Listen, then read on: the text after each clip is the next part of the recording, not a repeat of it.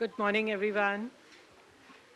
Dear friends from investor community, ladies and gentlemen, a very warm welcome to this Capital Day event hosted by Dabur India Limited. For those who have come all the way, we thank you for joining us in person. And those who have not been able to join us and are joining online, a very warm welcome to you as well. And thank you for taking out the time. Also, a warm welcome to the Dabur leadership team who's present here. And all of you will be able to meet them and interact with them. Regarding the agenda for the day, we will start with the presentation by our Chief Executive Officer, Mr. Mohit Malhotra. This will be followed by a presentation on healthcare by Mr. Philip Hayden. We will then have a small capsule on HPC and foods, HPC by Mr. Abhishek Jugran, and on foods by Mayank Kumar. Last but not the least, we will have a presentation by Mr. Raghav Agarwal, CEO, International Business, who's also here present in person. We will then have a Q&A session after all the presentations.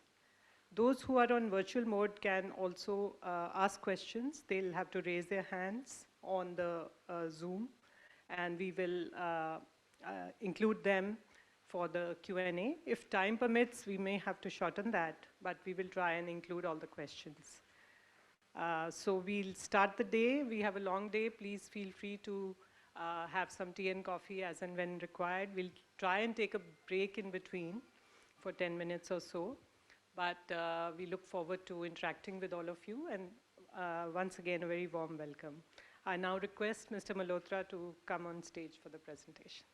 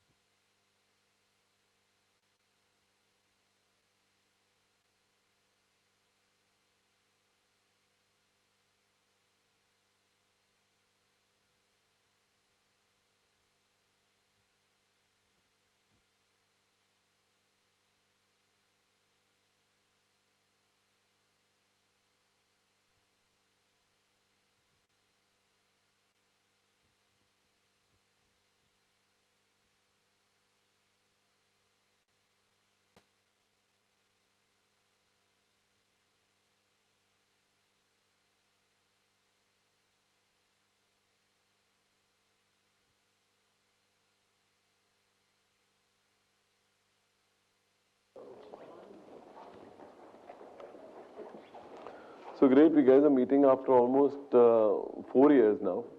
So I think a lot of recap is perhaps needed while I keep interacting with you people off and on. But I think before I go on with the presentation, and I want to introduce my team to you. So I would request my key team members to be there. First of all, Mr. Philip Hayden, who's joined us. We have a privilege of Mr. Philip Hayden joining us. So he's heading our healthcare vertical, which is the core of Dabur's business. Then Mr. Abhishek Jugran. Mr. Abhishek heads HPC and SARC and also foods. Mr. Mayank Kumar heads our food and beverage vertical. Mr. Biplab Bakshi is the executive director HR and joined us from Nestle. Raghav heads our international business division based out of Dubai and joined us from Unilever. Mr. Ankush Jain is our CFO. I think Ankush doesn't require introduction. He's been with me addressing a lot of gatherings along with me. So Mr. Rahul Avasthi, he's our head of operations, joined us again from Unilever around a year back. Mr. Kaustav joined us from Mondelez, heads our IT, Chief Information Technology Officer, and also doubling hat of a CDO for the company. Mr. Rajiv Jain, Mr. Rajiv John heads our healthcare. Rajiv has been with the company for almost like as long as perhaps I've been around 20 years, Rajiv? 20, 25 years, yeah. Mr. Smarth Khanna heads our e-commerce and least to nahi hai, he's the best. Last and the best introduction is Mr. Anshul. Anshul is the sales head and he's the one who drives our business and all the questions should actually be projected. So I'm kind of shielding him from the firepower of the investors. So that's why, so he's just taken on the hot seat and it's really a hot seat. He's taken over from Adarsh Sharma, who superannuated last year for us, yeah, a couple of quarters back. So without much ado, I think I'll start off with my presentation to you all. I think a little refresher, which you all know, it's a little recap for the people who are new on the Zoom call and for people who are new to join in here. What Dabur is, you all know about it, but I'll still refresh a bit. So we are established in 1884, one of the largest companies in FMCG in India, 139 years of trust and heritage with the consumer. It is not our existence, I think it's the equity. Equity is far more than what we have actually created because of the good causes that Dabur has always been associated with, whether it was of COVID or any pandemic like malaria, etc. That's the genesis of this organization.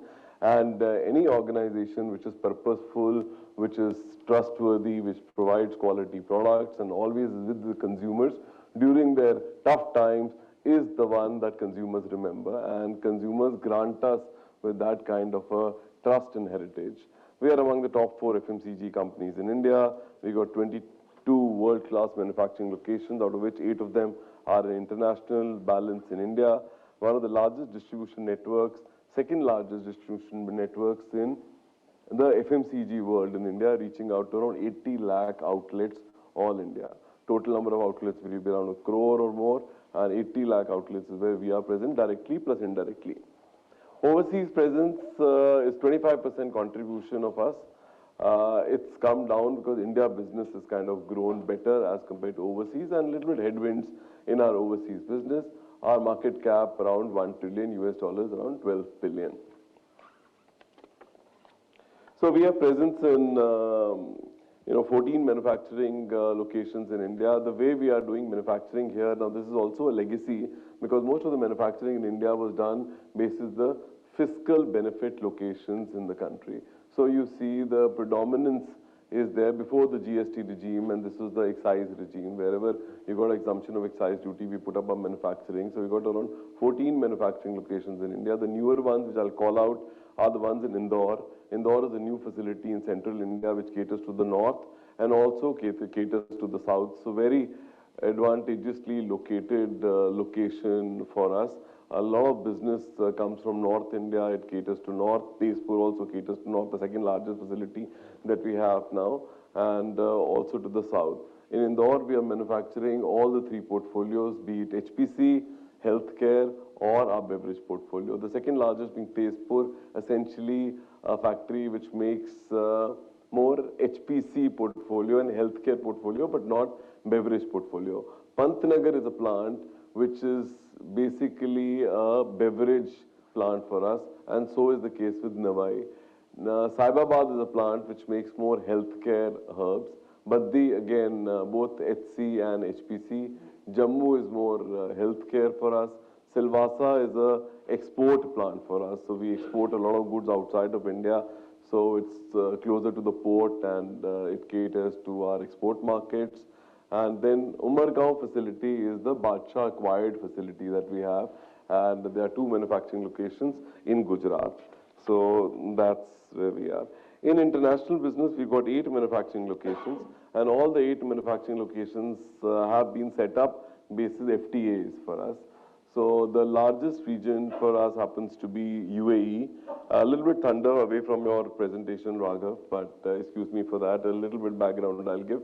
After facility, we guys are based out of Ras Al Khaimah. Ras Al Khaimah import and exports is duty free within the region. So we guys are relatively, comparatively more advantaged as compared to our other peers who are exporting from India because we don't have to pay the duties for imports in the regions which are the consumption markets for us. That's the largest. It utilizes what we call GAFTA. It's a Greater Arab Free Trade Agreement. So whatever we import and export is almost duty-free for us, like Saudi Arabia.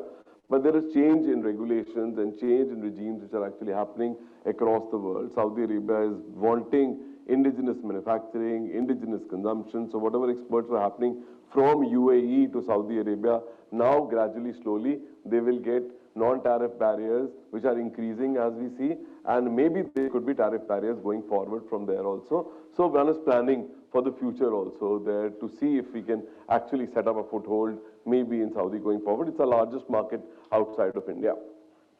Then we have the second largest factory in international business in Egypt. Egypt is a very big business for Dabur, all organically created without any acquisition. It utilizes the COMESA benefit. You know the currency depreciations which are happening in Egypt because of the volatility of currency. Currency is depreciated by almost 50% in Egypt, but Egypt is catering to a lot of East African markets. Therefore, the dollar incomes come from exports, and we are able to manage our funds because we import a lot of raw material also from there. The third largest facility being in Nigeria, which caters to the ECOWAS region, which is a Western African region. Then we have a Turkey facility, which is also exporting to European Union and also to Americas. A third party in America, which utilizes the North American treaty, and therefore we export from there. And South Africa, we have got a location wherein we are catering to almost like 20 countries in the South African region, and a factory in Nepal, which caters to India, and also to the captive consumption in Nepal, and a factory in Bangladesh, and a factory in Sri Lanka. So that's a footprint on international business for us. In terms of business structure, we are 75% of our business comes from domestic India, and 25% of the business comes from international business. This 75% of the business is concentrated in 8 power brands that we have, and these are Chyawanprash, Honey, Pudin Hara, Lal Tel, Honitus, Amla, Red Paste, and Real. We are continuously growing these brands. I'll talk about it later. And 25% of the business happens to come from international business. This Vatika, Amla as the main brands, and acquired brands for ORS and Hobby. And the other brands that we are building is oral care portfolio and the skin care portfolio under Dermoviva. I think Raghav will talk about details on the international business. As far as the portfolio is concerned, besides the power brands that I talked about, this is the portfolio. I think this is just not a slide on a portfolio, this is also a slide on a playbook on how Dabur will grow the business going forward in the future. If you look at the bottommost pie, there are 17 brands here, and all these 17 brands are between the range of around 100 to 500 crores. These are brands for the future that will scale up. If you look at around 5 years prior or before that, these brands were all sub 100. So sub 100 have become 100 to 500. Now 500 will become 1,000, 1,000 is becoming 1,500, and that's how we'll scale up the business. So we've got 3 divisions. One is the healthcare division, one is the foods division, one is the personal care division, and we will grow the brands which already have scale and want to take them to every household and reaching as many homes as possible. Hajmola, for example, we are trying to push it into a power brand now. So till now we said that it hasn't reached a scale. So Hajmola is now 350 to around 400 crore brand for us. We are trying to move it to a power brand structure. Odonil also the same, still not calling it a power brand because it is more, it's not natural, not Dabur's core, but it's acquired business from Balsara that we are trying to scale up. So all the brands that you see are in the vicinity of around 300 to 400, and the bottommost line is more in the 100 crore kind of range, but for exception of Badshah, which is 250 odd crores, and Hobby and ORS is 300 is Hobby, and around 600 crores is our ORS brand. Around Fem is around 100 crores, Odomos around 120 crores, then 200, then 300 to 500, and then 500, 1,000, 500, and 1,500. So keep taking the brands. As we scale up the turnover of the brands, we will keep moving it into the power brand architecture. Power brand architecture will mean that more manufacturing will be spread out closer to the consumption locations.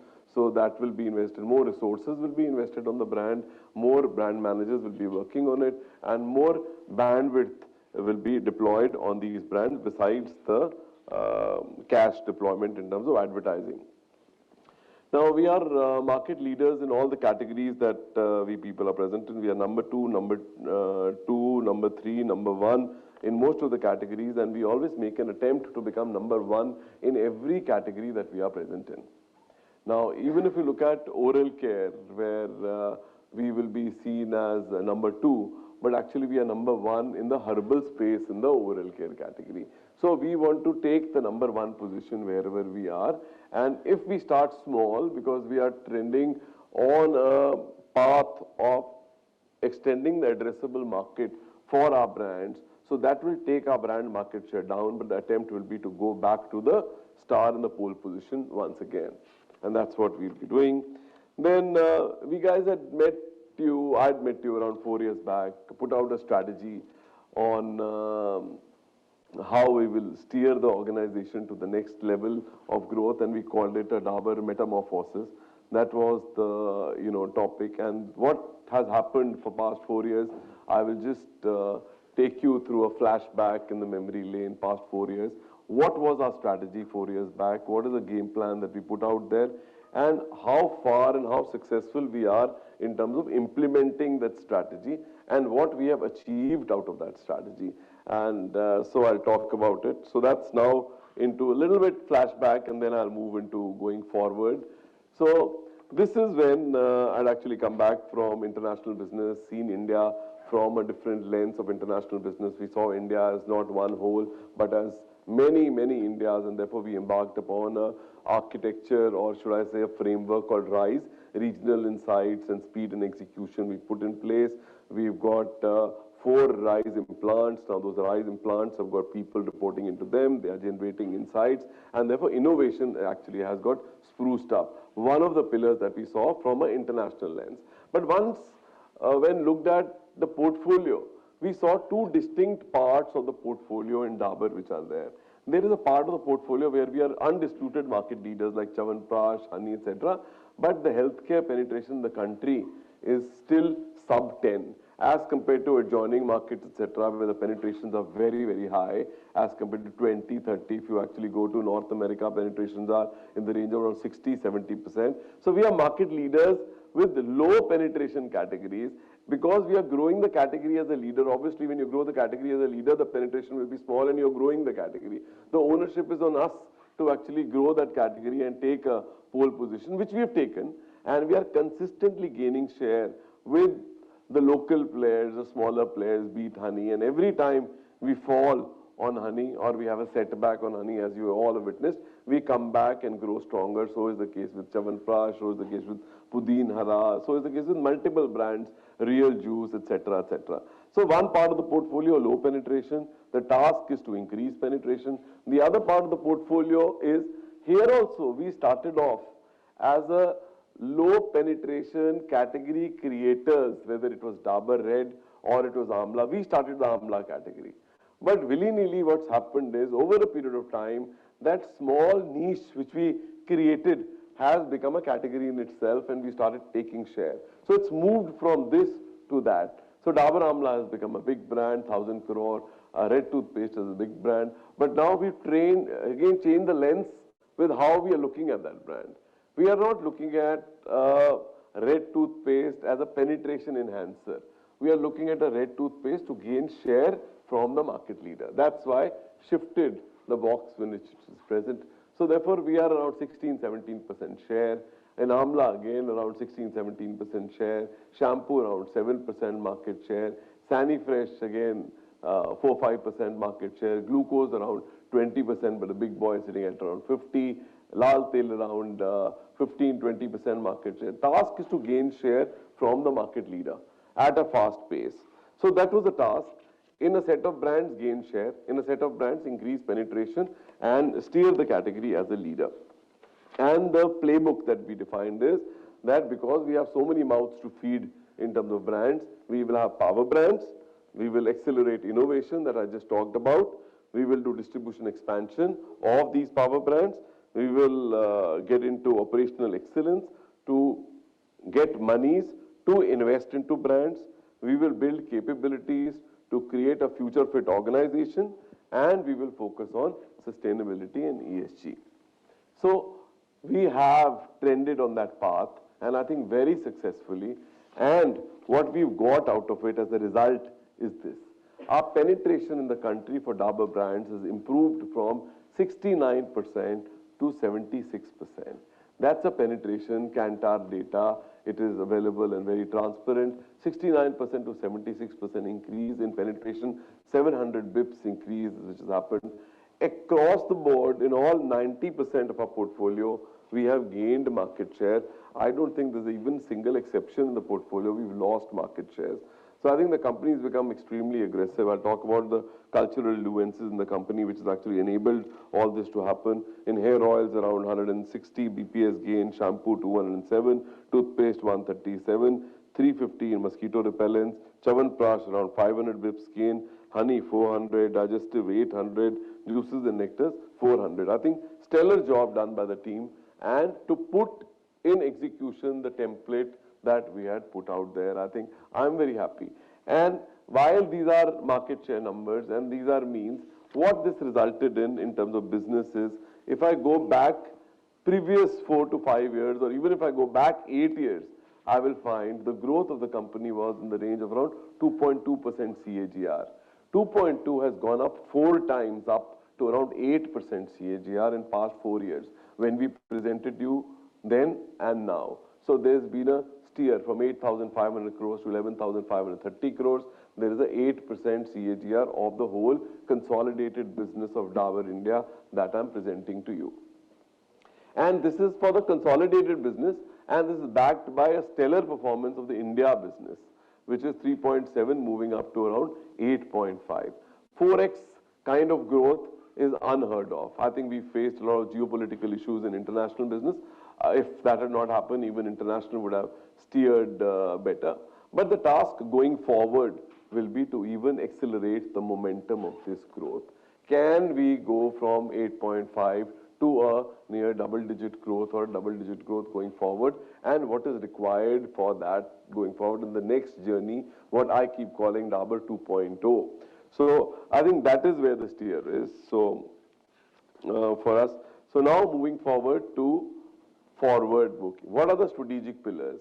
While we will keep doing what we have been doing in the past, but how we will tweak, how we will change, how we will accelerate on the pedal to just steer forward that growth of around 8.5 to take it beyond that for next 4 years. And 1 year is actually elapsed. So these are the pillars or the vectors of the metamorphosis which continues in the organization. So the first vector, so I'll talk about 6 pillars of my strategy going forward. And the first one will be winning with a portfolio. A portfolio which is differentiated, a portfolio which is responsible, a portfolio which is trustworthy, a portfolio which is clean, a portfolio which is resonating with the consumers of today.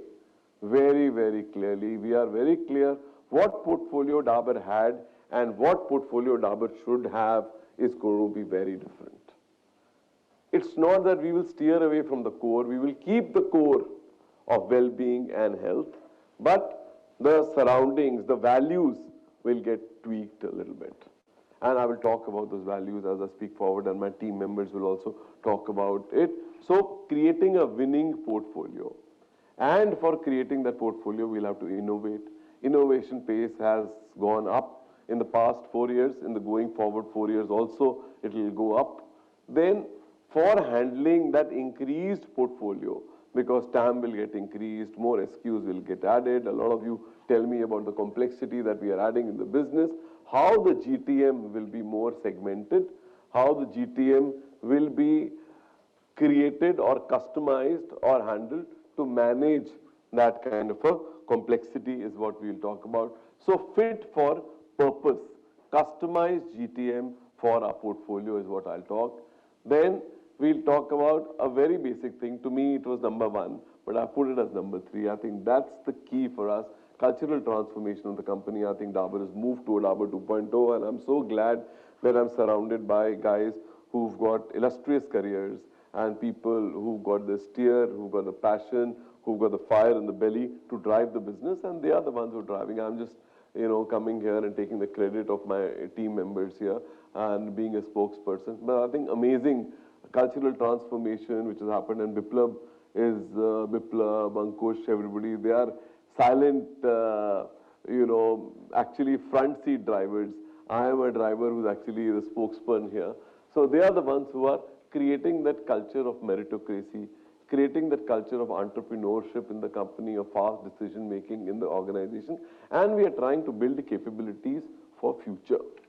Building capabilities for future is very, very key, whether it's digitization, and there are gaps in the capability. Not every incumbent management comes with all the capabilities in place which are relevant for the future. So we are plugging the gaps also. Like you've seen, Philip has come in, and healthcare capability, which was maybe missing for us in the company. So I think we are plugging those gaps brilliantly. Then to drive our winning brands, we require resources.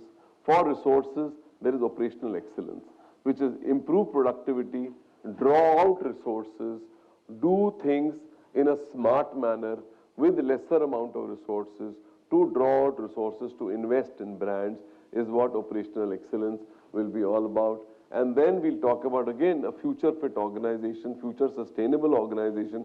For us, for that ESG, I think I don't have to talk about it, you guys know more about. So environmental, social responsibility, I think it's extremely important, whether it's for our brands or for the company that we handle. So both dimensions. So companies in any case pursuing corporate social responsibility, Byas is here with me, but every brand has got that responsibility now to become ESG focused. Every manufacturing location has a responsibility of becoming ESG focused. Every building has a responsibility of ESG focused. This building, as we speak, will be, drawing entire energy from solar in next 3 months' time. This building. Likewise, factory after factory, we are trying to take those initiatives. I think we don't talk a lot, but I think the kind of milestones that we are breaching is unbelievable. We are already a plastic waste neutral company, not neutrality, we are plastic waste positive. 35,000 metric tons of plastic we put out there, we recycle more than what we do. There is an initiative from my office of for plastic waste gathering in this building also, which actually happens. So while we add portfolio and we add GTM, how will we run this company going forward as the complexity is growing, both channel complexity and portfolio complexity? So we have to digitize the organization going forward so that it is more sustainable and not person dependent, but process dependent. So process enablement through digitization is what I'll talk about in my fifth vector, which is digitization. And then if we create brands which are purposeful, which are responsible, which are dedicated to well-being and health of the consumer, which is the vision of the company, and distribute to Ghar Ghar Dabur, reach it out in a very productive and a responsible manner, then the consumer will reward us with profitability. And to me, profitability is a byproduct of all the good things that we do. And that profit that we get, we will reinvest back in brands and also give it to our shareholder for a better return of investment. So that is the last focus on profitability. So last three vectors on operational excellence, on digitization and profitability, I will request my colleagues to actually take, because you'll get bored by the time I keep speaking on the first three vectors. So I want to break monotony and also ask Rahul, because you want to hear it from the horse's mouth. You keep listening from me all the time.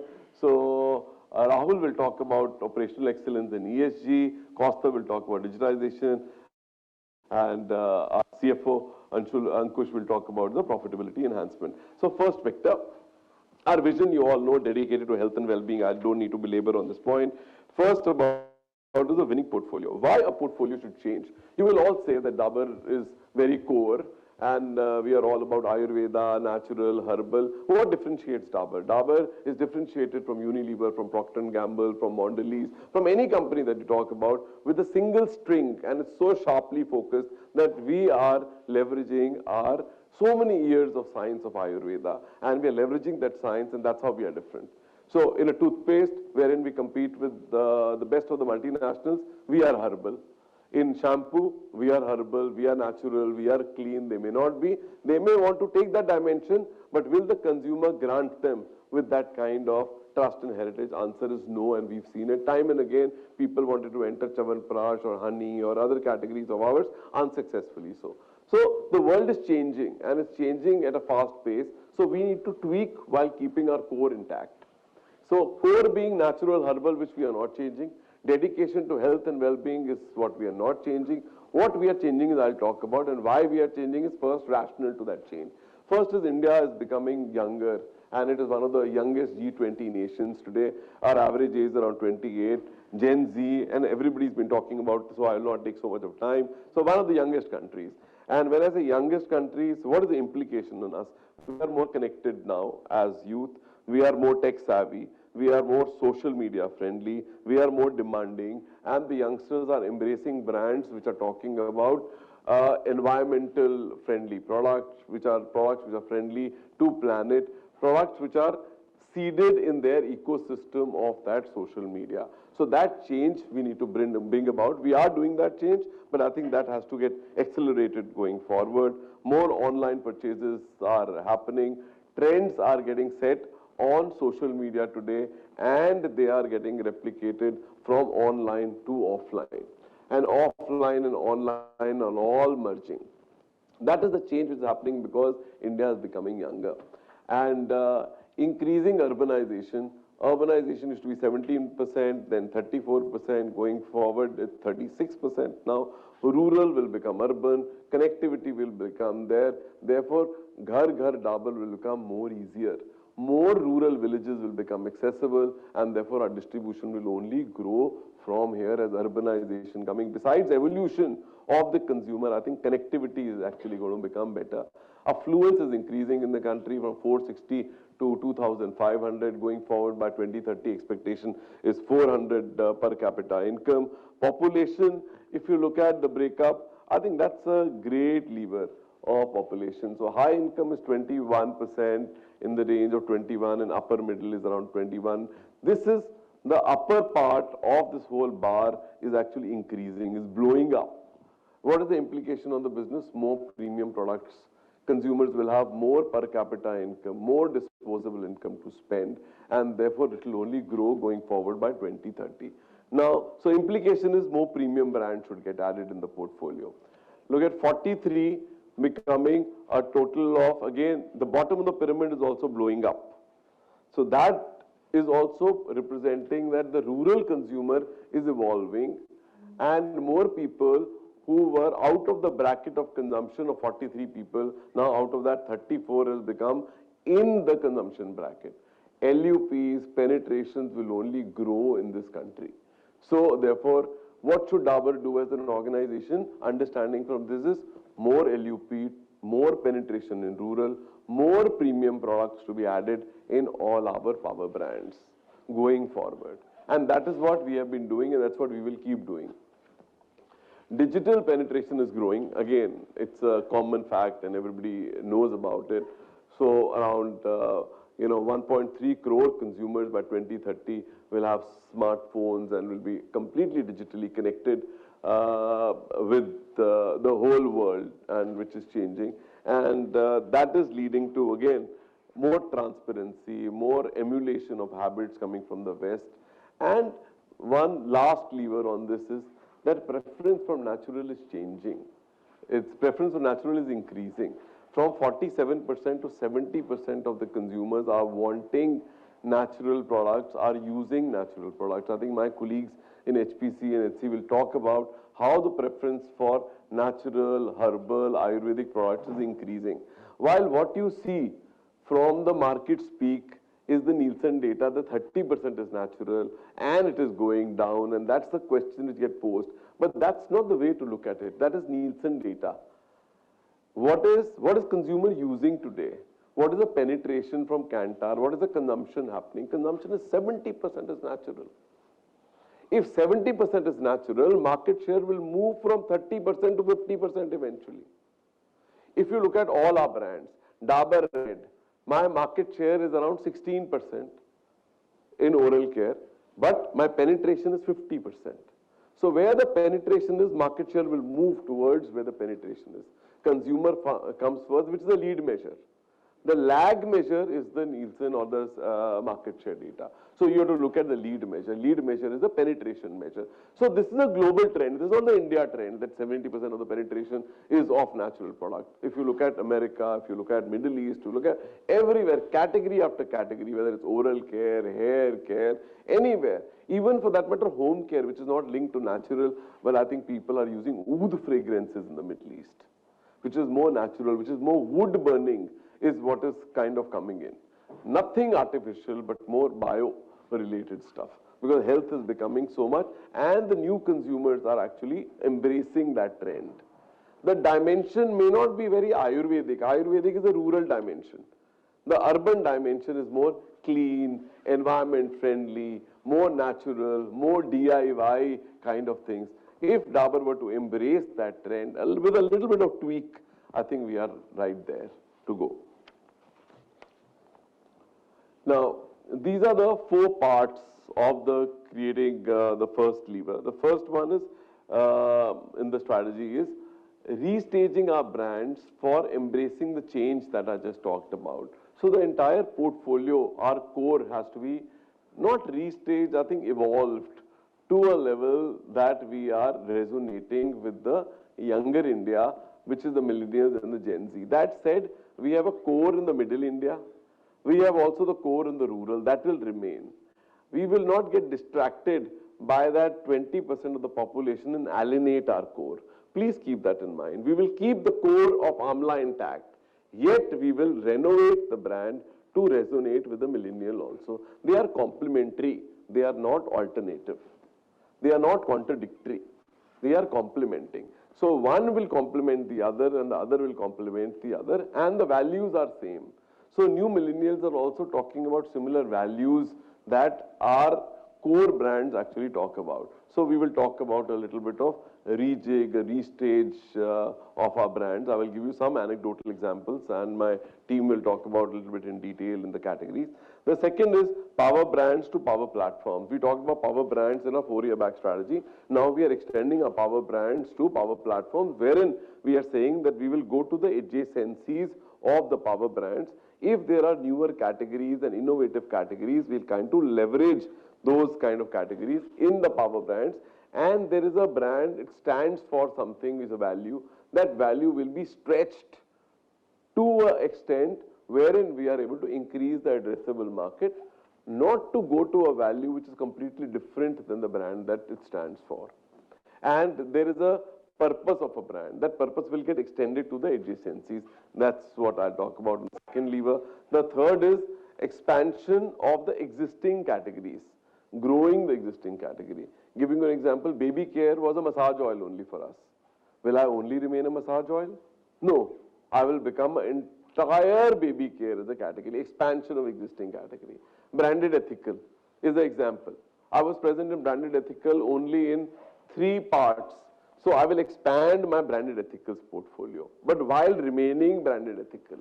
Food, I was only a culinary brand. Will I only remain a culinary brand? Answer is no. That will get extended. From homemade paste, onion paste, garlic paste, we will move to adjacencies, expand our existing categories and enter into some new categories. I will talk about that also. Focus on digital. Digital is gaining prominence. I will move on. So this is how we will restage our brand. Some examples that I'm giving you. So stronger scientific claims. Dabur Amla, 2x stronger growth. More investments in R&D to be added. And R&D investments are happening, validation of our claims. 2x stronger, world's largest #1 hair oil. Strengthen Amla's claims, fighting for 100 diseases. 3x immunity. Earlier we were 2x, moving to around 3x now. Red toothpaste, 3x better gum care as compared to a regular calcium carbonate toothpaste that you're using. We are still not taking that kind of a hard stand vis-a-vis a calcium carbonate toothpaste, a plain toothpaste. We are giving 3x better gum care, plaque, stain removal, better whitening. So, Odomos, 99% protection as compared to LVP, which gives us 70% protection. Honitus, faster relief, fast action in 15 minutes, and 2x faster growth for Lal Tel. Some examples of scientific claims here.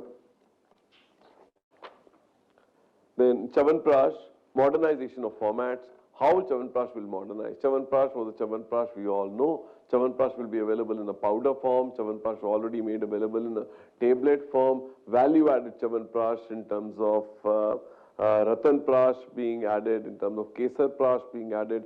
Khajur Prash is what we are introducing for women because they have an anemia issue. To cater to the anemia issue, Khajur Prash for women will get added, sugar-free Chyawanprash being added, and that has steered the market shares of Chyawanprash to around 400 basis points. Honitus, modernizing formats, again to resonate with the existing consumers. Cough syrup only used when there is a problem. Cough drops can be used at any point in time. Getting into confectionery market, teetering around the tea bags and blister packs, and some rise initiatives of West and sugar-free variants also in the same.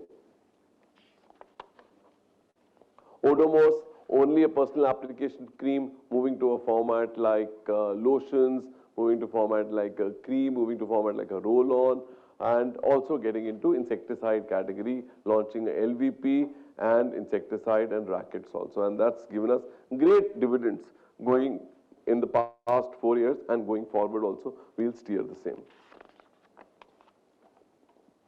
Better packaging, which again resonates with the young consumer. So Odonil packaging has changed completely, so therefore that's given us great growth, high double-digit growth in Odonil. I think a lot of great work done by the team. I'm just sharing some examples. I think team will talk about it. Odomos, again, very aspirational packaging, a real juice packaging. It used to be a, very staid kind of a pack, a square pack, moving to a Prisma pack, which is a better shelf appeal, changing the positioning, which is resonating with the consumer. So fiber, which is for slimming, heart health, boosting immunity, gut health. So moving towards health and refreshment and taste, of course. 100% juices. Homemade, again, a refresh of aspirational packaging, giving us great dividends in the marketplace. Yeah, then power brands to power platforms. I think I've talked about it, but still we are planning to increase the addressable market of Real and stretch the Real equity to larger adjacent categories wherever we can leverage the core of the brand. So therefore 100% juice to a nectar, to a drink, and this is what we've done. We've created a range called a Real Vitamin Boost range, a Real Masala range, aloe vera range, plant-based drinks range, soya milk and almond milk. I don't know, Mayank, you served it here. So I think it is there. So you guys must taste it. It's amazing, very tasty. Then, so we've divided Real into 3 sub-brands. One is called Real Fruit Power, where we are present in. Then there will be Real Milk Power, in which we'll get into value-added milk, and Real Health, because we feel Real can be extended into superfoods also. So there'll be 3 vectors going forward. The example of superfood is superfoods of seeds that we've introduced. We'll be expanding that portfolio. In the beginning, it's a segmented launch approach. We're doing it only on e-commerce, not brought it to modern trade, but gradually, slowly we'll extend. Our Real Active Coconut Water is doing exceedingly well in the marketplace.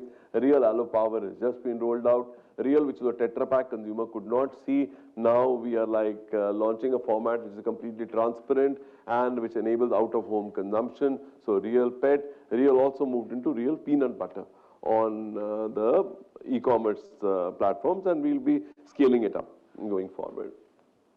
Dabur Red, extending to other gaps in the portfolio. We were a calcium carbonate based brand. Now we're getting into gel market where we were not present in. We had failed once. We did it around 4 or 5 years, I think around 6, 7 years back. We did it. We weren't very successful. We are coming back. So one of the values of the company is progression than perfection. We're coming back again, launching. I think this time the brand is doing very well. Wherever we rolled out, we've got our offtake around 30% odd coming in, red pulling oil, and more variants will get launched. For the purpose of confidentiality, I can't talk, but the team has got great plans in place going forward for next 4 years also. Amla, I think it's a great success story for us. I think in the past 4 years, we had gone back in Amla from 15% to 12% market share. From 12% market share, we've gone back to 17% market share. Ever highest market share in Dabur Amla is what, and that's backed by a flanker brand strategy, which has protected the brand. So therefore, what you see here, We have protected the brand for past 4 years, got back Dabur Amla to its glory, but what we have not done is premiumization. I think our bandwidth was limited. We could not do it, but premiumization is what will come through going forward. So we were very busy in protecting our market shares. So going forward, we will premiumize the brand. Vatika Naturals, so that also we extended. So Neeli Bringa is again premiumization, international range we already have. So we got a whole portfolio in Vatika and International wherein we can just plant it as and when India is ready, and we are doing it as we speak. So we will bring a lot of product from international to India and put it seeded in e-commerce and in modern trade going forward. Then honey from a bottle of glass, we moved it to a squeezy bottle.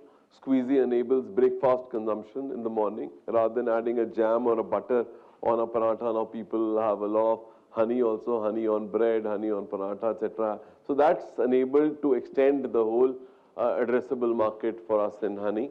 In Chyawanprash, again I talked about it, Chyawanprash tablets, sugar-free, Gud Prash, Kesar Prash, and Hajmola.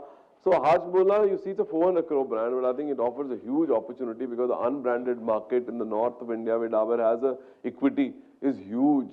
The market size itself, unbranded, my estimation will be around 8,000 crores. We are at around 300 crores and all smaller players in the market. So the churan, chutneys, laddus, ram laddu, all that impulse purchase products are all there. That offers a huge opportunity and all margin accretive to what we are talking about. So huge leverage can be gained by the Hajmola brand. I think under leveraged brand for us. So we are working on it. So as a result of all that I shared with you, it is 3x. We were catering to around 40,000 crore broadly, in which we as a company were around 8,000, 9,000 crores. So we are taking up addressable market from 40,000 to what we say 120,000 crores.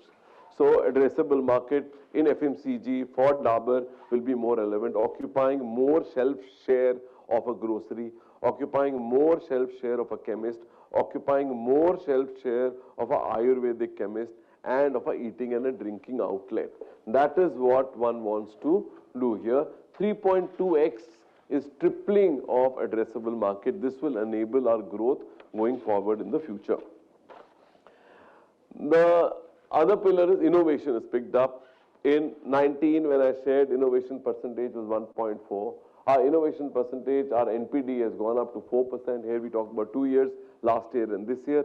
12 months have to be completed for innovation for it to be called a NPD for us. So that is 4%. Huge lever for growth going forward in the future for the company. Then the third lever is that expansion of existing categories and entry into adjacent categories. So therapeutics, as I was talking about, that's a core of the company. I don't know, healthcare, I've spoken to many of you, but the healthcare, we have ethical portfolio. Ethical portfolio is a text portfolio that we have. Then as the brand scales up and we find that it's got traction and it's becoming more mainstream, we brand it. Like Ashwagandha is more ethical tablet, Ashwagandha Churan is ethical. The moment you brand it as Stress Calm, it becomes a branded ethical for us. And we will expand this portfolio of branded ethical, and we are lucky that, so it becomes a branded ethical. As it scales up, it becomes a OTC. As it scales up, it becomes a FMHG. So that's a playbook that we have. We are trying to expand our branded ethical portfolio. And why we were not doing it before and now we are doing it now? Because we are setting up a road or a platform with therapeutics, which Philip will talk about going forward. So we are expanding the ethicals portfolio, the branded ethical portfolio. We are expanding the nutraceutical portfolio, but the existing sales team can't do it. Doctor advocacy becomes very important, which is what we are embarking on route to market, and it has to go on side by side. The portfolio has to be created and the segue has to be created, which will be selling that portfolio. Then baby care, I told you massage oil getting extended to the entire portfolio of baby care and will not be sold through regular advertising route for us. That's a change. We will not be advertising baby care. Yeah, we had a huge debate between me and Philip about it. So I back up a typical FMCG. You launch a concept and a product and you advertise it and then you sell it. And Philip will share a model with you that is completely contradictory to what our conventional wisdom is talking about. No advertising. So all the advertising, 10% you save. And you go to a permanent person who is a doctor and you get the loyalty of the doctor. So that is how you do that business. So baby care will follow that platform. Hair oils, there are gaps in my portfolio. We are present in hair oil, so expanding the portfolio. What is the gap in hair oil? Light hair oil is a gap in our portfolio. Ayurvedic hair oil is a gap in our portfolio. Cooling hair oil was a gap in our portfolio. So all the gaps we are plugging. While we were not successful in launching cooling 3 times in the past, but I think Cool King is a great differentiated offering, and I feel it will be a huge success going forward, and we are tasting success in pockets. So toothpaste, extending it to the single herbs alpha ingredient approach, which nobody has done in the country. Himalaya had done it, but we think we'll be able to execute it far better. Bay Fresh gel is a gel entry, and tea is a new category that we are entering. We feel we have a right to win here, and it's in the top tier value added tea segment of around 6,000 crores that we are going to. We are not going to the entire 20,000 crore market. We will only go to a 6,000 crore value added tea market, which promises suraksha, which promises health benefit to the consumer, and we will not be selling it on taste, but taste plus health, which is in line with Dabur. Food portfolio, we already have homemade as a brand. We are extending the homemade as a brand beyond just culinary to other food also. Branding is a choice that we are making. So there could be a Dabur brand, there will be a homemade brand, and there will be a Badshah brand. So 3 brands. So food portfolio will be expanding, but not at a margin dilutive effort, but at an effort which is going to be accretive to our business. Sell less, but sell at a profitable thing so that it doesn't take our profits down. That's what. There's a new entrant here. I don't know whether we are giving you a heart oil. So Dabur has got expertise of understanding Ayurveda. There is a food company. A food company pursues food as a business. Dabur pursues Ayurveda. We have to bring both Ayurveda knowledge and food together. That is what differentiates Dabur to other organizations. I think kudos to my colleague Dinesh sitting here. He comes from a food background, and he and Dr. Baidyanath worked together in R&D and created a magical product, which is edible oil, which improves the elasticity of heart and makes a better heart product. Great, good effort. I want to introduce, I haven't introduced. So Dinesh heads our food R&D, and Dr. Baidyanath heads our Ayurvedic R&D, both of them. So great effort done by, and Prasoon heads our HPC R&D. So we have to work together as a team, how to take Ayurveda to other parts of HPC, to the parts of food also. Now, the last one in the portfolio approach is creating focus on digital, and digital becomes very important for us. And if I know, around 4 years back, our digital spends used to be around 4-5%. Our digital spends have gone up to around 30%. I think going forward this year, it should be in the range of around 35 to 40% digital spends is what we are spending. We are doing programmatic spending on 34, collecting first party data on all our power brands so that we become razor sharp focused. 2,000 influencers is what we are reaching out to, and creating through influencers, we are understanding the trends. From the trends, we are creating creatives, and we are serving those creatives using AI and ML to our consumers, and that's how this virtuous loop is actually building for us. And we've developed some great creatives in which, for digital creative, some of the creatives will be shared by the team with you guys, and we've won around 46 awards in 23, in which one of the notable ones will be Abby's, AFAX, ET, Brand Equity, etc., Exchange for Media. So great acknowledgement by the industry also actually happened here, and we reached out to around the population of the country in terms of overlapping of the creative, 2,000 all influencers that we are reaching out to. So what you see is only the film actors and the actresses that Dabur uses, but Below that, the 30% spend is going to our smaller micro and mini influencers who are actually building the brand at the middle India level, at the bottom India level, and also at the top level for us, who are the opinion leaders going forward for us. E-commerce, by the way, contributes to around 9% of the business. Again, 4 years back, e-commerce contribution was hardly 1%, but I think stellar job done by the team here, and we've created an entire vertical of capability of e-commerce, which will only grow from here. So 9% industry beating performance in e-commerce for us. Industry average will be in the range of around 8% odd, and our e-commerce performance is 9%, gaining market shares across our core brands, and also innovation rate is at 9 to 10% on e-commerce as compared to regular innovation rate of around 4% for the company. So I think great job done by our lead here, Mr. Smart Khanna, and the team of youngsters that who've created this entire vertical, and going very strong and every day. Yeah.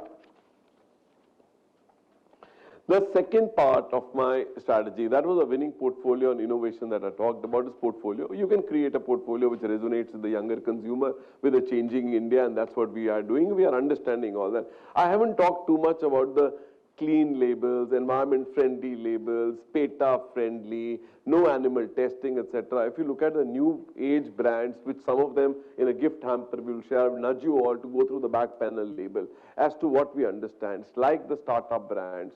So it's no nasty portfolio, it's clean portfolio, it's green labels, it's very environment friendly labels, and every power brand in the company will have those extensions which will resonate with the millennials there. So therefore every brand will talk about that too, along with the core which is in middle India and in the rural India. So that whole playbook is working exceedingly well for us. So fit for purpose RTM. So you will say very complicated. You're adding a lot of SKUs, but I think RTM is all about simplicity. So I'll add to the complexity in the next slide that I talk about in RTM. India is changing. Like consumer changed, channel is changing, dynamics are changing, complexity is getting added, but so is the course with everybody. If we have to survive, we have to change, we have to develop, we have to advance, and that is what is happening in India. Now, Dabur has got a diversified portfolio, not yesterday, not today, it's been there for 135 years. So we started off as a company as a dispensing where Ayurvedic chemist outlet we cater to, which other companies don't cater to. We cater to a dispensing Ved who creates his own formulation. We give him raw material, he creates his own formulation and he supplies to the consumer, which you guys may not know. But that's a very big part of Ayurvedic business. Ayurvedic doctor doesn't believe in giving a generic product. You go, he will do your Nadi Parikshan and he will say, okay, there is a compounder sitting outside, you please take. He will give you some pudiya, he will give you some kada, which are all his own formulations. He uses Dabur raw material there. So that's how we've grown as an organization. We supply them raw materials. These are called dispensing Veds. That's the first vertical. We cater to that. We cater to Ayurvedic chemists. We are 80,000 in number. Our direct reach is already there, Ayurvedic chemists. We cater to 250,000 chemists directly, which is the allopathic chemists that we guys cater to. We cater to groceries and convenience outlets, which everybody talks to you. Wholesale, everybody talks. We are now catering to eating and drinking outlets through our real portfolio because we become a 5 rupee, 10 rupee and a 20 rupee. So they are all carrying that. The highway outlets, wherever you go, they will want to carry a real juice like a Pepsi they carry or a Coke will carry. So that outlet is becoming relevant. Beauty parlors, a very big influencer piece that we are catering to. We have more than 100 people strong team which is going to beauty parlors day in, day out, building our Oxy, building our Fem, building our other hair care portfolio, already happening as we speak. So we are reaching out to around 2,700. How many beauty parlors do we reach out to? 30,000 beauty parlors in the country we are reaching out to. Good beauty parlors will be in the range of around 2 lakh in the country, but the universe is huge, around 6-7 lakhs. So 30% of the main 1 lakh beauty parlors, we are already reaching out directly, and they are big advocacy channel for us. Like doctor, Ayurvedic, doctor is advocacy for our Ayurvedic vertical. Allopathic doctor which we are creating will be advocacy for our branded ethical portfolio. Similarly, salon, beauty parlor owner is an advocacy channel for our cosmetic and our skin care and a hair care portfolio. That is what we are building, and we are doing it. It's not that this is a new thing that we are talking about. Dabur is used to it. So we are used to, and we have a team which is already doing it. So this entire range of trade is in metros and mini metros, in tier 2 towns, in villages which are 6 lakh in number. All of them are there. The profile changes, but they are all there. So rural-urban consumer is changing. Agriculture income has gone up. So 1 lakh villages are the most prosperous villages in the country, which are contributing to 60% of the FMCG consumption. We have already reached there directly. We've appointed sub-stockists. We have already reached there. And so what we are doing is now we are going to the second tier, which are 3 lakh plus villages which contribute to 30% of FMCG consumption. We are teetering there now because they are becoming prosperous. As India is urbanizing, these villages will also urbanize. So, and what's happening is wholesalers which were earlier catering to these villages, they were based in metro towns. Now they are getting based to mini metro towns. Smaller feeder towns which used to be metro, but now feeder towns are more mini metro catering to those, and as and when we'll see, it will become more and more interior. The main metro towns are more catered by the B2B and a B2C and a modern trade kind of infiltrating into those towns, so they are shifting wholesalers. And post-COVID, there has been a surge in the Kirana outlets, as we all know. And there are expansion of metros happening. NCR is becoming bigger, the consumption is. So these are dynamics which are actually changing, and we have to cater to these changing dynamics. E-commerce and modern trade is assuming huge importance. I told you 1%, now 9%. Quick commerce within e-commerce has become 25% of our business. Unbelievable in past 2 years. 2 years, Zepto has growing at 200% for us. Quick commerce is really taking Blinkit, Flipkart, Quick Commerce, Swiggy, all those are doing exceedingly well for us.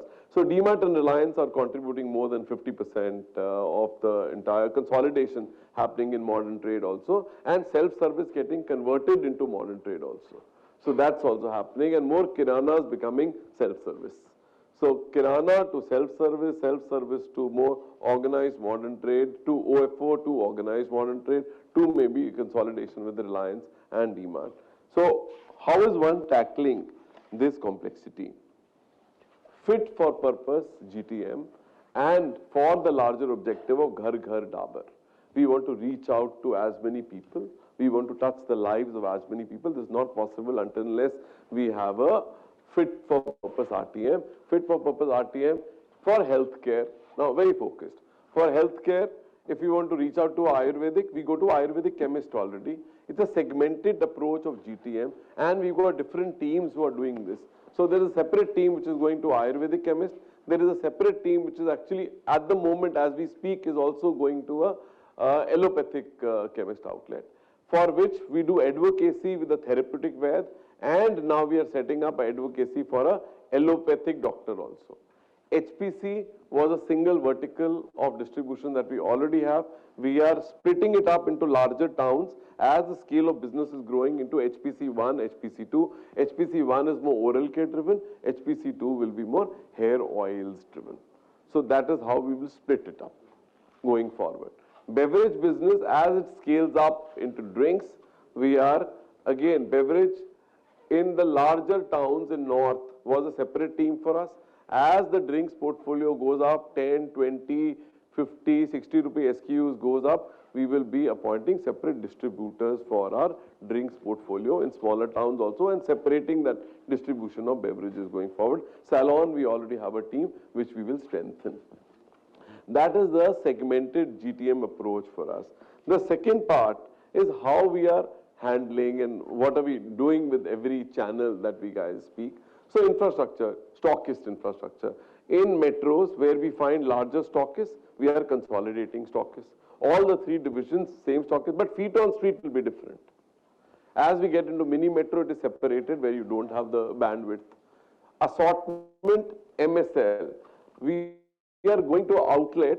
We are now digitizing the MSL. We've already configured the MSL algorithm in the handheld terminal. Every time a boy is going there, he gets a push list that this is the MSL he has to conform for hair oil piece, which includes 3 bottles for 200 ml, 3 for 300 ml. This is the must stock list, or this is the picture of success that we want. So, and we are checking compliance of that. There is a supervisory app which tells the supervisor that you've got 10 people, your command, and out of these 10 people, 4 are complying to the MSL, 3 are not complying. So what he needs to do is just call them up, talk to them, and provide enablement there. It's all digital assortment now. Algorithm created, we are working with startups like Stackbox, they are providing us with algorithm, and this algorithm is creating dashboards. These dashboards come on supervisory app, and this information is getting relayed to the salesman, and he does the corrective action as we speak. We have to engage with these segments very well. So A-class outlets of all these segments is where we are doing channel programs. We do channel programs for Ayurvedic counters. We are doing channel programs with chemists. We are doing channel programs with top level grocery. We are doing channel programs with OFO, what we call open format outlets, and with the modern trade also, which we call JBPs, joint business plans. This is what we guys do with them. Joint business plans with Reliance, DMart happens like every year once, which cadence is becoming more and more frequent. Joint business and this channel programs, what we've named it. So Sathi is a channel program for a substockist. Goonj is a channel program for a wholesale. Then there is Hind, which is a channel program for chemist outlet, and there is Pragati, which we call a channel program for OFOs, open format outlets or A-class outlets, and JBP, of course, for e-commerce and modern trade. So A-class counters of all these channels, there is a channel. What do you mean by channel program? It's an annual deal I do with them. If you had a business of 20 lakhs last year, you do give me a growth of 20%, this is what you get at the end of the year. Very simple. And these are the deliverables that you need to do. Keep life simple, and these are the channel programs. Distribution direct to reach, we are reaching out to 79 lakh outlets in the country out of 1 crore outlets. So what are we doing? 18% of that is my direct reach today. I'm reaching out to 1.5 lakh outlets. I want to take it up 1.5 to 2 lakhs. And there are benchmarks. The best in class company reaches out to 20% of direct as compared to direct plus indirect. So 20% is a benchmark, and that's the target which is given to all the sales guys, area managers, HPC, HC, and they are chasing that target. So that is the way urban business will be getting handled. Rural business, simple, 6 lakhs villages, 1 lakh villages. I know that there are prosperous villages on the top tier of 3 lakh which have a per capita income. So top tier of 3 lakh is I'll cover another 1 lakh villages. I want to go to around 1.2 lakh villages totally.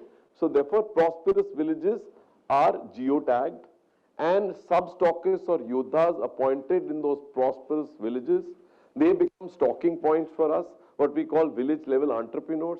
As the business scales up, we convert the VLE into a sub-stockist. The sub-stockist gets catered from a super stockist, eventually becomes a stockist for us, and we start growing the business going forward.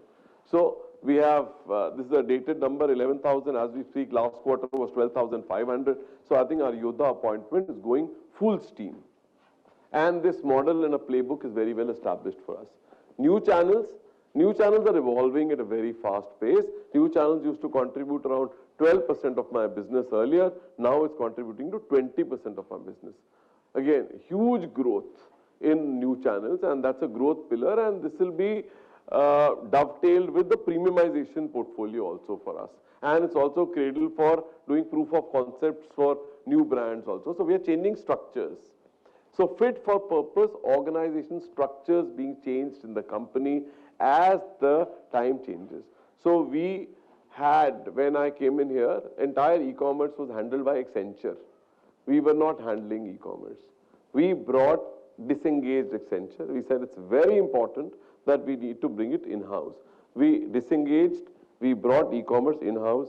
We got a youngster, Smarth, sitting here. So I don't want to talk too much about him. No? Then he comes back and tells me, what for me, reward. So therefore I'm a little tongue-in-cheek. So I have to be very careful here. So A youngster from Dubai came in, knew nothing about e-commerce and came to India along with me when he came in. And we've created e-commerce. From 2% e-commerce has become 9% e-commerce. And a growth is 50% year on year for us.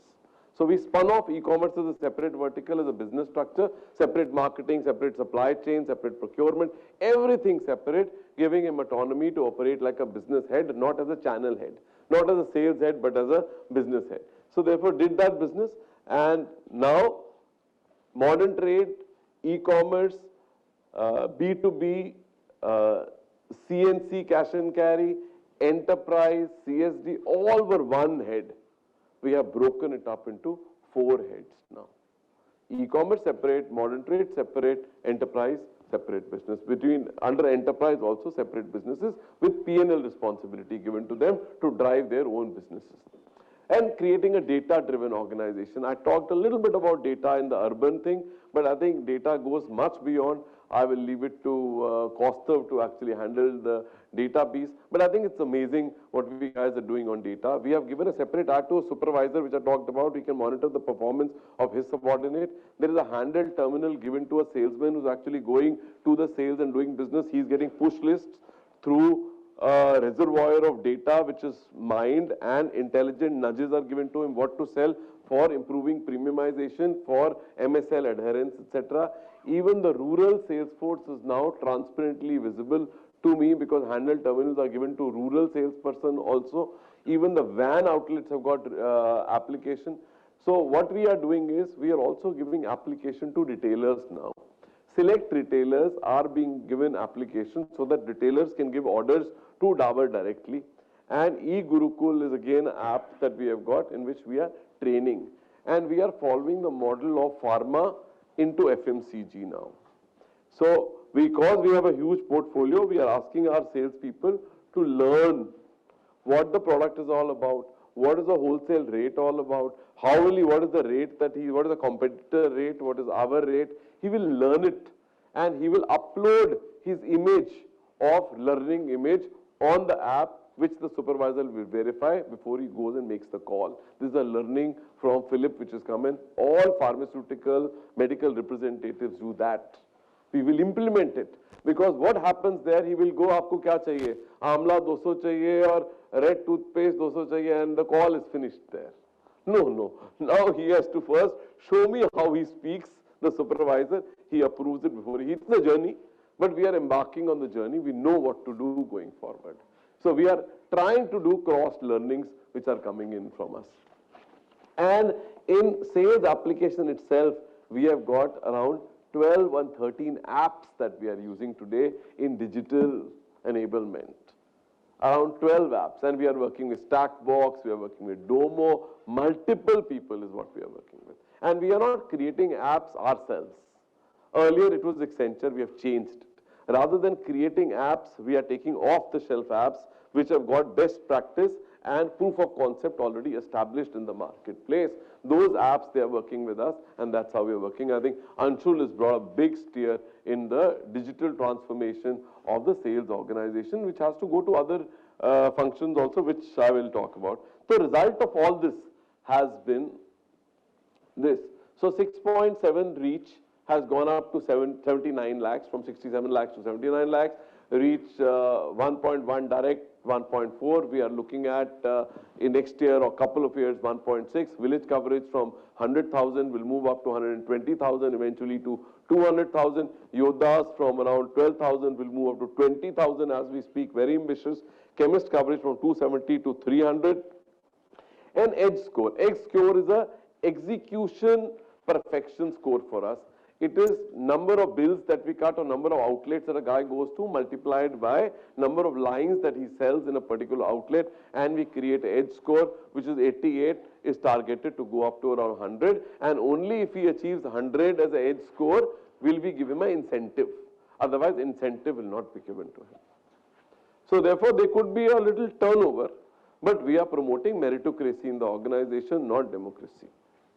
So if there is attrition, so be it. But meritocracy will not be compromised here. So there was no edge score. It went up to 88. When we implemented edge score, it was in the range of around 50. Went up to 88. I think fantastic achievement. and we'll be setting a target of around 100 going forward. So building capability, I thought should have been the first slide of mine, but it's come in much later. So this is the cultural transformation of the company and building capabilities. I think it's very, very critical. And all this that I talked about has been happening because we've been able to seed changes in the cultural fabric of this organization and imbue a lot of meritocracy and entrepreneurship in the company. First is operating model changes for giving empowerment to the people, for them to become more agile and accountable. So first we empower them.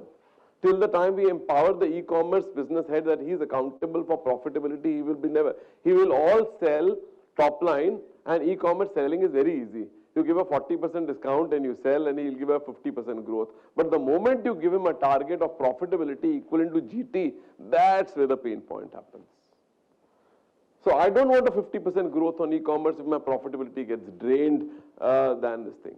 So very tough charge. Top line also you have to grow, and bottom line you have to maintain. So P&L responsibility given. So operating model changes I've talked about. Maybe we can move to the operating. Then second one is connect and develop. Culture of innovation in the company has changed. Earlier it was only R&D. R&D used to take pride on the formulation that we will create.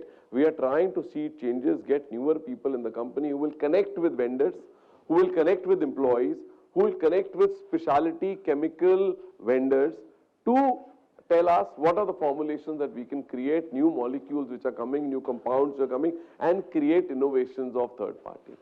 And innovation also coming from RISE, which has been implemented in different parts through marketing also and through our buyers. And very recently, I think around a month back, we did a vendor meeting. I think Rahul had organized a all vendor meeting for us. And the kind of ideas, it was a day's workshop that we guys did in Taj Palace. So amazing ideas that actually came in from the vendors, how to improve our formulations, better technology induction in the formulation, and how to make our formulations more efficient going forward. Yeah. Then fail fast approach is another thing that we induced in the company, and I think classical use case for that, or I could illustrate that where during COVID what happened. I think in 3 months' time we were churning out products because we had the wisdom of knowledge for alleviating consumers of the pain of COVID. So that's what we guys did. So launched multiple products like sanitizers, we launched Kada, and there are some of them, and we've been able to cull them. We culled the ones which are on the rationalized NPTs. This we have culled completely. They are no more in our portfolio today. So we weed and feed. We keep seeding in new products to extend the life cycle and increasing the relevance of my core brand, and keep weeding out the products which are not successful, because this will happen. This is a playbook, and in a playbook, something will be successful and some will not be successful, and we'll be charting on the path like that. Sanitizer portfolio, 100 crore, we've completely culled out. Low calorie juices we introduced, we thought it's a great thing to do, but not done well. So be it. Antiseptic liquid, not done well. Turmeric latte, not done well. We took a trend from Starbucks, launched turmeric latte, hasn't done well. The taste is not as great. We culled it out. Kara, not done well, but we feel it's a fantastic product for us. So can we modernize format is what we are seeing. This is all successful. We launched drinks, success. You keep asking me on NPD successful, all is success. Our single ingredient alpha toothpaste is extremely successful. Good Chyawanprash, very successful. Tea successful. Fizz successful. Edible oils are a success. Definition of success may be different. I call 10 crore a success because in a channel, when you launch it, which is only contributing to 8-9% of my business, in that if I create only a 10 crore business, it is a success to me. It is a segmented launch I'm doing. I'm not complicating life of my entire GT by launching and creating a 100 crore franchise. No, this is our playbook, and gradually, slowly, this will only grow. This is a future fit portfolio for the company. So our ghee, very successful. I think any guy we give ghee to, there is a consumer coming, but we are restricting supplies of all that. We are not opening it up because we don't want it to actually dilute. Move next. Okay, building capabilities, I've already talked about it and I've introduced the team to you. I think I needn't talk about it. I think this is very critical for us, and these are all capabilities for the future. I'll talk a couple of people. Ankush, you all know, needn't talk about it. Krishnan superannuated and Biplab took over from Krishnan, so superannuation. Adarsh Sharma superannuated, so Anshul Gupta took over from Adarsh. Shah Rukh Khan superannuated and Rahul Avasthi took over from him. Raghav came in lateral hire from the company. Mayank has been with the organization for how many years, Mayank? 21 years in the company, now spearheading FNB. Abhishek Jugran, 16 years in the company. Philippe, we had a gap in our talent, so Philippe came in. John with us for 21 years again. John with us 21 years. Narayan was the management trainee with us, now head of purchase. Unfortunately, we lost our procurement head, Somit Mukherjee, and Nana was his protege who took over.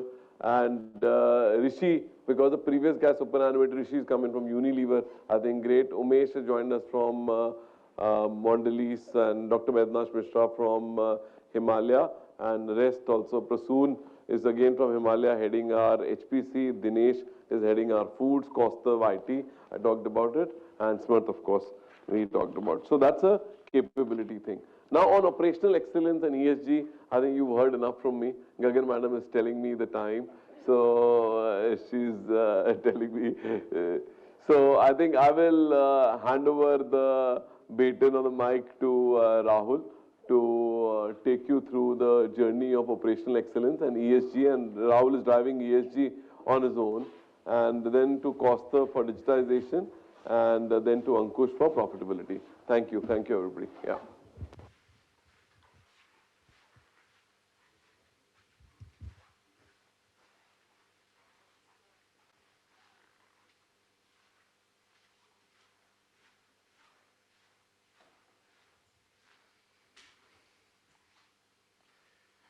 Good afternoon, everyone. I am Rahul Avasthi, and I look after. Good afternoon, everyone. I am Rahul Avasthi.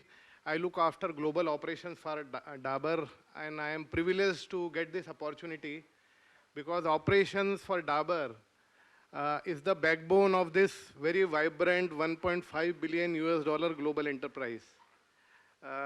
We are already a very excellent and functional operational team, but our aspiration is to become best-in-class operations team, not only within FMCG space, but across the industry space. We want to be the best. And what we will do when we will become best is that we will deliver sustainable, profitable, and competitive growth to the business.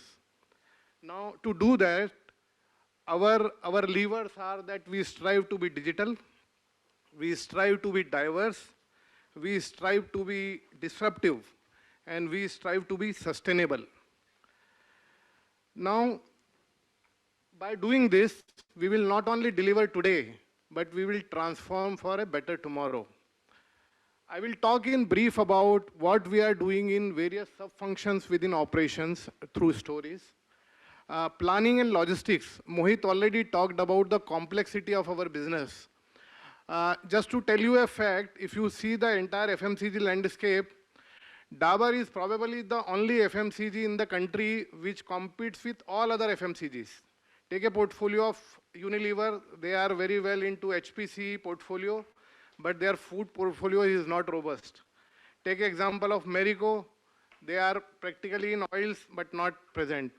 Dabur has a portfolio where we are competing with every FMCG in the company, and that creates a lot of complexity within operations team. So we serve roughly 3,000 distributors across the globe. We serve more than 8 million outlets across the globe, and we produces more than 5,000 SKUs. And we are doing it very, very effectively by using real-time data and market insights. Now, I don't want to talk about SAP and IBP because, in my opinion, those has become table stake now.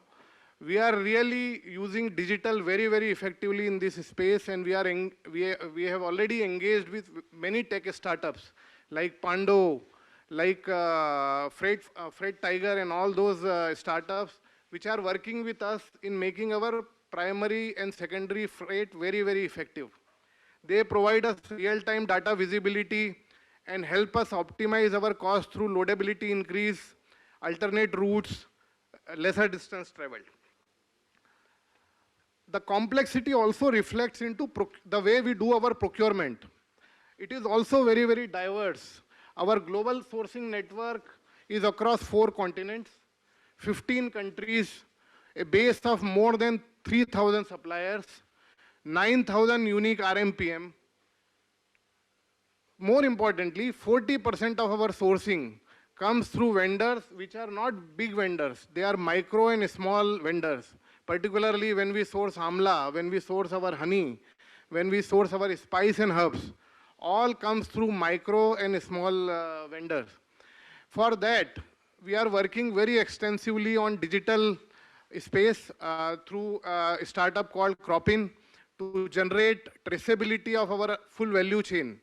And we have established that model for our honey, wherein farm to fork, we know from where our honey is sourced, and we will soon replicate that model for our spices and herbs category as well.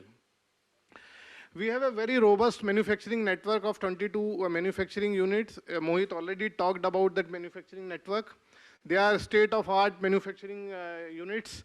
We have 60 contract manufacturing locations. They also provide us a lot of leverage, particularly for new product development. Our operating model is when our volumes go high, we do in-house manufacturing. But for agility, for developing new product, where we require speed to market, we leverage our 3P manufacturing network in a very extensive way. Our manufacturing units produce roughly 60 million cases yearly, and 3 billion each is number of consumer touch points we create every year. And we are on to journey of really leveraging Industry 4.0 initiative. Lot of examples are there wherein we used IoT, where we use artificial intelligence and machine learning to make our machines and operations much more efficient, both from machine efficiency perspective and manpower productivity perspective. We are also disrupting our manufacturing through automation. A lot of very cutting-edge new type of machines we are bringing in. We have established automatic storage and retrieval system in our Tejpur unit. We have taken hyper-speed machines which produces roughly 40,000 packs per hour. We are using robotic pelletizers and robotic arms to improve our manpower productivity. One of the important things which Mohit talked about is our manufacturing footprint. Because we are a very old organization and traditionally our entire manufacturing footprint is towards north. We need to change that. And what we are actively working now is that we have mapped our entire center of gravity of our demand. And now we will match our center of gravity of demand to center of gravity of supply. We have already initiated that activity by setting up a plant at Indore, which will tremendously reduce our distribution cost. We have already started seeing the benefit of that. Our ambition is that in next 5 years, we will reduce our distance traveled by 30%. And that not only will give a huge benefit on cost, it will also reduce our carbon footprint, which is a very, very important aspect for us. Our packaging development team work very extensively with our marketing teams to develop new product development with speed. They are also providing a lot of insights for innovations. And they work on a concept called open innovation, where Mohit talked about that we not only depend on our R&D team to create product for us. Packaging team engages with various vendors outside the market and create products which are very new product for us. Packaging sustainability also is a very important task on which our team works, and I will not talk about the things which you already know, but we are working on some of the themes which are really industry leading things. One of the example is, you must have heard a ban of shrink film plastic, which is there is a mandate from the government that we need to use 50 micron plastic for shrink film. Now we are working with various leading edge suppliers and developing enzyme that if you mix those enzymes into the plastic, actually the plastic becomes biodegradable. And then we can use even 35 micron plastic for the same packaging. Now just imagine the impact it has. It will reduce my plastic footprint by 30%. We have already done the prototype and submitted sample to statutory body to approve that. As soon as that is approved, we will get there. And these are the kind of initiative our packaging teams are working on. Our corporate quality assurance function works on a principle that quality should not be reactive, it should be very, very proactive. And we are doing continuous improvement on that aspect. We are not only relying on checking by a human on the shop floor, but most of our manufacturing setups are completely on SCADA, where every batch is monitored, every ingredient is monitored, it is traceable. We know how much quantity is going, and we can do real-time correction in our formulations to ensure that our formulation integrity is maintained. We also have adopted vision camera monitoring system on our packing lines, wherein the defect, if at all it is produced, there is no manual intervention required to actually remove that defect, but line stops automatically and the defect which is generated will be thrown out of the line. Those kind of initiatives are ensuring that we do consumer delight for our consumers. We also have a biodiversity division. As you know, we are the largest Ayurvedic company globally, and hence biodiversity is very, very important, which we use in our product are critically endangered herbs. And unless we do those harvesting sustainably, there is a chance that those herbs will not be available for our future generation, and we cannot let that happen. So our biodiversity team works on that aspect.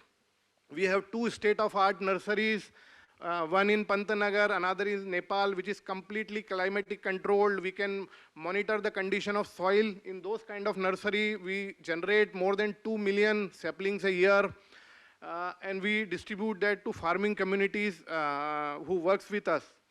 We recently have done, around 7-8 months back, we have done a MOU with World Agroforestry, wherein we are working with them, we are providing them with these saplings, and they are helping us put that for plantation across the country.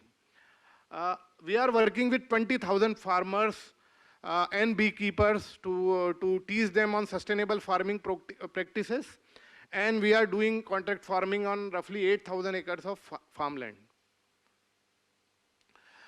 Dabur, sustainability is in the DNA of Dabur because we are a Ayurvedic company, it is in our DNA. But for last couple of years, we have really revamped this journey. And we have really taken some very, very audacious goal, as you can see here. On climate and biodiversity, we have taken a goal that we will achieve net zero by 2045. Now, this may sound very distant, but mind you, this is not in only our own operations. This is the complete value chain.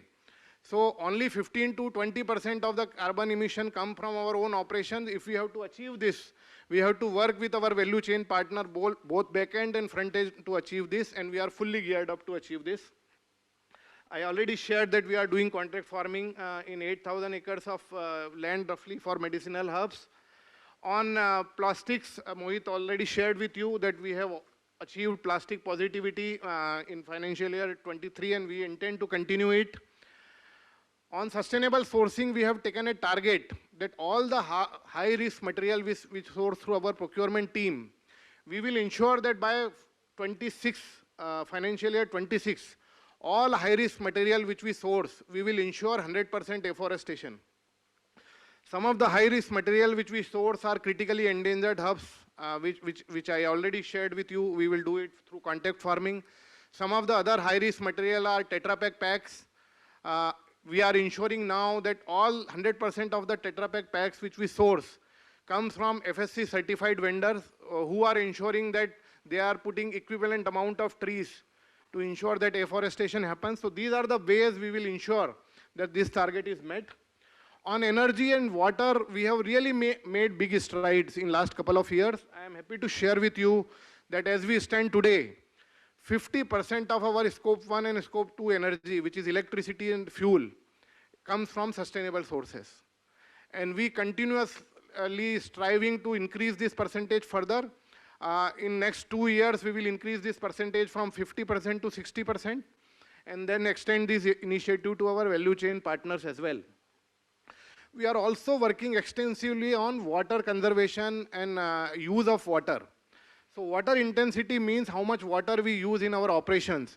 And I am happy to share with you that in last 3 years, we have reduced our water intensity by 22%. So every ton of product which we make, earlier if we used to use 100 kl of water, we are using now 78 kl of water. We are not only reducing the usage of water, we are also doing a lot of effort in conserving water. So whether it is ensuring that there are rainwater harvesting systems in our operations, we are also working in the with the communities across our factories and depots where we are to ensure that we work with communities to create stop dams, we do recharging in the communities, and by that we aim to become water positive by 2030. We are also working extensively on diversity with which Viplav is leading, wherein we already increased our board gender diversity from 7% to 14% last year. And we are targeting 18% gender diversity at managerial level by financial year 2028. On social impact, our CSR team led by Byas is doing a wonderful job. And in financial year 23 alone, we have created 2.76 million beneficiaries out of our CSR projects. And I already shared, I will not repeat that we are working extensively with beekeepers and farmers. On governance matter, 100% of our audit committee is comprising of independent directors. 5 out of 6 committees are led by independent directors. There are various subcommittees, whether it is risk subcommittee, we recently formed ESG subcommittee. All the subcommittees are headed by independent directors to ensure neutrality. We are also regularly publishing the BRSR report, and this year our submission will be of a very high level of maturity. As per BRSR, they have not mandated assurance this year. They said that we have to submit the BRSR report.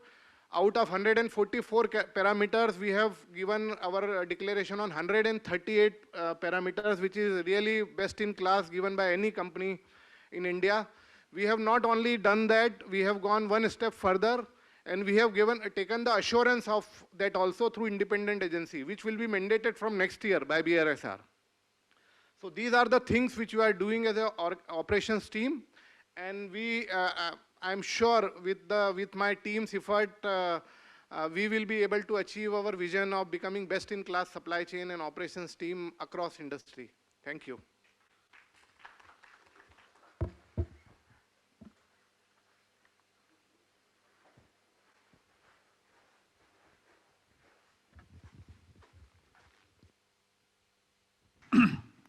Am I audible? Okay, thank you. Good morning, everyone. And I'm here to present to you the remarkable journey what Dabur has started in terms of path to our digitalization. And we call it Dabur Tech. So when we talk about Dabur Tech, we have actually divided into 4 pillars. The first one is enterprise. The second, our factory or our industry. The third is our consumer, and fourth is our customer. Third, customer, and fourth, consumer. Each of these strategic pillars play a very, very pivotal role when it comes to driving the value what we want to provide to our stakeholders. All these pillars are actually helping us to communicate, interact with our employees, our vendors, our partners, as well as our customers. So let's look a little bit deep do for us. So the first one, when we talk about enterprise pillar, what we have done, we have migrated all our applications and workload to cloud. Now, Mohit spoke about that we have launched a lot of NPDs. If I just give you a sense of it, that in last 2 years, we have launched more than 100 NPDs or new variants, which translates to 1 NPD per week. Now, if you tie back the entire business processes, that the formulation is there, then you have a packaging, you have a marketing, sales, and all those kind of things. Without digitization, it would have been very, very difficult. Cloud has given us that agility. Cloud has given us that flexibility that we can, meet the speed of the business, match the speed of the business. The second thing what we have done, we have implemented data lake. Now, data lake is not just about our internal data. We have our internal data, we have the second-party data which we have purchased, and at the same time, we have also taken the publicly available third-party data to generate our business insight, to provide feedback to our products, what we are building, and to provide feedback or business insights to our marketing and sales funnel. What we have also done is we have automated our critical business processes, specifically in finance and shared services space. What it has done three things. Number one, it has improved the efficiency of the resource. Number two, it has reduced the human error which was induced in the process earlier. And the third thing, that the excess capacity is now reused to the strategic initiative what we are doing. We are using best-in-class, RPA solution. As I said, that our core ERP system is again, the latest one provided by SAP. If I talk about Indian FMCG company, we are leading the pack. If we are not the first, we are among the first player who have, who are using that platform. Furthermore, our investment on digitization is also helping us with our employees.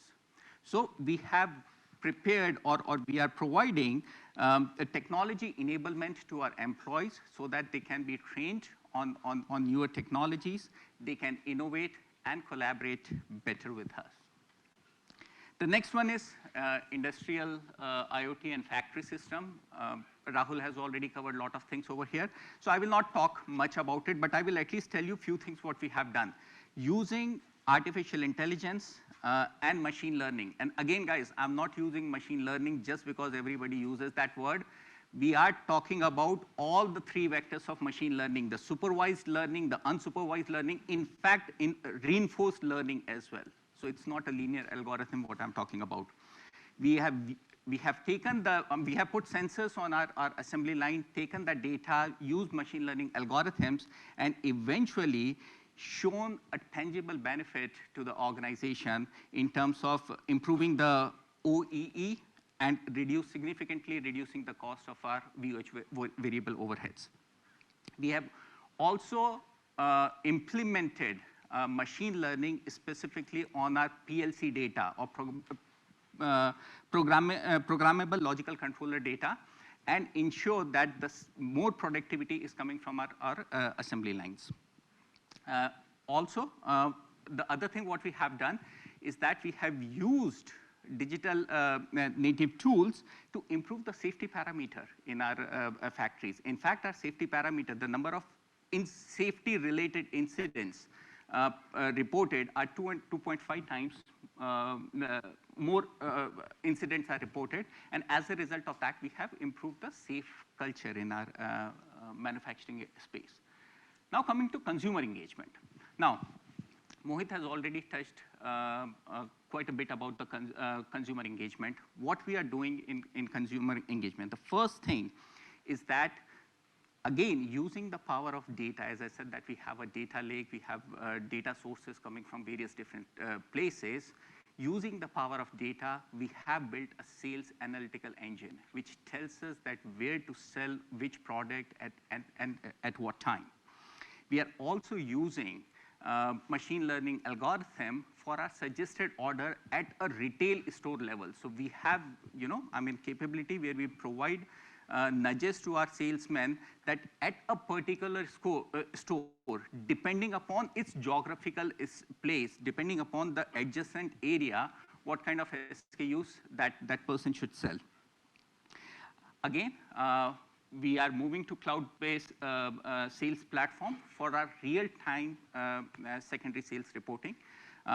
What it will help us to take decision making. It will help us take our decisions faster. We have already launched our retailer app. Right now it's in pilot phase. By doing that, what we are doing is we are empowering our customer,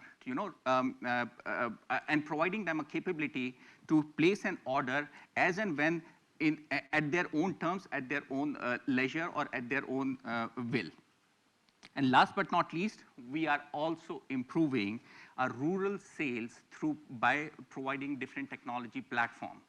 And that is clearly going to show, or that is already reflecting into our results as well.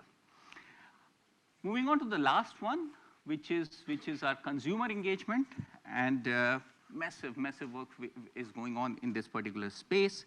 The first thing is, again, with the power of digital technology and the data what we have improved our programmatic spend from 40% to 70%.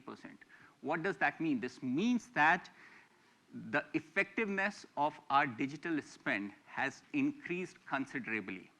We have segmented, we are segmenting our buyers.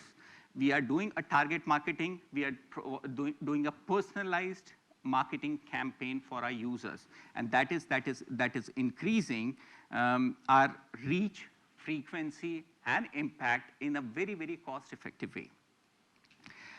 We have introduced Digital Asset 360, which means that all our digital assets are managed through a single platform. It's streamlined to be placed in all the places, be it our website, be it our e-commerce site, and other places, so that we can provide a seamless experience and touch point to our users. Next one is specifically in the e-commerce space. We are using digital media management and automation system, which will tell that whether our product placement, our pricing is right on the e-commerce platform or not, and it is providing us a real-time nudge to make any changes we want to do. Finally, we are also using generative AI-based platform to discover our consumer insight, which can tell us that, not today, but how my consumer journey is moving ahead, and we can tap it and accordingly take the decision. Last but not least, in conclusion, see, in Dabur, for us, digitization doesn't mean a flash in a pan. It's not about just buying and implementing new technology. For us, digitization means that it is generating a business value. It is giving us a new way to reach out to our employees, to our customers, to our consumers. And yes, if I look ahead, we are committed to, so far our journey has been excellent, and we are committed to, expand it further with the same rigor, with same vision, and together, we will shape a new Dabur Tech. So that's it from my side.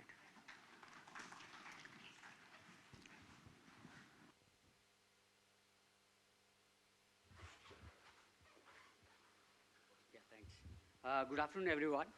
While we would have interacted, most of you over last 3-4 months on our profitability journey and what happened last year, but you would still be wondering, what happened, what did we do enough, and what is our future aspiration and goal. In terms of our giving a context about our last 4-5 years, our operating margin had been around 20% plus. But last year it contracted to 18.8%. But let me tell you, and probably you are aware, that this contraction was one of the least amongst the peer FMCG group where we operate in. And this was primarily, and the primary reason was brutal or hyperinflation, which happened over last 2 years. To give a context, last year inflation of 12.5% was on a base of 12.5% inflation, meaning 2 years, 25% inflation. At a group level, we had almost 600 crores of inflation. But how did we mitigate it? Our price increases were almost 1.4x of the inflation which we had last year. And on a 2-year perspective, in absolute terms, we covered our price increases by almost 1.25x, which means our brands really had power to take price increases. Arithmetically, it's that you have to take double price increases, to maintain your margins. But still, last year we were able to take in absolute terms 1.545x of price increases. I'm sorry, I'll have to ask you to stop. I think you're not audible there.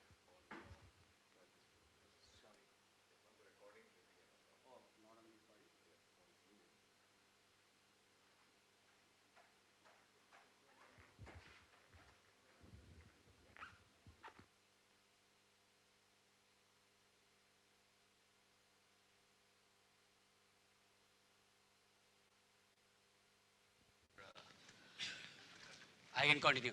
So just maybe last bit of context, the inflation of 12.5% and 12.5% for now, 25% inflation in 2 years, and we were able to take a price increase on a 2-year basis 1.25x of the absolute inflation, but still the margins contracted, probably least amongst the FMCG peer.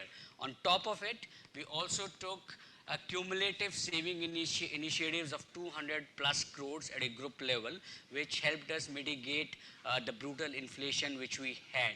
So, but is it enough? Are we satisfied? Not at all. You know, if you all know, 3-4 years ago, we had launched a Samriddhi project. Now, this year, given the context of hyperinflation, we have stepped up our efforts and accelerated Samriddhi benefits. We made a cross-functional team which has representatives from category teams, from respective R&D teams, from finance block, which on a periodic governance, they meet on a monthly basis, identify objectives, identify initiatives, brainstorm, benchmark, and then focus on delivering those accelerated saving initiatives. Just to give an example, they are classified under whether value engineering, operational efficiencies, and then sourcing benefits, and also working capital. To give an example, within value engineering, every alternate, we look for alternate ingredients.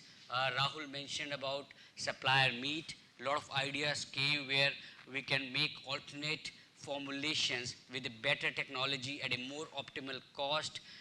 Then we also look our value chain in terms of transportation, DTMS, route optimization, etc., both at primary level and secondary level.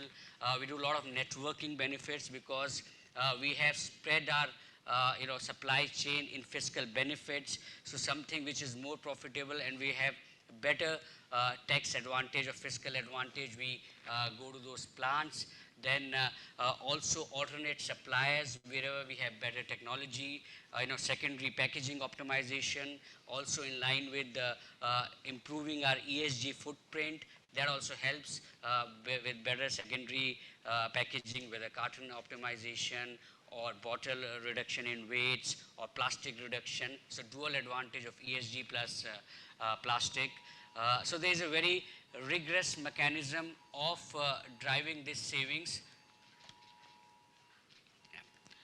And I think as we speak, I'm confident and the team is confident that we will deliver at a group level roughly 1.25x of every savings which we had, plus this year, annual savings. Plus also we have identified 100 crore plus of initiatives which are in pipeline, and significant part of the benefit will also come over next year or so. So I think we as a team are committed to deliver optimal accelerated savings, not only through value optimization but also premiumization, and therefore leading to increase in gross margins as we speak, both sequentially and year on year.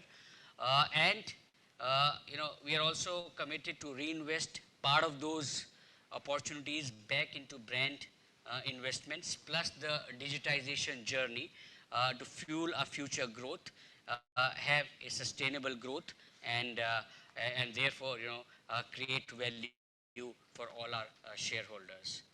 Thank you so much.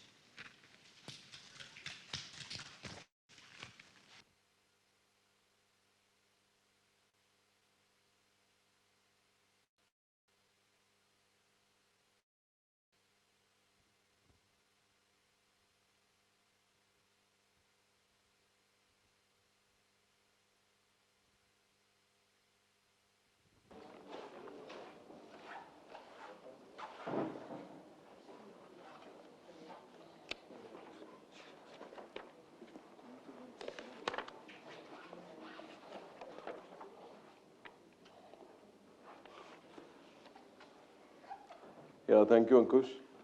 So I think the key point, maybe they'll put the best for the questions. So they're all itching to know whether you'll go back to 20% operating margin or not. You didn't touch that only. So I think I will, that was a big elephant in the room. I think that is what you had to address. and while it was written. So I think we guys are all working towards, we have already given a guidance of around 19.5. Is that what we achieved at the end of the year? And we are, I think, very well progressing on that journey as the inflation is actually ebbing and, deflation sets in. But so there is a part investment happening into the ATL and brand building, and a part investment is actually flowing into the operating margin. So I think we are very well on the journey. So if not this year, next year for sure, and we are committed. A part of our KRA happens to be operating margin and a top line growth, and so is the case for Ankush also. So I think we are going to be driving that profitable growth going forward in the organization. With that, I think I would want to summarize the whole strategy piece that I talked about, with the vision being dedicated to the health and well-being. That's the purpose of the organization, why we are in existence, and that is what differentiates Dabur to all other companies in the peers, and what differentiates us, and that is what helps us to get an advantage in terms of price, consumer also paying a higher premium for our products. And I talked about portfolio, GTM, culture, capabilities for the future. Rahul talked about operational excellence, how we're driving productivity and therefore cost saving in every product that we are producing, digitization initiatives for a sustainable growth of the organization, which Costa is steering, and eventually the profitability. So with this, I think we should take a break of around 5 minutes, and then we will move to the category presentation, starting with Philippe's presentation first, and in which he'll cover healthcare, followed by Abhishek with personal care, and then foods business. Yeah, and interaction subsequently. Thank you. Yeah, and international also. Sorry, Costa. Yeah, thanks. Okay.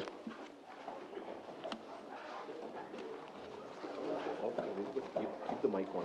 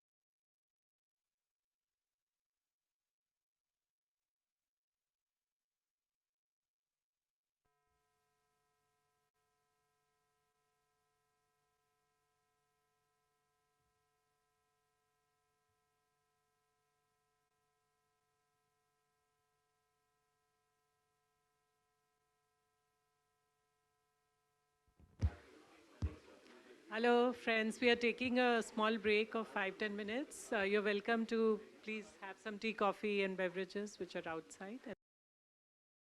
Thank you.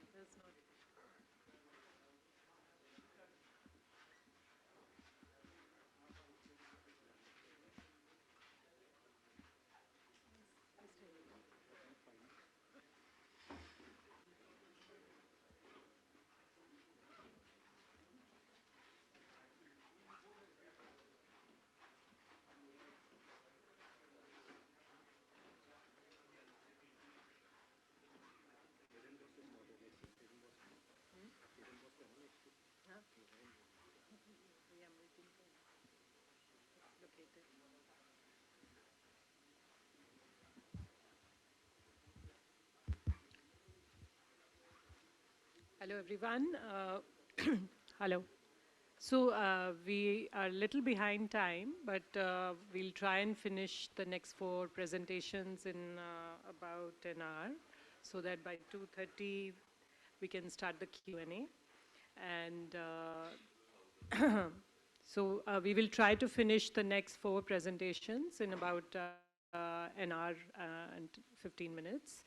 And post that, we will have the Q&A interaction. We might be a little delayed behind schedule by 20 minutes to half an hour. But please do join in for lunch after that. So we will have lunch after we finish everything. It will be a little delayed, but please bear with us. So it is now my pleasure to introduce Mr. Philip Hayden to you. Mr. Hayden is a stalwart of consumer healthcare. He has served as former president and CEO of Himalaya Drug Company, where he served for 40 years and built the company from 200 crores to 4,000 crores. Mr. Hayden joined Dabur in February 2023 and has brought a new surgeons to the healthcare vertical of Dabur. I won't stand between you and him. So over to you, Philip, to take on the next segment. Thank you.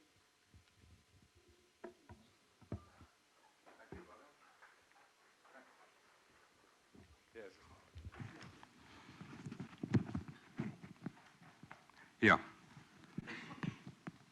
So today I get to address this wonderful audience, and my timekeeper's given me 2 minutes extra, because generally when I do an interview, they tell me, can you quickly summarize what you've done over the last 30 years in 10 minutes? So I've got 2 minutes extra, to summarize what I'm going to be doing, and I hope to keep you all engaged. And Latika warned me. She says there's a very serious audience, so you've got to be extremely serious. And so I'm going to try to be as serious as I possibly can. But there's one thing I must say, has to be the most patient audience I've ever seen. I mean, you're listening very, very carefully, and thank you for being here. Thank you for attending this meeting. Okay, Dami, yes. I have John, my colleague, whom I love dearly, and he's volunteered. He says, I will change the slides for you. Thank you, John. I owe you on this one. This is broken down into 4 major baskets. I'm going to talk about what Mohit hasn't already spoken about. All right, and to start with, we're looking at the healthcare macro trends. The second part is the healthcare performance snapshot, and that is just a snapshot. It's just about 2 slides exactly. Third is the vision, and the fourth is the healthcare growth accelerators. All right, so let's look at what's happening in the macro trends. Before I even start to talk about this, India is shining. The world is looking at India. Chandrayaan, chess, you name it, everyone is looking at India. India's in the news. Now comes the question, is that there are some organizations which also have the sacred duty of taking the Indian system of medicine worldwide. And those companies are companies like Dabur. If India is shining, why not India's system of medicine? If the world acknowledges India and looks to India as the country of the future, why not the Indian system of medicine being the medicine of the future? And that's what we all believe in here at Dabur. Which is why we always have our, as you can see, our logos, our Indian flag, and then our organization. And we believe in country, organization, and last is self. To talk about what's happening in the healthcare industry, things are moving from curative to preventive. People do not want to fall sick anymore, which is what everyone understands already. Be it a mother talking about her little child, be it the person who goes to work, you cannot afford to fall ill anymore. Ayurveda is seeing a new transformation. We're going to talk about that. There is an evolution of new formats which is coming in. There's the rise of the D2C brands in Ayurveda, and now organizations also are moving to exclusive destinations for healthcare. What do you mean by that? That most of the companies, they have their own platform where you can actually log in. Dabur has it too, and you can actually get medical advice straight away from the company website. What's happening? There's a huge focus on wellness. The rise of yoga, spas, gym goers. Actually, I joined a place called Fitness 24/7. It's a new gym which is open 24 hours a day.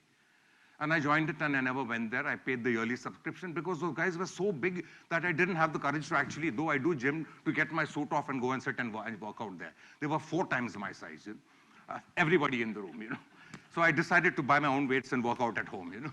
But the point is that everybody is moving towards wellness, fitness. Everyone's talking about fitness. I personally am a very strong advocate of personal fitness, gymming, training, working out. And I believe in that if we represent a healthcare organization, we need to begin from here. We need to be healthy ourselves.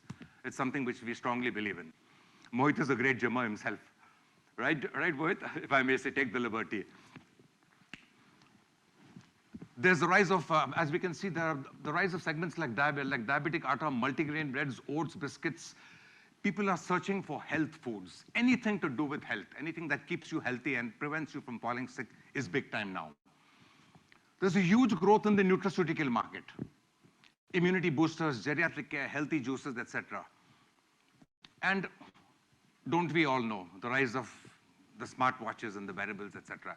Everyone's aware of this. And I think a lot of people have blood pressure instruments in their home. A lot of people are checking their heart rate on Apple watches. What has all that led to? If you go to the next slide, it's led to a total change in the way people interact with healthcare. Earlier, your first port of call was Dr. Prashant. You'll say, our healthcare provider, Dr. Saab, bimar hoon main. Can I come and see you? Now the first port of call is actually Google, or it's certain other health platforms. From there, they get some kinds of, they Google their symptoms. You'll be surprised that I've spent a lot of time talking to doctors, very close cardiologists. They say, you know, Philip, the first thing that people do is after I prescribe to them, they go out and they are Googling my prescription. He says, can you believe it? They're checking what medicines I've written for them. They're Googling. And they're not Googling the effects. They're Googling the side effects of what I've written for them. And this is all leading somewhere. I'll tell you where it's leading you. To those who don't go to the doctor, they go straight on to places like Practo and they look for direct consultations. And then it gets even better than that. You don't even need to go to the medical store. You just go straight to 1mg and you order it if it's not an emergency. So this whole market, this entire healthcare scenario has evolved. It's kind of self-diagnosis a lot, self-medication. If you're not satisfied with that, you go online and then you can even buy online. Now, what's happening with Ayurveda? A lot of customers are very, very favored towards herbal medicine. As Mohit rightly pointed out, 70% of the world relies on traditional medicine. And what the question is, where do you get good Ayurvedic medicines? Who are the right Ayurvedic doctors? Where do you buy this from? There's a lot of concern. As you can see, this is a very cluttered, this slide looks very cluttered, but the fact is that these are lifestyle diseases, which is from the kind of lifestyles we lead, sedentary lifestyles, etc., etc. All this has led to a whole lot of an increase in diabetes, hypertension, what we call lifestyle disorders. There, Ayurveda scores very, very strong. When you talk about lifestyle disorders, Ayurveda, it is actually the science of life. It is the way of life. And which is why Dabur, I believe, is an extremely strong organization that has to spearhead the concept of Ayurveda as a holistic healthcare management. Oh, well, this is a nice thing. It's called Hello 30. Up to the age of 30, people believe they're invincible. And the minute they hit 30, they start to check and say, oh, am I okay? Am I really okay? You know? Until 30, you're invincible. Now, of course, they say that 60 is the new 30 and all, but that's just to make guys like me feel a little younger. That may not be the reality, you know? Okay. But the fact is that today, with the kind, do you know that the life expectancy is expected to, they say in a few years, you might have people living to be 120 with advances in healthcare, with the advances in AI, etc. They're saying people can start to live to be 120. So I'm at the halfway mark, you know, I've got some time, you know, right? Now you talk about brands like Dabur. We have this ecosystem. We've got the products, we've got the guidance. You can actually log into the Dabur website and you can actually consult a doctor who will consult you on how Dabur can help. And he will actually prescribe a medication for you. It need not be a Dabur product. And then you can seamlessly go to NetMed and buy your products online and your products will be delivered to you. So even Dabur is there, which is the exclusive destination for healthcare. We have it there too. Now I'm going to talk about the transformation. That if you were to ask me a single question that, okay, fine, you know, Mohit announced that Philip Hayden has come in. What is the change I'm going to bring? The change that I'm going to bring is to dial up the science of Dabur. I'm going to dial up that science. Does Dabur have it? Dabur has always had it. And it takes me back to the old adage that if you're the best singer in the world and you sing in your bathroom, you're not going to get to the Grammys. You got to go out there and sing. So now we're going to go out there and sing. So are we saying we haven't been singing? The answer is no, we have been singing. But now we're going to sing to this huge diaspora of allopathic doctors. When you want to dial up the science of herbal medicine, you need to talk to people who evaluate it differently, who evaluate it from the lens of modern science. Dabur has a proud R&D center. It's one of the finest in the nation, one of the finest in the country. And we need to take the science that these wonderful gentlemen make in Dabur and take it to allopathic doctors who they view science and Ayurveda separately. It's up to Dabur to prove to the world that Ayurveda is science. And there is scientifically validated Ayurveda that comes from companies like Dabur. Allopathic doctors want to understand the action of Ayurvedic medicines, etc. This brings me to why we are launching therapeutics. Many people say, why are you launching therapeutics? We're launching therapeutics because we're going to take this scientifically validated Ayurveda to allopathic doctors who view it with a very different lens. And they would not view it with Vata, Pitta, and Kapha. They would view it with actual biochemical parameters. Does the blood pressure come down? What is your cholesterol level? What was the level of your HDL, VLDL before and after medication? So why are we going there? What happened to the earlier doctors? The earlier doctors have always believed in us. As they said, you don't need to preach to the converted. We don't need to preach to Ayurvedic doctors who already view Dabur extremely high. What we need to do is actually preach to the people who have a few questions in their mind whether there is science backing Ayurveda. And the answer is yes. It's a univocal best. It is yes, yes, yes. Dabur has the best science in the country when it comes to herbal medicines. It has one of the finest research R&D centers. 3 of these fine gentlemen are here. 2 of them are my old colleagues as well. It just so happens it's serendipity. It wasn't planned. We are ex-Himalians all here together, spearheading this. And Dinesh is my new friend. We ride together. You know?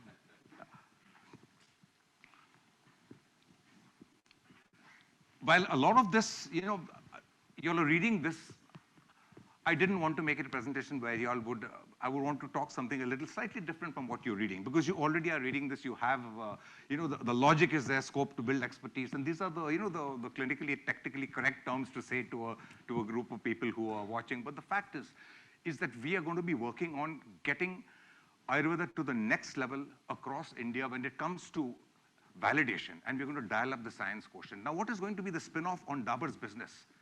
When people start to view Dabur as a scientific company, all the offerings of ours, everything we make, takes on it gets a halo effect. So we're working on Dabur Therapeutics, which is one of the prime reasons why that Mohit spoke to me, and he asked me, in fact, he says, Philip, what do we need to do to dial up science? I said, we need to go to the people who do not believe in the science behind Ayurveda. They know that Ayurveda has some science, but we need to prove it to them and actually demonstrate that to them. Also, yeah, all right, fine. Sorry, John. Thank you. Also, the entire world knows that long-term medication has certain side effects. There are several chronic disorders. It's not a question of an either or. Is it allopathy or is it Ayurveda? No, it is both. Doctors are recommending holistic medication, holistic treatment. Today, it wouldn't be take two and call me in the morning, which was one of the oldest things in the world. Take 2 tablets, call me in the morning if you need something. Now they recommend lifestyle changes, they recommend yoga, they recommend Ayurveda, and they recommend nutrition as well, along with their prescription. Their prescription is a longer one. And that's exactly where Dabur's scientifically researched healthcare fits in. And unless we go and talk to these people and these doctors and explain to them the science behind Dabur, dialing up the science quotient is going to be a bit difficult. But we are doing that. We are in the thick of it, and you can only hope to see it getting bigger and bigger. And you will, one fine day, I promise you, you'll be extremely proud of the way the Indian system of medicine is accepted across the world. And I believe that lies on companies like Dabur to do that. Thank you, Raj. Thank you. What's happening in the healthcare market? Now, this is what we call the market size and the investor snapshot, which makes everyone smile. It's a 30,000 crore market. Where are we? We are present in all the categories. Lifestyle OTC, dermatologicals, cough and cold allergy, liver and gastro care. Dabur has offerings in all these categories. We are present in all of them. Next, please. The healthcare vertical has 4, and I'm not going to go into great detail, just to explain to you what we have. We have the health supplements, which is Chyawanprash, glucose, honey, the big ones. We've got the OTC segment, which is Pudin Hara, Hajmola, etc. You've got therapeutics, which has just been launched. I'm going to talk a little more about that. And we've got the jewel in the crown, Ayurveda, which is our core, which is the core and the reason for Dabur's being. It's pure Ayurveda. So these are the 4 verticals. We look at the healthcare performance snapshot. Thank you, Rajiv. We've looked at the CAGR over the last 3 years at 9.3%. And the healthcare vertical in the pandemic shot up to contributing to 38% of Dabur's turnover. That was because of the increased need for healthcare products. Chyawanprash went through the roof, honey went through the roof, glucose, all these products started to rise. Tulsi drops, all these products sold. Now we've come down to, as we said, there were 3 worlds: pre-COVID, COVID, and the world after COVID. So we've come back to the world after COVID. We are 31.2%. Now, are we proud of some stuff? Yes, we are very proud of some stuff. And I believe one should be proud. When you talk about how we are leading in certain categories, one should be proud. We are an Indian company. We are proud to be here. In honey, we are the number 1. Kudos to the people before me who have done this fabulous work. I can only bow. In Chyawanprash, we are number 1. Well done again. In glucose, we are number 2. And we are a late entrant. But we are already number 2. We'll get there. In baby massage oils, while we are number 2, we are within a hair's breadth of number 1. But when you talk about Ayurvedic baby oil, we are number 1. We are number 1. In digestives, we are a clear number 1 with Hajmola. Clear number 1. In Ayurvedic cough syrups, we are a clear number 1 with Honitus. And we are proud of that. We're very proud of that. In Ayurvedic generics, our jewel in the crown, we are number 1. But we do not have syndicated data for that, so that's why it's in orange. This is our internal data, that we are number 1. Thank you. Gains in market share. Now, while one might say that it's a very small gain in market share, but when you're at this kind of size, this gain in market share is significant. But we have a whole lot of initiatives that we are planning to grow this even more and increase our market share, as well as increase the brand size. As Mohit has already spoken about, from a power brand to power platform. Honey, we don't have data for the past, but to be at 56% of the honey market, I would say welcome to Dabur's world of honey. And we have certain very interesting initiatives, which I will share with you in the next couple of slides. I hope so far so good, right? So we're still there. What happened? That moved? Okay, fine. Yeah. Honitus, we moved from a 14% market share to 19%. Which is a very big jump, and we are number 1 today. Hajmola, another brilliant performance from 47 to 53.0. Kudos to my colleague Ajay and Rajiv and the team who have really grown this, and under Mohit's guidance. Super stuff. Makes you feel pretty good. Now we look at the vision for healthcare.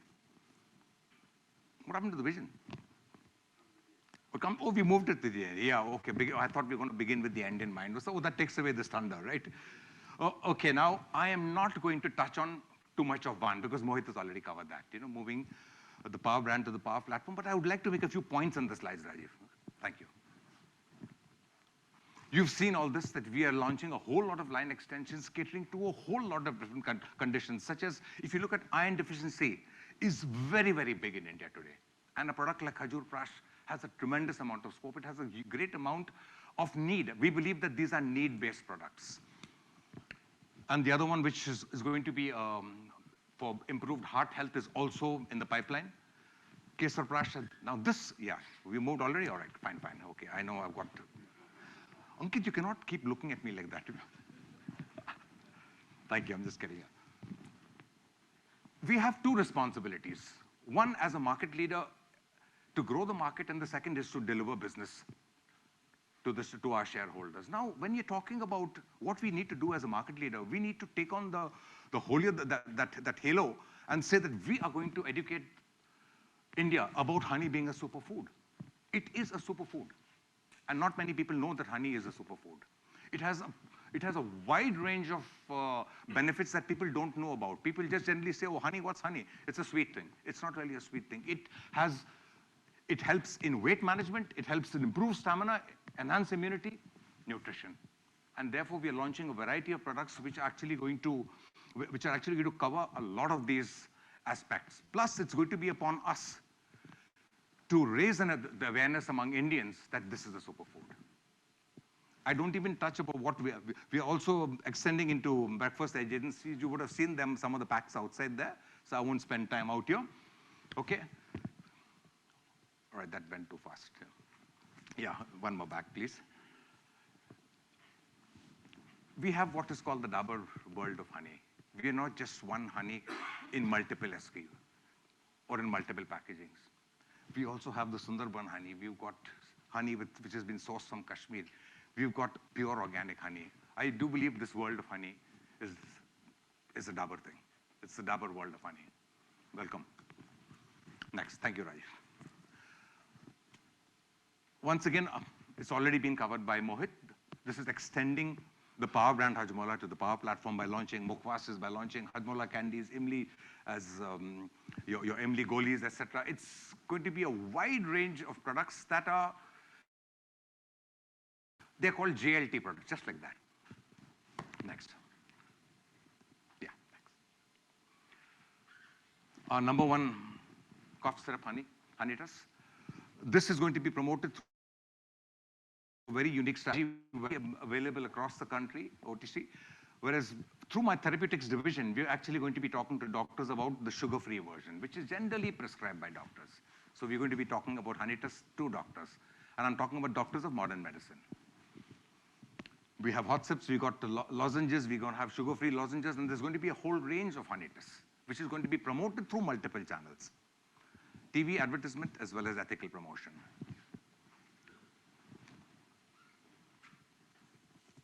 Yeah. Like I said a little earlier, we're going to be dialing up on the science behind Dabur's products. We're going to be talking about the science. Mohit has already covered this. We're going to be speaking science to the people of India. That there is serious science behind Dabur products. And that is what builds the credibility of the Indian system of medicine.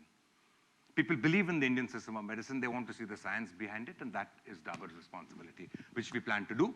For example, it's a 3x immunity action, and we actually have research which proves how it's a 3x action. Number one cough syrup, our number one malish oil, as well as glucose. With a certain change in the formulation, we give our patients extra glucose in every sip. Next, please. You know, these are the new categories that we are entering, which, with the help of the team, I'll be spearheading. Baby care seems a very innocent little market to enter. Very small market, not really. Baby personal care is a 4,200 crore business, and baby hygiene is 7,200 crore business. Now, while it seems very, very simple and very innocent, there is a very deep business logic behind this. It is a perennial business. And even during COVID, my earlier experience taught me that when people scrimped on every possible thing, good to have thing, baby care continued to thrive and grow. And Dabur has the science, Dabur has the products. We're going to take it. We're going to be launching this entire range of products, which I will cover in the next couple of minutes. Do I have three seconds to go? Okay, because I just got 100 slides more. You know? Why is baby care so important to Dabur? Dabur needs to own every stage of a consumer's life and be there to support them. Right from the first bath, Dabur should be present. The first bath is given with Dabur baby soap. The first massage has to be a Dabur baby massage oil. The first diaper has to be a Dabur. The first anti-diaper rash cream has to be a Dabur product. The first little digestive tonic has to be Janam Gutti. It has to be Dabur all the way. And as the child grows along, Dabur is there to support throughout, right? From Chyawanprash to the Vitas, and all the other products. And as they grow up, you use the toothpaste, etc. So the point is to target every stage of a consumer's life and be a partner in healthcare with them. Then you have your juices, and you got your foods, and you got your cornflakes, and it has to be Dabur on the breakfast table. There's got to be Dabur in the honey. So sorry, I'm talking about certain things which my mind's going to talk about. We got to be there right from breakfast to dinner and right from check-in to check-out, as I say. Every step. The point is, if you want to build value with people, the strategy is to enter the consumer's heart during an extremely vulnerable time when the first child is being born. That is when you enter. When you enter, those brands stay with people for life. Thank you. This is going to be a new range of baby care, which is going to be launched. Not a single advertisement, only exclusive promotion through doctors.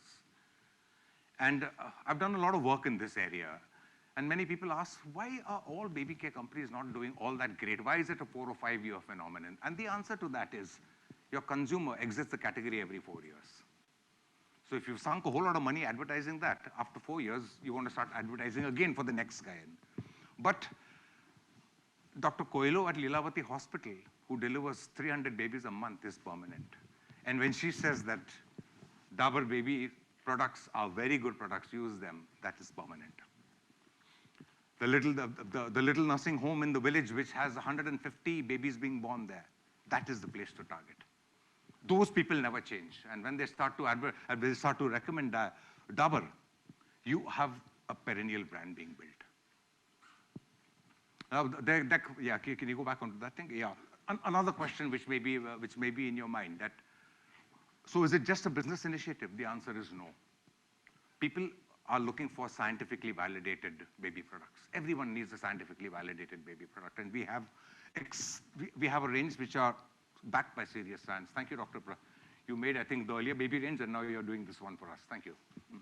Yeah, next. Now we are good. We've entered the tea market, as Mohit rightly pointed out, not the entire tea market, but the value-added tea market. Tea with benefits. And you will see a range of teas which will slowly come out that cater to health benefits and not just tea drinking. I do hope that you all have had a chance to try this.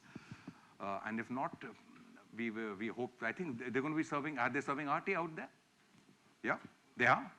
Oh, pretty good. Okay, fine. That's good. Yeah. Now we're going to talk about therapeutics, I think, which brings me to the last 2 points. How much time do I have? 5 minutes, yeah. Okay, now this is a market which is 200,000 crores. And as you all know, all leading companies, Sun, Alembic, everyone's in this market. And there are a whole lot of products that Dabur actually has to plug these particular therapeutic segments. We are present in cardiac, we're present in anti-infectives, we're present in gastrointestinal, we're present in anti-diabetic. We simply haven't gone to the doctors and told them that we are present in this. So when we actually started and did a soft launch of therapeutics, they said, what took you so long? We've been here, We know about Dabur, Why didn't you bring these products to us? So now we're doing that, and we have a team of around about 500 people, which we're going to grow to about 1,000 people. And these folks are going to be addressing the pure play therapeutic prescription market for Dabur. That is dialing up the science. Our reason for being, have a team of well-trained professional medical representatives that dial up science, enter the 200,000 crore prescription market, build business relations with healthcare providers, doctors, consultants, etc. Also, establish a strong presence in the baby care market and expand into newer therapy segments going forward. Next, please, thank you. So who are we covering right now? Immediately, as soon as we've launched, there are about 72,300 doctors, out of which 7,000 are dermatologists, 15,000 gynecologists, 12,000 pediatricians, and about 16,000 consultants and MBBS doctors. Plus, we also have Ayurvedic practitioners who practice mixed medicine. There are about 22,000 of them. So this is our initial. What are these folks going to be promoting? They're going to be promoting our baby care range, and they're going to be promoting our branded ethical range. Yeah. And I'm come to the last part of my presentation. So it's outside. We've left them out and I'll circulate them. You can have a look at some of the visual aids where we actually demonstrate science talking Ayurveda in the modern medicine language. Those books are lying out there. You can have a look at them, please. And this is our jewel in the crown. This is who we are, who we were always, and I've saved the best for the last.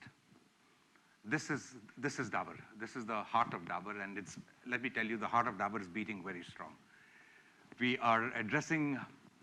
We're going to grow this category by addressing gaps in the current existing range, which are a few.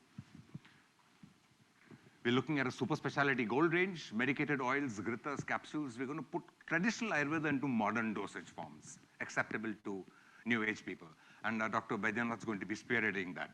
We're looking at kada and tablets. We're looking at churna and tablets. An easy way of taking a difficult form of medicine, a very easy way of taking it. And of course, already touched by Mohit, premiumization. Organic honey in jars, our world of honey, as we say. This is our world of honey. Sundarban honey, Himalayan Shilajit Gold, which just I think this won some award recently for packaging. It's brilliant packaging. Good product too. Branded Ethicals, Honeytus. This is our new range of pure herbs. We also have functional juices as well.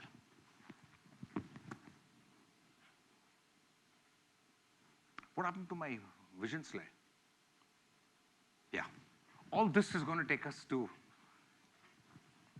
5,000 crores over the next 4 or 5 years. Generally, people are a little hesitant to talk about where you're going. So I believe it's okay to put your money where your mouth is. And say, we're going 5,000, we're going 5,000. You can take us up on it, you know. Take us up on it. You have to try us. Oh, yeah. Oh, I hear that. So I get to sit and just watch, you know. Okay, yeah. Sorry? No, we'll get this. We'll get the Mohit. We'll get there. Yeah. Ain't been a mountain too high. Thank you very much. Thank you for your attention. Thank you for your time. Thank you for coming here. Thank you. God bless. Jai Hind. Thank you.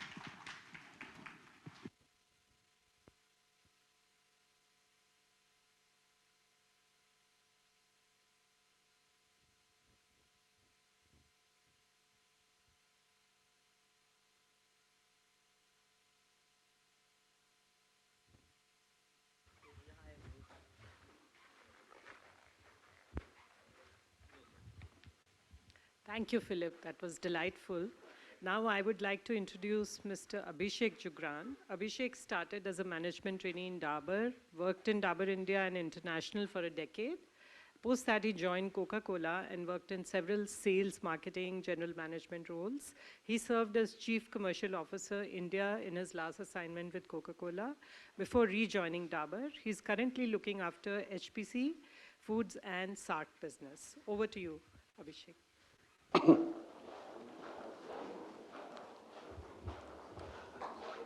Thank you, Gagan ma'am. Good afternoon, everyone, and once again, a very warm welcome to the home of Dabur in the heartland of Bharat, where we are. So, a warm welcome.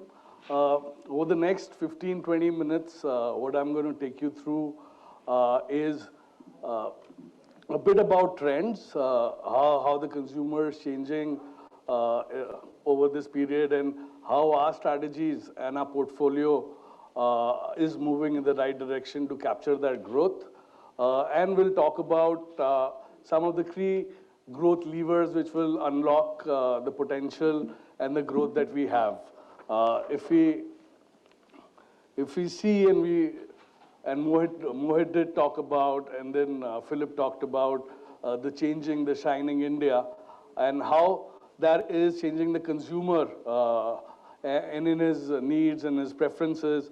You know, few of the mega trends which are shaping the industry and how we are building our portfolio and our strategies to capture that growth. The first one is the affluence, which is leading to premiumization. Leading to premiumization. So if you see our investment and our portfolio change is depicting that, and also our channel where we are investing. So as Mohit talked about, modern trade and e-commerce has moved from 12 to 13% to a 22% for home and personal care, which talks about we are following the consumer needs in the right channels that they are. Health and wellness, no need to talk about it. It's a global trend. 60 to 70% of consumers, trust natural products and trying natural products. There was a news yesterday which talked about, 60% of the new shampoos launched in the market over the last 2 years talk about natural products. So the third trend is obviously the rural moving to urban and the tier twos becoming more important. So how we build a portfolio, pack strategy and route to market out there becomes very critical for us to cater to the consumer out there. We all know it's an omni-channel world now. People look digitally, buy offline, go offline to buy online. So we are leading that to invest for the future across channels, and that talks about our e-commerce growth. The consumers are willing to try more, right? New products. So you see small niche players, D2C players are growing. Consumers are wanting to try new products. So innovation becomes very critical, and I'll later talk about how our innovation is rooted in the new consumer trends. As consumers are wanting to understand their products better, know more about it, what goes inside it. So our superiority on our product and what goes inside it becomes very important. And I'll talk about how we are working on improving our functionality, strengthening our claims, and delivering superior products. If we move forward, these are some great trends for which, HPC, the Home and Personal Care division, is really poised to capture the growth. If you see the first point, the consumption intent of consumers over the last 3 to 4 years has really gone up from like a 47% to 70% of consumers wanting natural Ayurvedic products, not just in India, globally. Even more important for our categories, if you look at hair care, oral care, shampoos, where not only their intention but consumption is moving towards there. A big example which Mohit did talk about was oral care, where if you see, the penetration of natural oral care products has moved from 69 to 74%. So 70% of households now are trying oral care natural products. The market is going to move there, the market is moving there, and I think we've got a very strong portfolio to capture that growth which is there. And the other trend which I want to talk about it's not just 30 plus or 40 plus. The new consumers, the young consumers are over-indexed on natural now. So the new consumers which are coming, they want natural products, clean products. They want to understand what's going inside their products. So I think we're working towards all these trends to capture the growth.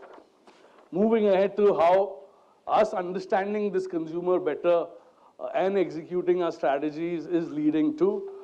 If you see from a 16 to a 20, we were growing at a 5-year CAGR.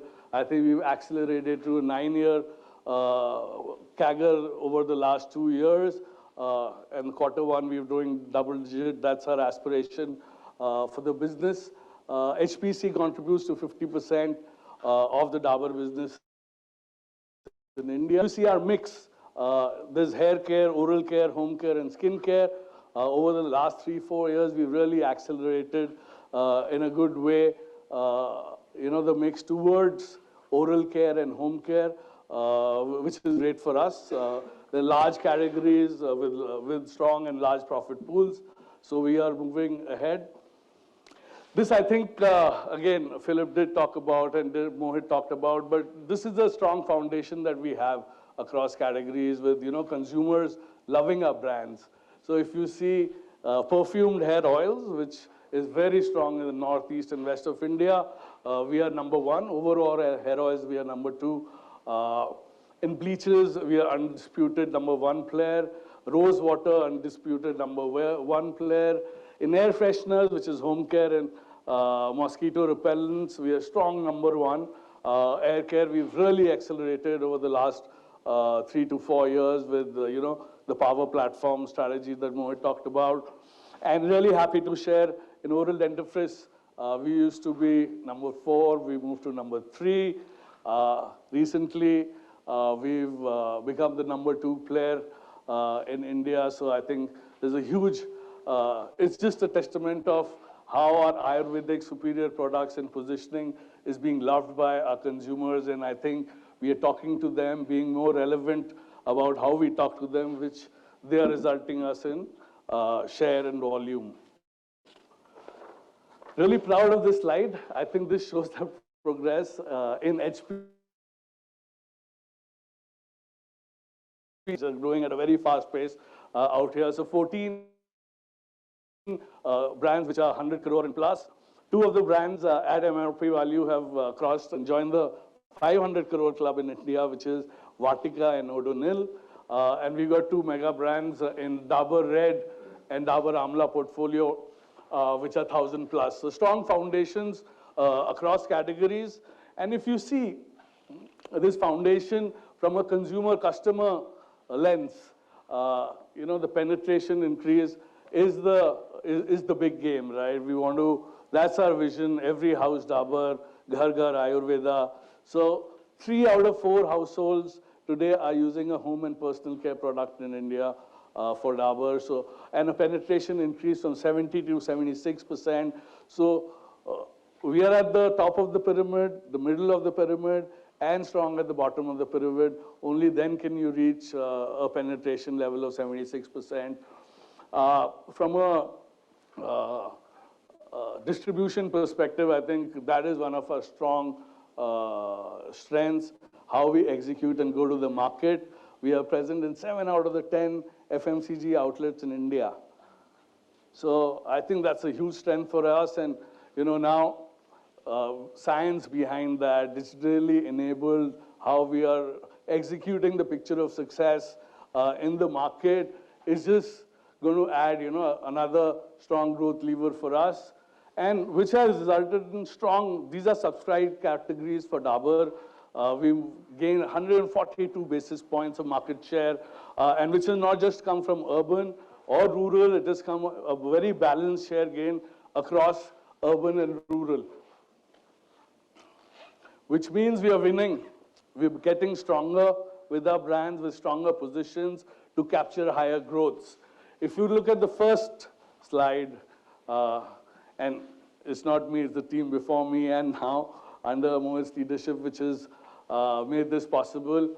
If you look at toothpaste, we've gained 137 basis points from 19. In hair oils, we've gained 167 basis points. In shampoos, 200 basis points.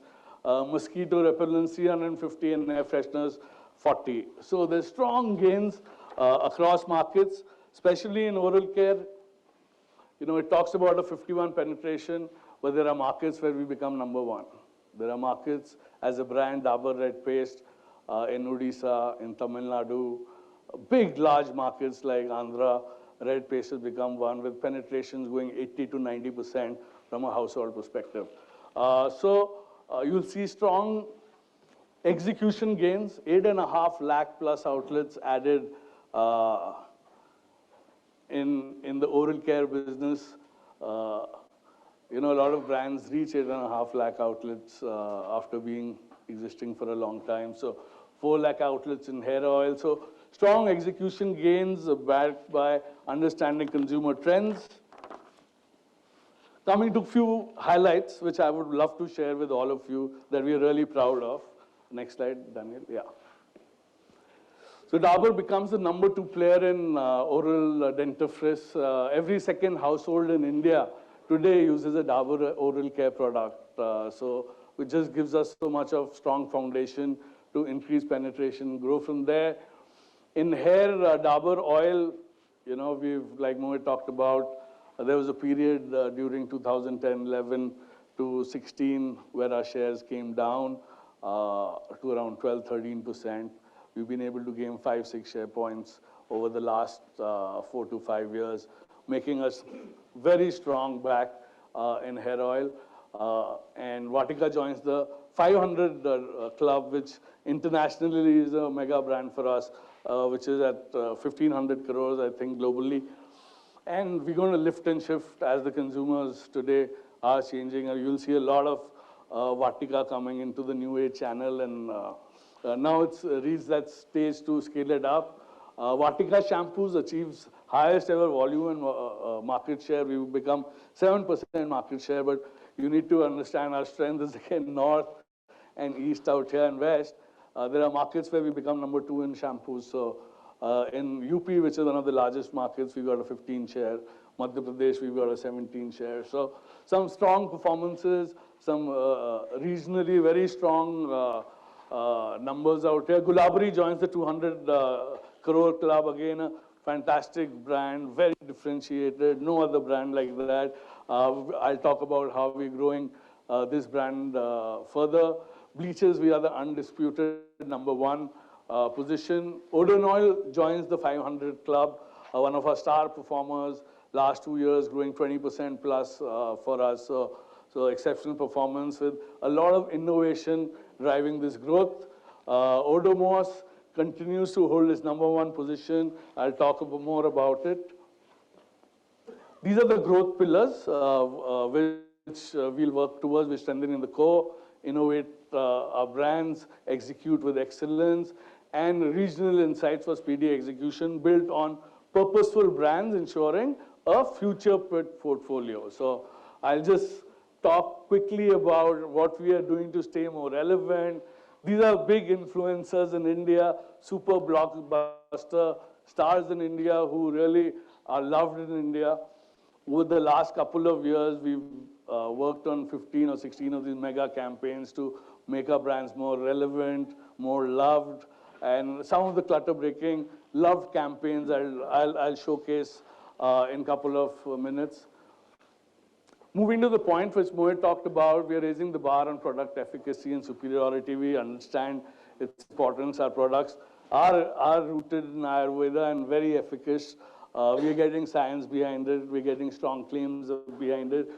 We are putting better things inside it with the help of the great R&D that we have to make our products superior and more loved.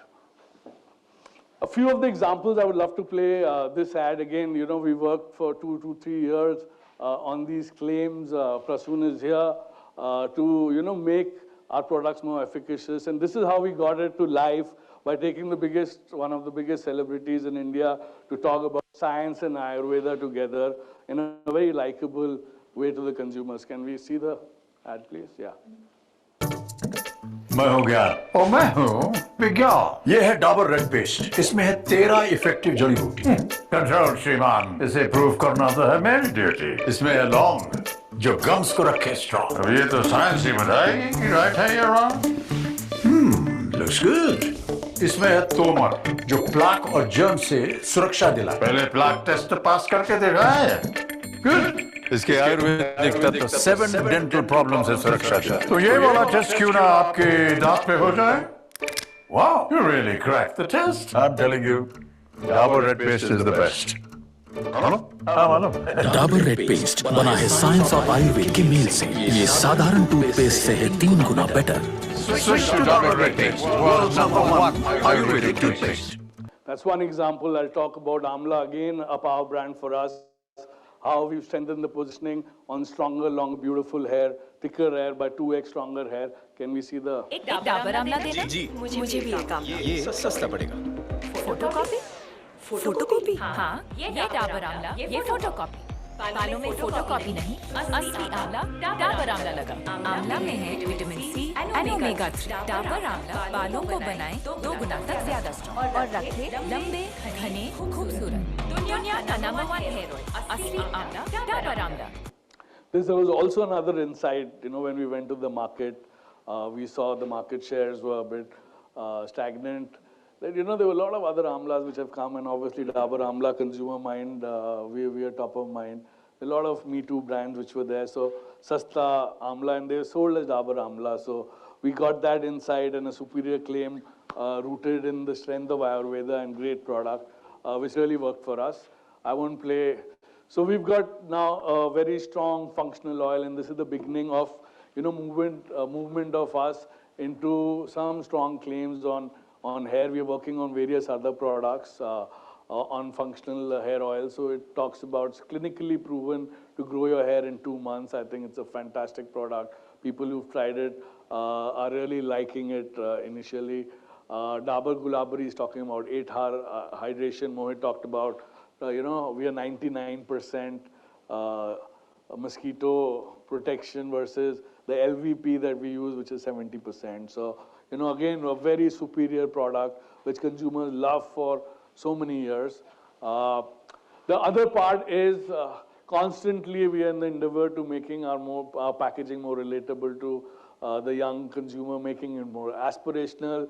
So you've seen over the last 3 to 4 years, a lot of these packages being changed, right? As consumers change how they buy, what they do, where they consume media, we got to be there. Mohit did talk about, 25 to 30% of our spends are there. So the kind of creatives you got to do there, the kind of content that you got to make there has to be very different. Some of the work that we've done, which this is one Amitabh Bachchan work, it got 8 crore views in the last 6 months. So we're really proud of this work. It's long content, but people didn't skip it. It was the highest in, unskippable and engagement rate. So let's see this ad. Yeah. एक रहन heater,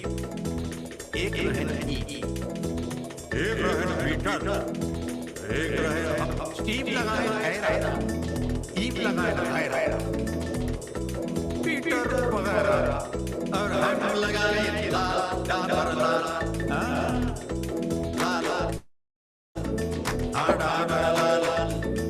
steam के दांत कुछ उखाड़ न पाए ईप के दांत यूं मिलाए पीटर के दांत को मेड़ा कर जाए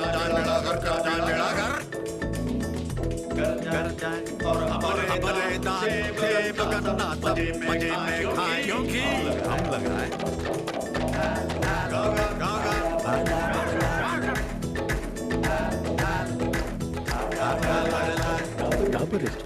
साधारण तरीके से 3 गुना Yeah, so that's Desh Ka Lal for you, and rooted in strong Ayurveda, scientifically proven. And what we are promising a normal consumer is if you switch from an ordinary toothpaste to this great product, you can enjoy, right? You can have ganna and those lovely things in life you can enjoy with a great product like red toothpaste. Let's move forward.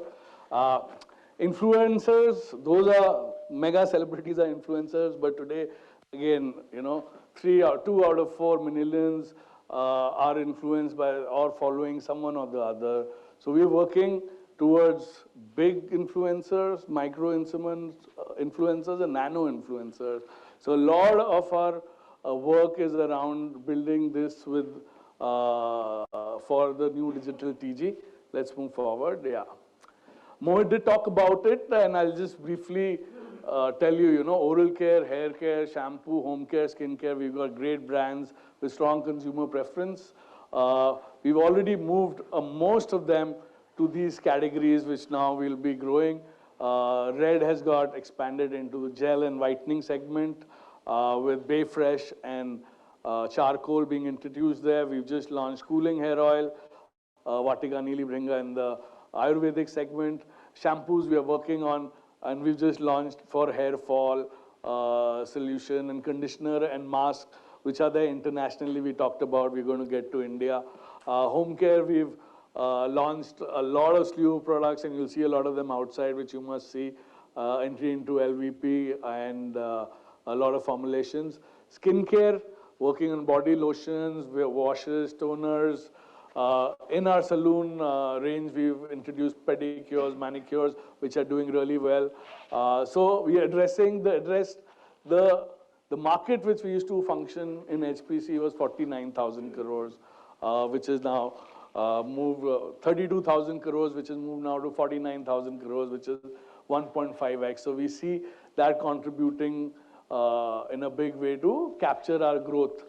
Mohit talked about from power brands to platform, and this is what has happened already. So you've seen Bay Fresh, we launched 2 months back. We got pulling oil. We'll be contemporizing and upscale packaging for the consumers. Amla and Vatika. That's Gulabari. We've launched with aloe. We've got premium toners. We've launched a body lotion. There's a new body wash that we've just launched. I think we'll be able to show you. It's just going for launch. It's something that we're launching this month, both body wash and soaps for Gulabari. Odonel we've extended into aerosols, gels, zippers, premium aerosols, water-based aerosols, and working on diffusers also. So strong innovations coming. Few of the adjacent categories that Mohit was talking about, I'll play.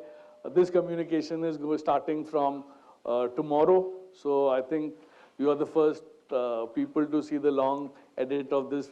We started this in India-Pakistan match, which just happened. We launched this out there, but we've not played the long ad out in media. So here's the preview of the communication. Daniel?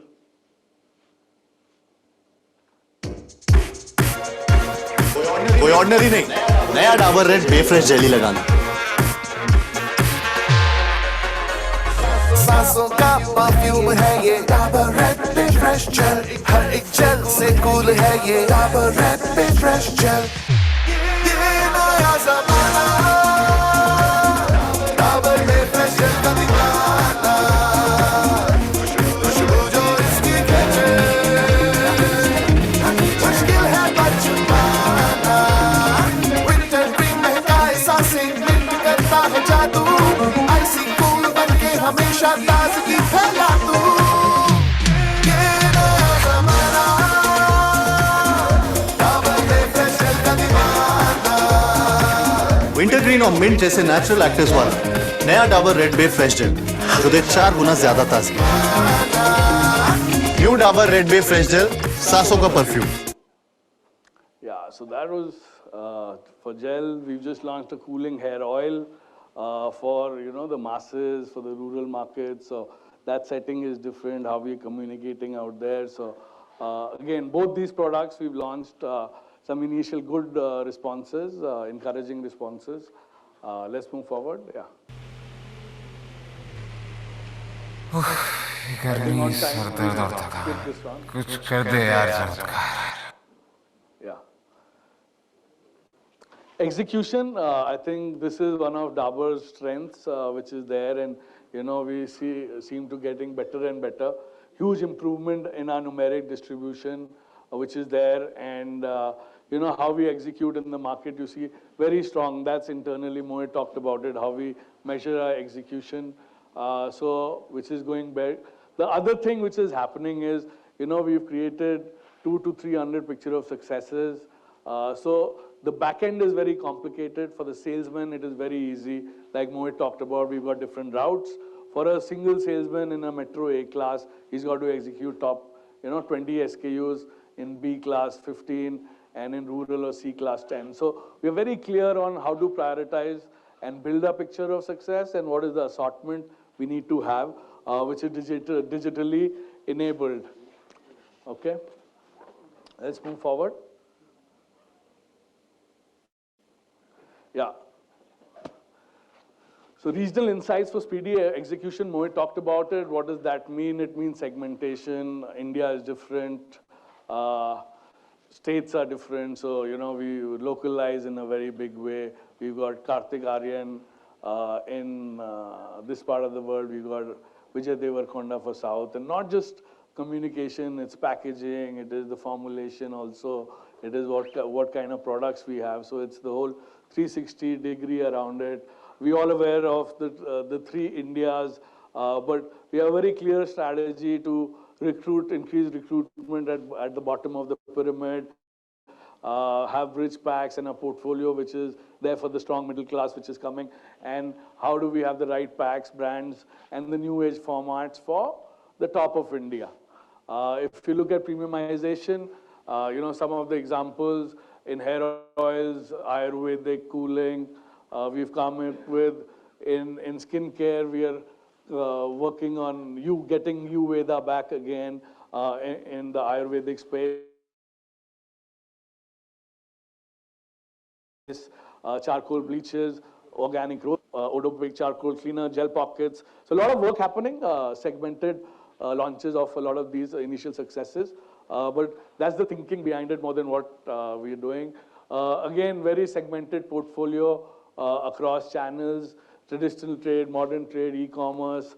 If you see across categories, the kind of packs we choose, how we promote them, how we execute them, how we display them, is very clear in our mind how to segment and move ahead on this. Let's move forward, yeah.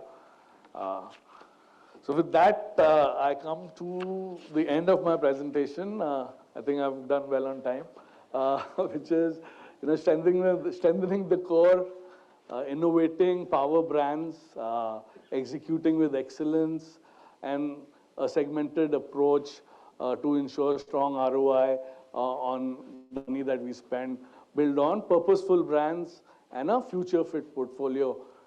So we want to step up the momentum.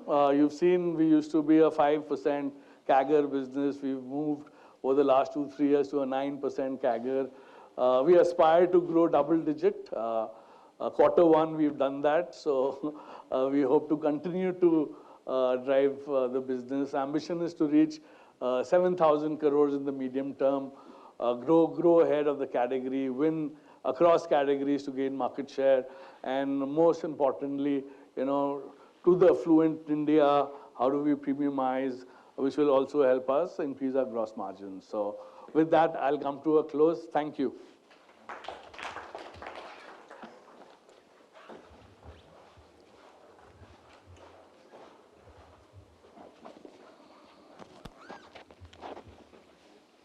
Thank you, Abhishek, for a very insightful presentation. Now we will have a presentation on food and beverage vertical by Mayank, Mr. Mayank Kumar, Vice President, Food and Beverage.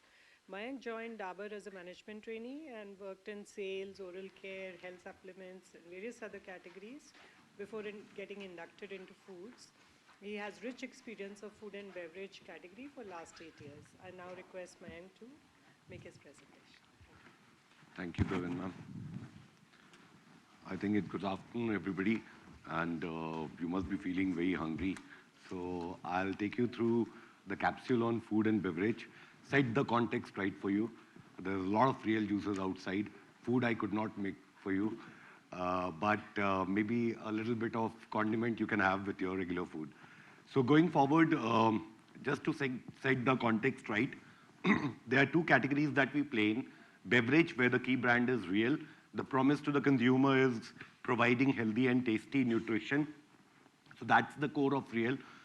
Food, we play with two brands. One of them is our own, and one is what we have acquired in the recent past. Homemade is as good as homemade, ghar jaisa bana hua, and Badshah is king of unmatched taste and aroma. What we say, Swad Sugandh ka Raja. So that's the context for you. In the last 4 years, we have grown the business by about 14% CAGR, moving from 1,000 crores to about 1,700 crores. Next. In the beverage portfolio, the CAGR is 14 crores. We are at round about 1,600 crores. And in the foods portfolio, we have scaled up to 100 crores. Scaling up to 100 crores is a very, very important benchmark in Dabur, because that gives a certain size to the category in a category company, and you become the top of the mind. So I think 100 crore is a good benchmark from where the categories I have seen in the past take off in Dabur, especially in a multi-category company. And in the process, we have consolidated our position as a #1 player in juices and nectars, gaining 360 basis points in value shares. We have moved from 56.7% to 60.3%. Mango drinks, which we recently entered about 2 years back, we have gained 1.2% market share. In the 10 rupee portfolio, we have gained about 3.6% market share already. And this is a very heartening news, because in this portfolio, as we become bigger, our efficiencies will become faster. We'll have a distributed setup, our cost to serve will go down, our efficiencies will go up, and our gross margins will go up. And this is also providing us legs to enter into geography where we have not actually entered so far, which is rural geography, which you will see very shortly in my presentation, and also beyond north. That helps us build the infrastructure, sustainable distribution model, and brings down our overhead cost. So the strategic pillars on which we have been building this business, again, 6 in number. 6 is the magic number because boss, decided to make 6. So we all fitted our strategy on 6. But broadly, it encaptures, everything that we have been trying to do. So some of them were not fitting, but we were crafty enough to fit everything in this 6. So strengthening core is number 1. Power brand to power platform is number 2. Expansion in foods and out-of-home portfolio. Why out-of-home portfolio? Because if you see Real, it was typically built as an in-home consumption pack. It was a 1-liter pack which was very dominant, which is very unlike the beverage industry. Beverage industry, 65-70% is out-of-home consumption, aided by chilled solutions, aided by distribution in every nook and corner. Ours was not so. Our out-of-home portfolio was very low. And this is a portfolio now which we are expanding majorly. 4th is focus on digital, which is common theme across. Expanding and bolstering RTM again becomes very, very important for us as we want to enter into new categories. And because we are the leaders in juices and nectars, we need to take our offerings and delight the consumer in more number of geographies, in more number of outlets. So that's a quest that we are on. And last, of course, is profitability enhancement. Very important for this business. Margins are thin, and therefore we have to be doubly conscious on increasing the profitability for the business.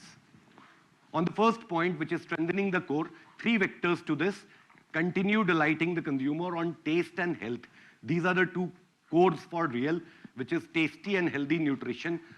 And the products that we have launched in the recent past is the functional juice, the heart health, the gut health, the boost immunity range in under Real Active. So that's one part of it. Coconut water, we were the pioneers. We have extended the range to an in-home pack and to the extension of coconut water with aloe vera and lemon. So that's another offering which has come up. Third is the Real range with aloe vera.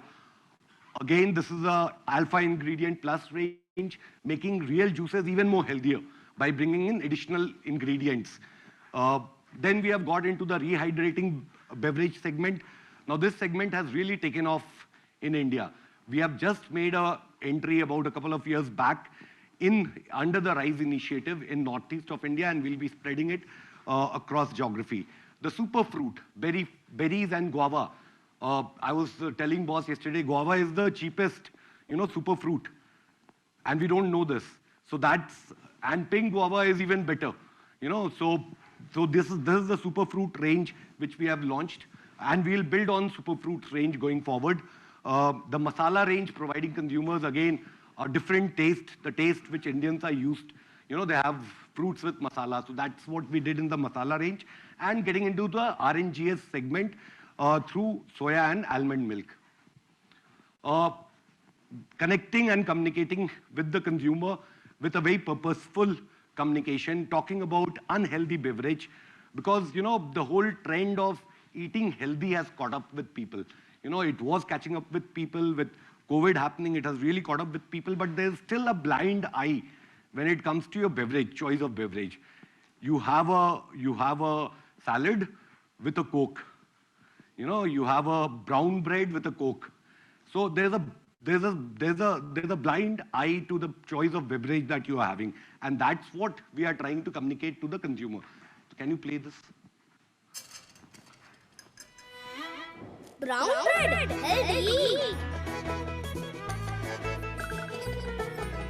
Healthy की जब बात है, चीनी भरी चाय क्यों साथ है, सोचा है बस इतना और ले लो। कैलोरीज देखिए, कैलोरीज को किया आधा, फिर क्यों पिया कोल्ड ड्रिंक ज्यादा, सोचा है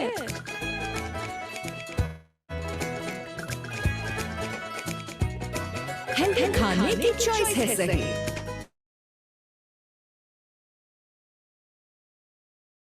फिर पीने में ऐसा क्यों नहीं,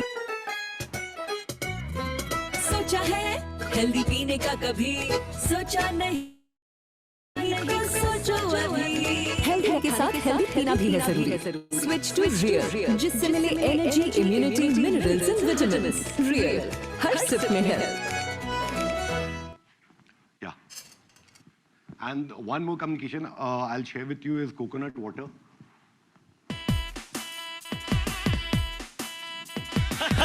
Good morning, dolphins. Refresh hona high total. Then here is my proposal. Hey, real active coconut water. Real coconut water is in. पियो daily for glowing skin. जो भी पिएगा इसको अच्छा digestion होगा उसका अच्छा. Real active coconut water. Anna, what a sensation! Akka, also no added sugar, please. I'm in. Real active coconut water. सबसे best coconut से बनता है. Real active 100% tender coconut water. Full on refreshment. Anna का guarantee. I have two more, but I think we are well placed? No. So I'll be within 15 minutes. Speakers prior to me took a lot of time, so I can't show you all my ads. But anyways, I'll try and show you Badshah. This is a new communication we have made for Badshah. So can you play?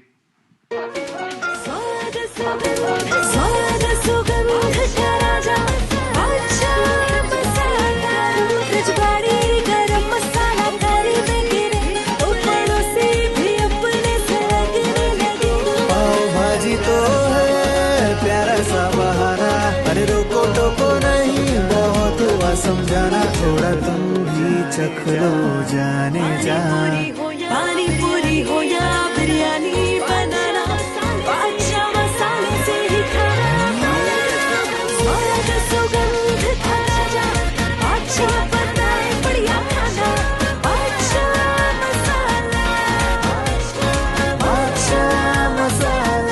Reviving the ubiquity of Badshah, this iconic jiggle, that's what we have revived. Getting into superior packaging, we already talked about this. Active moving into a Prisma pack with better portability and better consumer experience. Complete revamp of the homemade range. And again, a complete revamp of the Badshah range. Now there's a uniformity in the packs, uniformity in the graphics. The logo has become more modern, better communicates with the consumer. And that's what we have done. These packs are getting into the market. Some of them have already gone into the market. Some of them, as we speak, are going into the market. The second is Power Brand to Power Platform. Again, Real Fruit Power getting extended into two sub-brands, which is Real Health and Real Milk Power. These are the things that we have done in the recent past, about 3 to 4 years. Juices, nectar were there, got into vitamin boost, masala range, extended Real to the bottom of the pyramid into drinks, pet, aloe vera, plant-based beverage, nuts and peanut butter coming under the Real Health range. And therefore, the TAM has gone up by about 7 times or 7.5 times. And our innovation rate for this category next has gone up to about 8.7%. This is a figure for last year. It used to be about 2.3 to 2.3% in FY19. Again, expanding into foods, we traditionally used to play in a 400 crore category size for foods, which was basically cooking paste, purees and milk, coconut milk. So that's the category where we were playing in. We are trying to get into a larger segment through strategic entry into categories which have been chosen with a purpose. So we have got into oil and ghee, spices through an acquisition of Badshah, condiments, which is pickle, chutney and spreads, and we'll be getting into the RTC and RTE categories. And the brands that we'll be playing in, Dabur, wherever the consumer is bothered about quality and trust, the brand that will play in the category is Dabur. Wherever it is convenience and taste, it will be Dabur Homemade. Wherever it is health and taste, it will be Real. So this is what we have done very recently. In the condiment space, getting into pickles, getting into chutneys, getting into homemade, peanut butter. This is in the condiment space. In the RTC and the RTE and spices space, we have got into gulab jamun, dessert range, and we have acquired Badshah in the spices range. Oils and ghee, we have the mustard oil range, we have the heart oil range. Now these are all premium oils. These are not the regular oils, because if you see the oil category, 30,000 crore, mustard oil category, 30,000 crore category, there's a loose mustard out of a tin, or there is a fortune. Now the growing affluence in India, which was talked about, consumers are wanting better mustard oil. People are wanting, and there is enough scope to segment the categories. We have seen it happening in personal care through D2C brands. We have seen it happening in foods. The story has just started, and this will keep on accelerating. People want better choices. The affluence is there. People want, therefore, things which are better for them. So therefore, strictly playing in the premium oil category, and again getting into ghee. The out-of-home beverage, as I told you, our salience was low. We were there in the 20 rupees price point. Now we have extended and made more accessible to the masses, getting into the 10 rupees price point, mango drink, fizz segment. 20 rupees, we have now the PET bottles, which are better placed to serve the rural markets and the tier 3 cities. We got into milkshakes and the PET bottle in 30 to 40 rupees range. So the whole portfolio has gone up, and our salience of the out-of-home beverage has gone up by 1,000 basis points. So that's what happened in the last 4 years. Focus on digital, 25% of the spends on digital. We are engaging with 100 plus influencers who are chefs, bartenders, nutritionists, lifestyle and moms, and regional celebs, and about 8% of the business coming from e-com. Again, expanding our RTM. All this real always used to be a metro, very A-class and B-class phenomena. With this huge range coming in and we getting into more price points, it's important to extend the distribution. And as we are extending the distribution, we are also establishing our exclusive network. So now we have 470 towns where we have a foods exclusive network. We are riding on 940 towns and villages where there is a common network.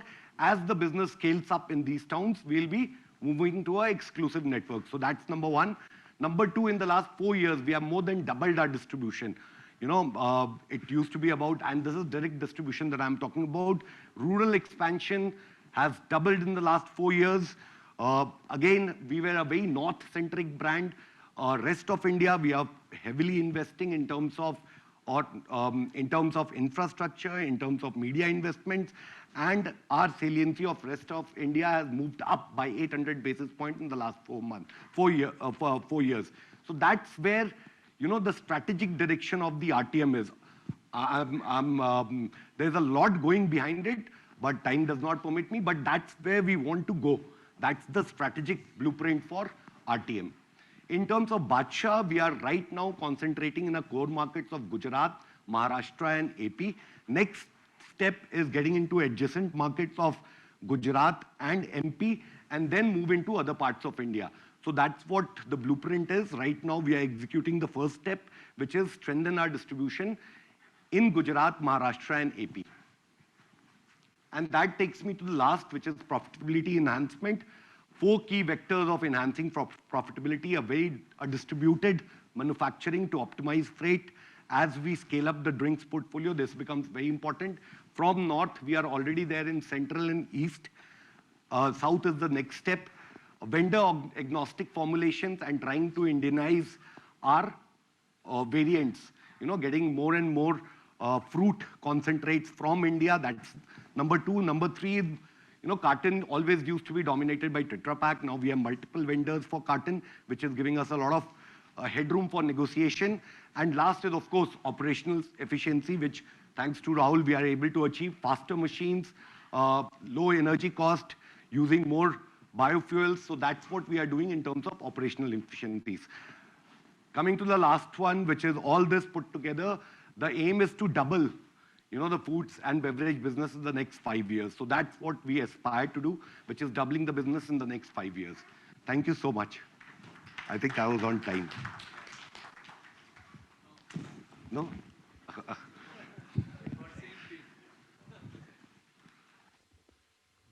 Thank you, Mayank, for a very power-packed presentation.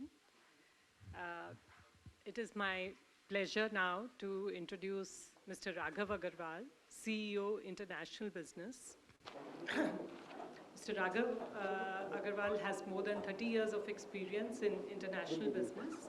He worked in Hindustan Unilever in India and Unilever in global and regional leadership roles, mainly in personal care, based out of UK, Europe, Middle East, CIS, and North Africa for about 25 years. And he has also led PZ Cousins, UK Global operations in personal and home care as EVP before joining Dabur in December 2022. He will now present a capsule on the international business. Thank you. Thank you, Gagan. I guess it's a hard act to follow with absolutely stunning presentation from Mohit, cross-functional team, Philip, Abhishek, and Mayank. And I have to say it's even harder to stand between you and lunch. But nonetheless, don't have me for lunch. I'm going to spend the next 15 to 17 minutes giving you an insight into the international business. It's an honor to meet you today and those joining virtually, and I'm delighted to present this insight. I believe you may not have had that opportunity to look into the international business. I hope today gives you that opportunity. So move on to the first chart. The international business represents roughly 25%, and that in dollar terms at about 365 million business, about little over 3,000 crores. Move to the next chart. And actually, this might give you an insight into where do we actually sell. And actually, we have a good, very balanced combination of what we call developed markets or hard currency markets and emerging markets. The number one market sitting right at the center is MENA, which stands for Middle East and North Africa, a very big region, contributing to about 26% of our business, and where, as I will share shortly, we have many lead positions, mirroring India. The number two market is actually SAARC countries, which in many ways represent the portfolio and the way we go to market in India, 20% of the business. The number three market is North America, hard currency market, where essentially we have two parts to the business. On one hand, we cater to Afro-Americans through the acquisition we made more than a decade ago. And on the other hand, we cater to the ethnic South Asian, including Indian community, selling over the vast continent. The number fourth is Egypt, and I have to tell you, it's a fantastic business, very strong business. We're in the top 3 personal care companies, one of the best performing FMCG companies, and one of the sought after employers in that country. 13% of the total international business. The fifth on the list is Turkey, also an acquired business, contributing to almost over 10% of the business, a brand called Hobby. The next one on this list is the Sub-Saharan Africa, a very large continent. It's the entire Africa, below the North Africa, the green belt that you see. And we operate in all parts, the East Africa, the South Africa, as well as the West Africa. It's a very large continent, almost touching 10% of the business. And then we have UK and Europe. In many ways, it mirrors the way we operate in North America. And lastly, we also sell in a large number of countries, probably over 50, but that at the moment is less than 2% of the business. As they grow, we try to focus more on them. Next chart, please. As a result, we cater and actually serve a very wide diaspora of consumers. Of course, there is the Asian and Arab that sits in North Africa, Middle East cluster. There is the Afro-American and Asian cluster I talked about. Then there is, of course, the Turks in the Turkey cluster, the Sub-Saharan African consumers, pretty much the native Africans. Then we have the Afro-European and Asian consumers in UK, Europe, South Asian and East Asian consumers in SAARC countries and Southeast Asia, and also, to a limited extent, East European and Russian consumers in the CIS countries. The categories we operate are very similar to the categories in India, but I have to hasten to add, personal care in international business represents almost 90% of the business. Therefore, we have significant strengths in hair care, oral care, skin care. Healthcare and food is small at the moment, but they are also key growth pillars for us in the future. I'll talk a little bit more about them. You see a number of brands on that chart. The ones that are boxed are the power brands that we deploy from India. But I have to quickly add that Vatika and Amla are the two of the largest brands that we have in our portfolio. In addition, there are many brands in our portfolio that are in some way unique to the international business. Brands like ORS, which captures which addresses the Afro-American and Afro-European and Afro community. Brand like Hobby, which is mainly in Turkey, and a few other brands on this chart. Next chart, please. As you saw, Dabur's core is in the herbal, natural, and Ayurvedic area, and it's even more apparent in the international business. Why? Because we compete with many global brands which do not have that positioning, and we also compete with a number of local brands which do not have that positioning. So whether it is hair oil, shampoo, hair cream, hair mask, oral care, depilatory, skincare jelly, or healthcare, we have that herbal, Ayurvedic, natural positioning which differentiates us from competition. This is one of our core reasons for our success in international business. How do we go to the market? Essentially, there are two models that we follow. One of the model is that we, in many countries, due to the way the consumer companies operate in the market, work with a national distributor, and the national distributor in turn serves the key channels like hypermarket, supermarkets, pharmacy, wholesale, and discounters. And depending on the market, we go pretty much to every retail channel, whether it is Walmart or Target in North America, or Lulu and Panda and Carrefour in the Middle East, or the pharmacy channels, Boots, Walgreens, and Astor. Equally, we have another model which mirrors somewhat like how we operate in India, where we directly distribute to these channels. Examples from the left side are markets like Middle East, North Africa. In countries like Saudi Arabia, UAE, we work with a national distributor. And examples on the right side are countries like Egypt and Bangladesh, where we go directly to the retail chains. Next chart. We have about 12 manufacturing facilities. 8 of them are owned by us, as we were showing in the corporate chart out of the 22. But there are 4 others that we have in third parties in different geographies. And as Mohit mentioned, we, in some of these geographies, actually benefit from trade agreements. So UAE, GAFTA, South Africa, SADC, Egypt, COMESA, and Nigeria with ECOWAS that allows us to supply goods to many countries without having to pay import duty. The wide footprint of the manufacturing locations gives us a lot of cost advantages, a lot of flexibility, and a lot of speed to market that allows us to scale up these businesses. And where we find it harder to justify investment, we work with third parties, and that's why we have a few third parties on this chart. I mentioned we have significant strengths in some categories in some markets, and this chart captures 3 of those countries where we are number 1, number 2, or number 3 in number of categories, particularly in hair. You see many important positions. Actually, we do not measure market share in many, many other countries. And I would not be surprised if we have similar positions in many, many of those countries. It's just that we don't have the market share. And therefore, we have a very strong business when it comes to market share in these countries. I'd now like to walk you through, peep through the portfolio that we have and the innovation that we have. The largest brand in our portfolio is Vatika, and it is present across a number of categories, and we have actually built this business over the last 20 years. And in terms of regions, we prioritize this brand pretty much in every region you see, and it is this brand that gives us many of these strong market positions, number 1, number 2, in hair oil, in hair cream, in hair gel, hair mask, shampoo, henna. The household penetration in some of the market exceeds 30 and 40%, and that's very significant for this brand. Our strategy with Vatika has always been to deploy a lead celebrity, and at the moment we have signed up very recently a lead celebrity in MENA region called Dora Zarouk. I'll very shortly show you a campaign, and we use her and the Gen Z influencers to drive the engagement of the brand. Our strategy is also to bring breakthrough innovation and ladder up consumers through premiumization. I'll very quickly also show you some of the innovations we've recently launched. And our strategy continuously with a wide range of products across hair categories is to actually expand these categories and these product lines across the large number of countries that we sell.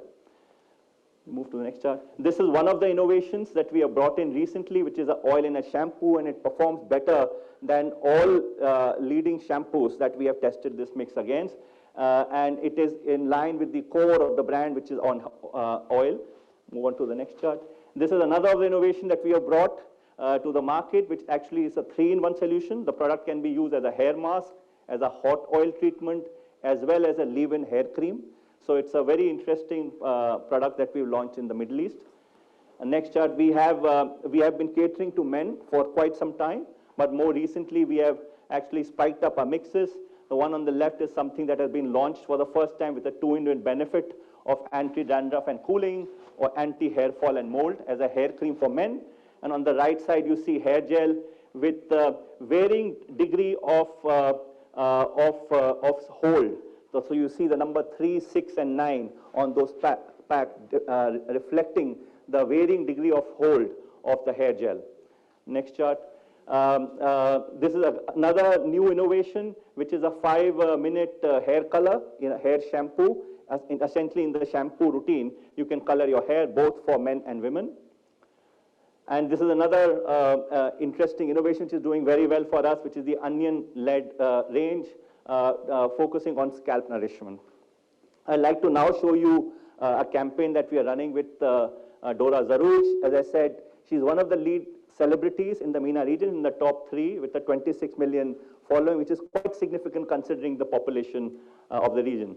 Do have a look at the bottom of the chart where the ad is in Arabic. So if you would like to follow it through, do have a look at the bottom of the chart where there will be subtitles.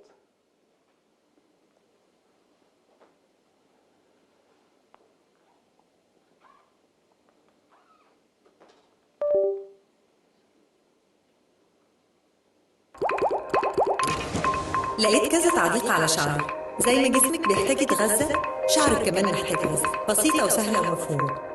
ولا غنيها. شعرك تاخدي غذاء من الصبح وليل، مش هيكون قوي ولا صحي ولا جميل. عشان كده زيت زيت زيت زيت زيت زيت فاتيكا قبل الشامبو يا ريت. شامبو جل الوان تصفيف، ياخدوا الغذاء من الشعر ويسيبوه ضعيف، وعشان يرجع جماله والغذاء اللي خدناه زيت فاتيكا والشامبو وراه. سر جمال شعرك هو اني دايما بستخدم زيت فاتيكا المغذي من الجذور للاطراف قبل الشامبو، عشان فيه فيتامين اي واي واف بيضمن تغذيه متكامله لشعري في 20 دقيقه بس. ها صدقتوني؟ So as you saw, she talks about using oil before shampoo. As a market leader of oils in the region, we felt it is incumbent on us to try and grow the category, and that's why we find that while everybody uses shampoo, not everybody uses hair oil. Therefore, she's talking about using hair oil before shampoos, and that's the core part of the message. Equally, we have a very powerful brand in Dabur Amla, world's #1 hair oil, and like Vatika, it has also extended into a number of other product categories beyond hair oil, though hair oil remains the core of the brand. And priority-wise, we focus on this brand across pretty much every region. And market share position-wise, it is actually #1 hair oil brand in KSA, Kuwait, and some other markets, and #2 or #3 in some other markets. And household penetration, again, exceeds 30%, and which is quite significant, considering it is coming from a region which probably didn't have that much of a hair oil habit. In a way, I could say that Dabur can perhaps claim to be a company which has, if you like, induced that behavior of using hair oil in that part of the region. And our strategy, in some way, we've always used the lead celebrities. At the moment, we are using a celebrity called Heba Magdi, again a leading celebrity in the region. And we drive the core of the brand through the proposition of long black hair, or kale ghane lambe baal, as it's known in Hindi, as well as anti-hair, because it is thought to be a key hair problem, which especially the millenniums and Gen Z encounter. And we have brought in some solutions on advanced hair, and we've also felt that it is very important to keep the hair oiling habit going, even though we have been the people who have actually brought in that habit and in some way taught the Arabs to oil the hair, to ensure that when it comes to the next generation, when it comes to their kids, that habit gets passed on. And we've also launched some pure premium oils. So I'd like to show you some innovations.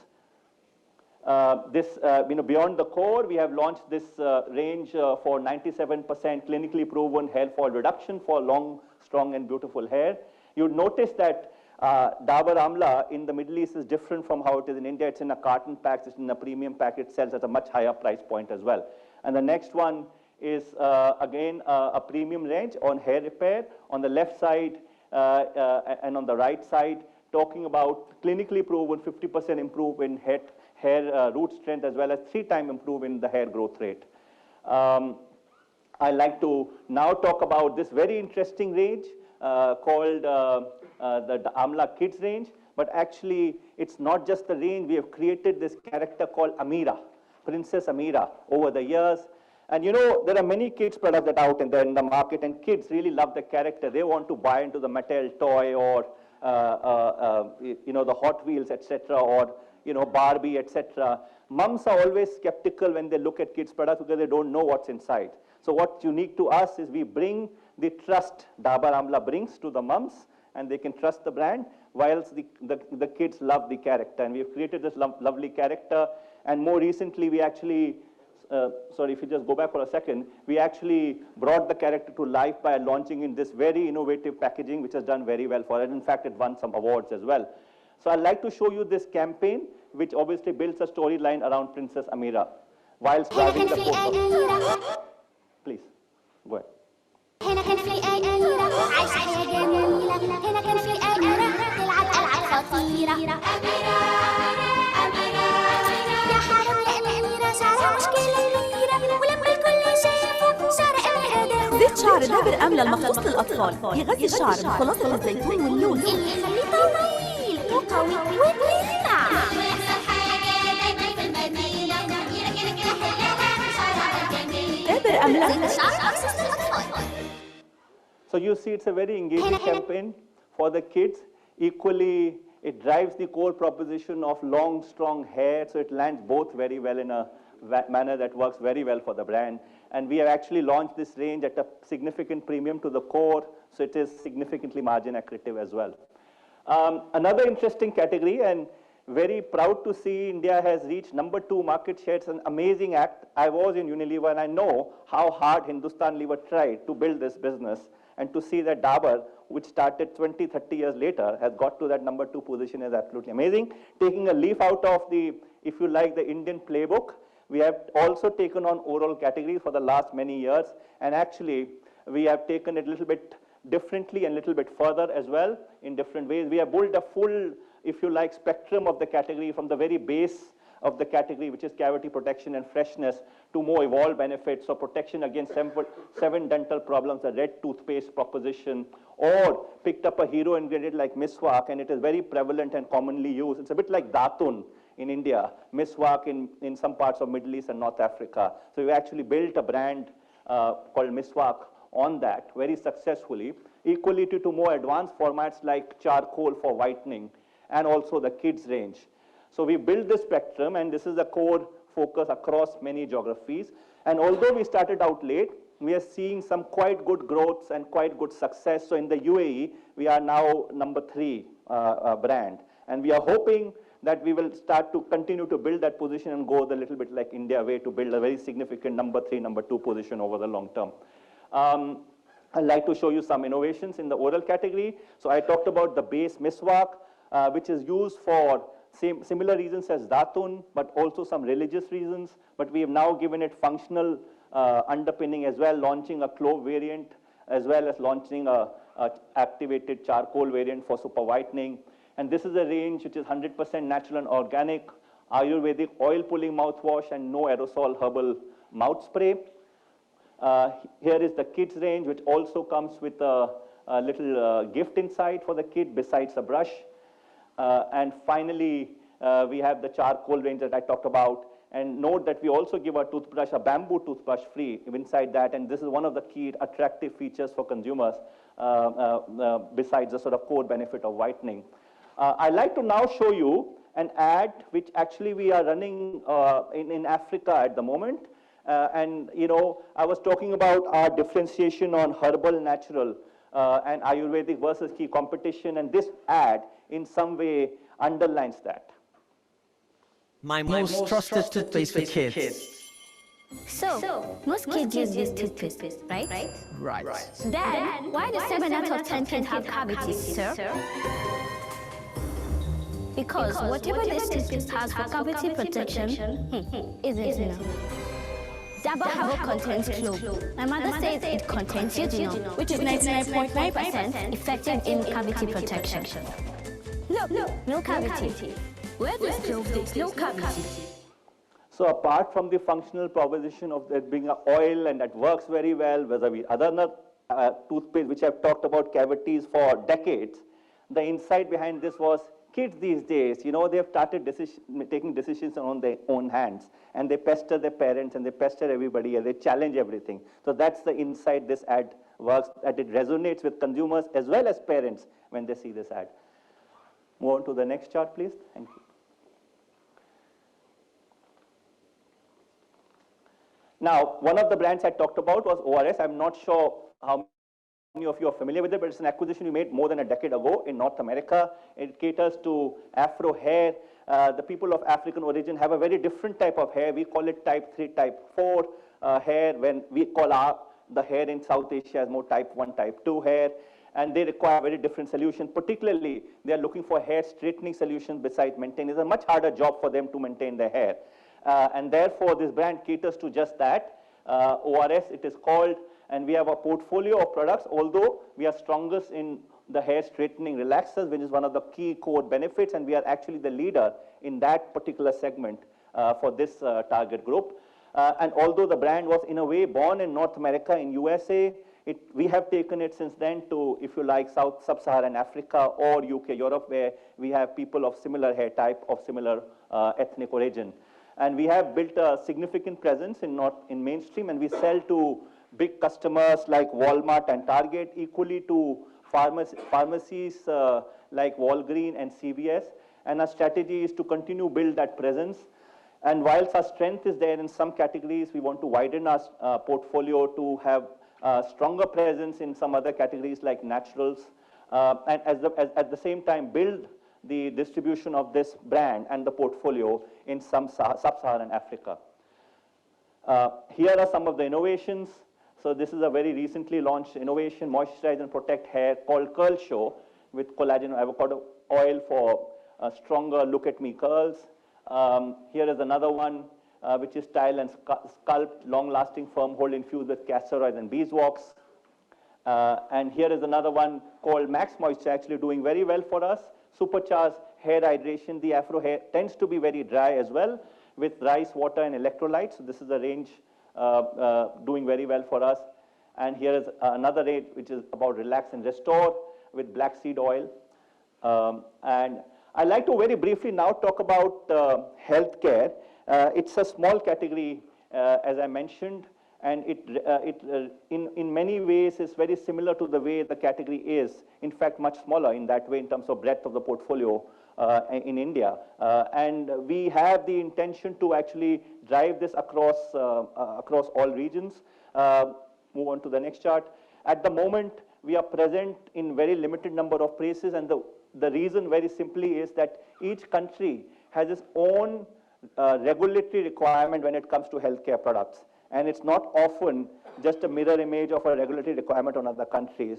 So to meet that, it needs a lot of scientific work on one hand. Equally, it needs quite a long lead time to actually get there.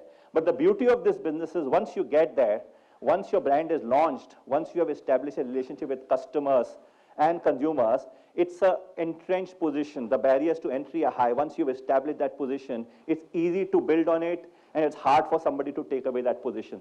For this reason, it is our intention that all the ones that are not ticked on that map, we want to tick them going forward, and we feel that we will have a very strong business long term with the healthcare portfolio.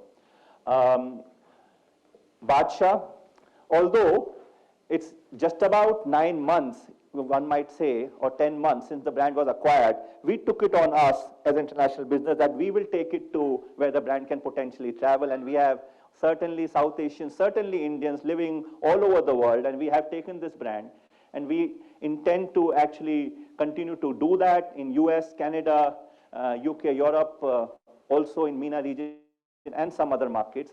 Of course, the key focus is to launch it and make it available. It was already there with the previous owner in that way, but in a very limited way.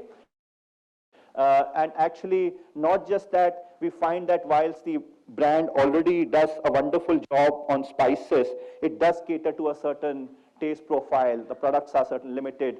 When it comes to some other ethnicities, people of similar but slightly different origin, whether in South Asia or elsewhere, some of the masalas they use are a little bit different. Certainly the Arabs use a very different type of masala. So it's our intention to make region-specific products as well under the same brand. The word Badshah, the brand name Badshah is amazing. It does resonate in many other languages. There is a word called Pasha, for example, in Arabic, which is very similar in some way to Badshah in terms of the meaning and even sounding. So we think we can actually deploy this brand wonderfully across markets. And here is a picture from last month, 3 weeks. So we launched it in US. This is the Independence Day parade in New York City, in the Manhattan, where almost 200,000 people actually encountered and engaged with the brand when we launched it. Now, I'd like to just spend a couple of minutes talking about international business as to what I believe drives the success of international business. And there are really 2 points. The first is local customization.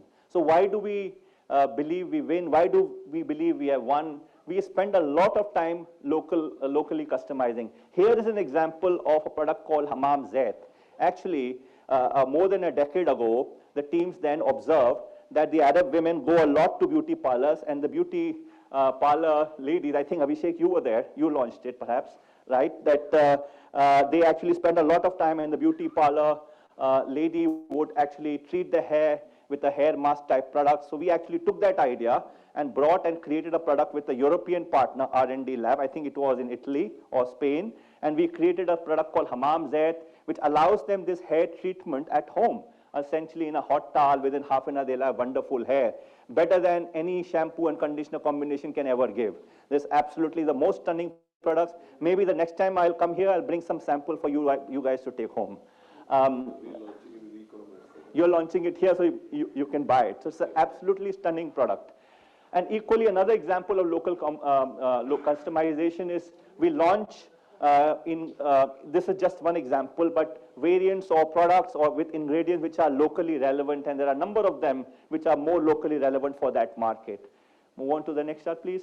And here is another example. We even customize a mix. So making a case in point, when we look at hair oil, we may have a situation where, if you like, on the right side, the hair oiling habit is there. The oil is used pre-wash before shampooing or washing your hair. Typically, we'll have a high oil viscosity product. We will sell it at a premium price, and because the usage is there, we also sell in larger pack sizes.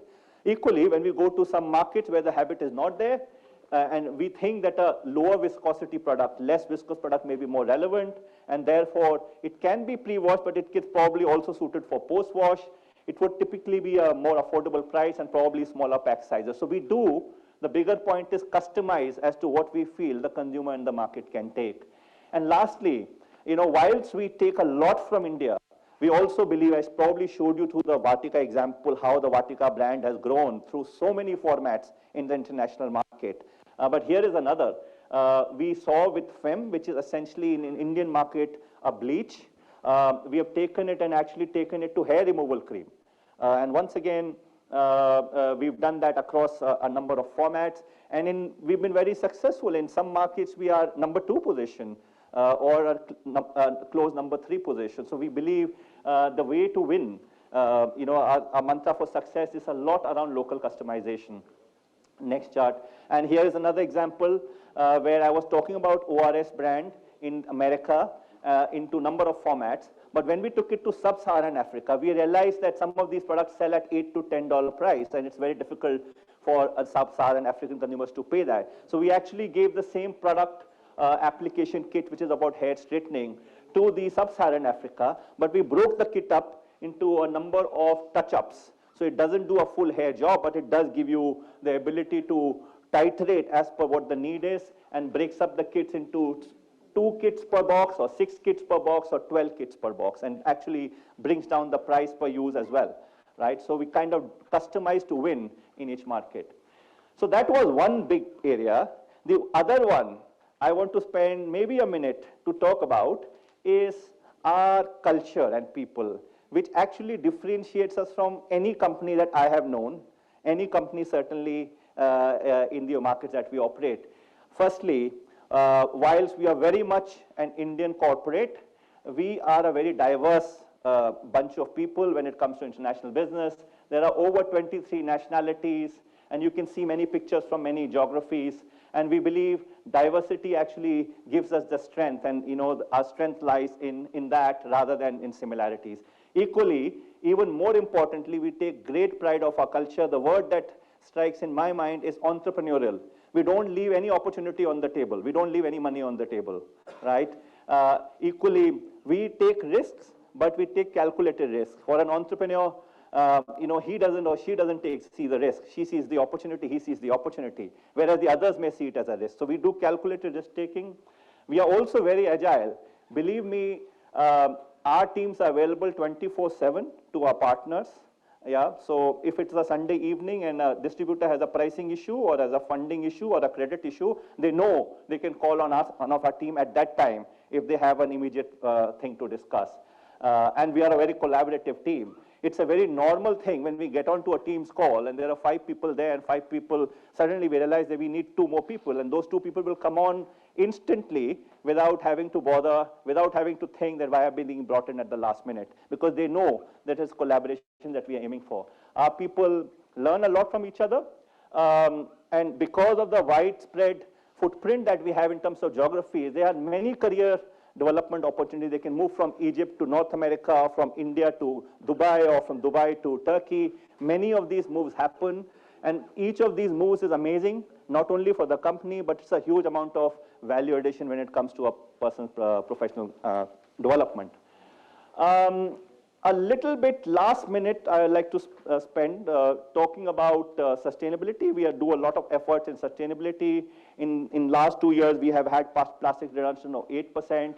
We have launched, plastic-friendly or plastic or recyclable many packages, and we are continuing to invest in our factories to focus in this area. A little bit peep into how we move to the next chart, please. Opportunities that we see, and maybe you just show the full chart. Essentially, there are 5 areas. So firstly, it is about growing core business in 3 of our largest geographies, the MENA region, the SAARC region, and Afro-Hair in North America. And it's going to be through renovation, through strengthening our portfolio and building efficiencies, as well as go-to-market execution. Equally, we see very big opportunity in scaling up our presence. I talked about Egypt. Clearly, we can see that we can aspire to be the #1 personal care company in Egypt, in personal care, #1 personal company. Equally, in Turkey, to expand its footprint internationally as well as portfolio. Sub-Saharan Africa, I said, we are 9%, but we could easily be much more. We can easily be 2 times, 3 times that business. And in US and UK, we at the moment cater to the ethnic community, but we feel with some of our product lines, we have the ability to get to the mainstream Americans. And that's a journey we are starting. We talked about many focus geographies on the very first chart, but we believe that we can build some more new focus geographies. An example is CIS countries or some select markets in Africa. E-commerce at the moment is very small, but we believe it can be scaled up. That's an opportunity. Manufacturing and supply chain cost advantage, we believe will play a very important role for us in future. And lastly, we are looking to strengthen our gross margin so that we can invest more to grow. And I'd like to just share with you a little bit of an ambition. We're looking at growing the top line in double digits in constant currency terms. We are also looking to expand our gross margin through premiumization, through innovative NPDs, and through also saving measures by about 300 bips. We're looking to invest more in behind our brands, and we're looking at driving our operating margin upwards of 20%. Yep, so I think just to summarize my last chart, international business, key part of Dabur, and we hope that it will continue to remain so. We're quite bullish on the growth momentum going forward by both in growing in small categories as well as larger categories, and in particular drive geographical expansion. One last final word is the term that comes through my mind, or the metaphor that comes to my mind, thinking of international business of Dabur, is that the world is our oyster. Typically, this is conveyed to young people who are about to, if you like, step on adulthood, that the world is out there, go and grab every opportunity that you can find. And that's how we see the international business. Thank you.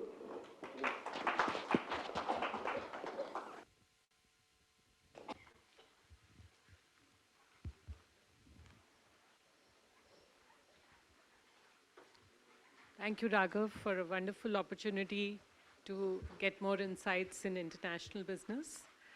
We can now start the Q&A because I think it's better if we carry on the flow rather than break for lunch at this point of time.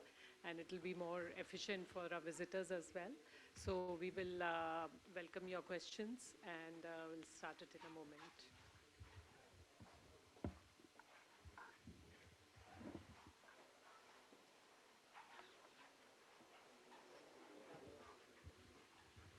For those who are online, please send your questions into the chat box. We will try to take them, but in the interest of time, okay, you can raise your hand, and in the interest of time, we'll try to take a few questions at least from the online viewers. Thank you.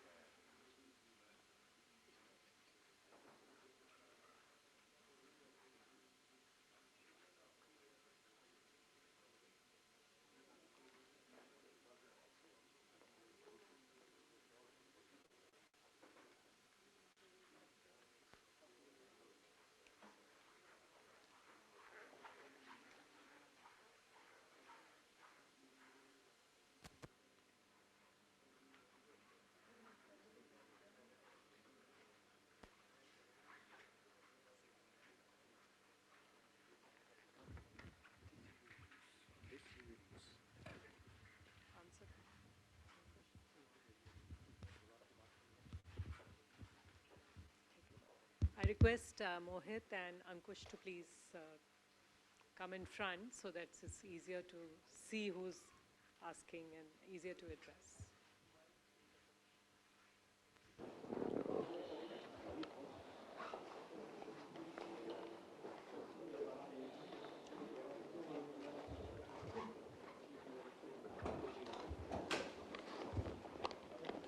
Please introduce yourself. Hi, sir. This is Avi here from Macquarie. Thanks for this, organizing this. It was very, very useful to kind of appreciate the aspects of each of the businesses. I had two questions. First, I wanted to kind of understand the healthcare business in particular, especially the guidance that has been shared. Over the last few quarters, we've been arguing that it'd be a high single-digit, low double-digit kind of CAGR that one should expect. But the target seems to suggest a much sharper mid-teens probably growth trajectory over the next 5 years. If you could help us, is that understanding correct, A? And what would kind of change versus what has happened till now? So I think on healthcare, although I would ask Philip also to add a remark here, but I think that will come in the later stage of my answer. But I think first is the international business had a great run. If you look at traditionally growth rates of international business, high single digit has been the, healthcare business. It has been a high single digit healthcare business growth for us. In between COVID came, the penetrations went up, the market shares went up, and there was a surge happening, and we've established a high base of healthcare, and because of which we've seen a muted growth. But if you look at a long-term period, we are growing at around 9% CAGR. So that's a CAGR we'll maintain. That said, that is the internal target that we are giving. Now, Philip has come and he's also teaching us a culture of BHAG. It's called Big Hairy Audacious Goal. So we are taking a goal on ourselves as a conviction to drive a much bullish number, but the target that we set for ourselves, which is also linked to incentives and variable pay, is on a high single-digit kind of a growth rate on healthcare, because whatever we are seeding is fundamentally long-term for the business, and this is a platform of advocacy that we are building. This will kind of have a halo effect on the entire Dabur business, and it's a segue that we are building for very long term. So immediate result will come, but that will be a 0.5% or a 1% incremental to the base business. But I think over long term is what we're doing rightly to create a future fit organization. Okay, and so, that is a target. So if I understand correctly, and I'm just summarizing, it's a target, but what we should take away is that we're not kind of Yes, so high single-digit growth is what we are maintaining for healthcare, and that is what we will want to sustain over a period of time. Till the time there is a very big change. What we are seeding is the means to the business. So once the means to the business are structured and seeded, then we will see the revenue growth happening. Maybe it will be a little long term for us. And would it be fair to say that this seeding of growth is going to be largely in the ethicals business, because a lot of it is advocacy linked and may not, and seems to suggest it is a lot more about growing an unbranded ethicals to the branded to the therapeutics. So is that the framework in the three segments that when you look at, that's where we will see the biggest uptick in growth rates? So I'll tell you, the changes that we are planning to make, I know Philip is itching to answer, and so therefore there will be changes, I think, in the entire healthcare space. So I'll just give you the three buckets of healthcare the way we are structured. There's the health supplement business, which is the largest chunk of the business. That grows on a conventional model of growth, which is power brands. We advertise, we increase our market share, we increase our addressable market, and that's the largest chunk of business, which has an immediate impact on the growth of the healthcare vertical. That grows on a high single. OTC business also follows the same thing. The other part is the ethical business, the Ayurvedic business, the allopathic business in it, and so that business will get impacted, but over long term, it will have a ripple effect on my OTC and healthcare business. So that is, I hope I've been able to explain to you, Avi, what we are trying to do by setting up an advocacy vertical for allopathic doctors. Okay, so it would be more, that kind of driving better offtake in ethicals, and that hopefully kind of driving the growth rate in the remaining segment. That's how you're seeing it. Sorry, I didn't quite understand when you said it flows through over time, because I understand investing a lot more in advertising in Chyawanprash, using innovations. That part I get, and you kind of market that. But how would marketing to an allopathic doctor drive growth in the Chyawanprash and honey segment? I'm not very clear. No, I'll give you a use case here, and Philip, you can take on if you think you'll be able to explain better. Like, we are going to an allopathic doctor today to do advocacy or selling of our branded ethical business. Branded ethical business we don't advertise, because doctor doesn't want to prescribe a product mainstream which is advertised. Okay? Doctor and advertising, they work poles apart. He doesn't want to write something which is advertised, on which Amitabh Bachchan is endorsing. So we've got a huge big portfolio of 450 products in an ethical and branded ethical business, which is non-advertised business. This is what is going to ride this platform that we are putting in place, number one. So it will step change the growth that you will get in this business by seeding it. That is one vertical of branded ethical. The second vector here for this distribution chain that we are doing is baby care business, which I'm going to be building. So we have created an exit rate of around 20 crores in baby care through e-commerce seeding. Now that business is going to be built into mainstream through doctors. So we are taking that 20 crore business to a 50 crore business in year one and a 100 crore business in year two, which will go on, and we are targeting a market of around 15,000 crores of baby care. That's a market opportunity. The branded ethical business is even larger opportunity, because he shared with you 200,000 market that we can tap as complementary medicine with these branded ethical products. Are you with me? Yeah. That is the way. Okay, got it. fair.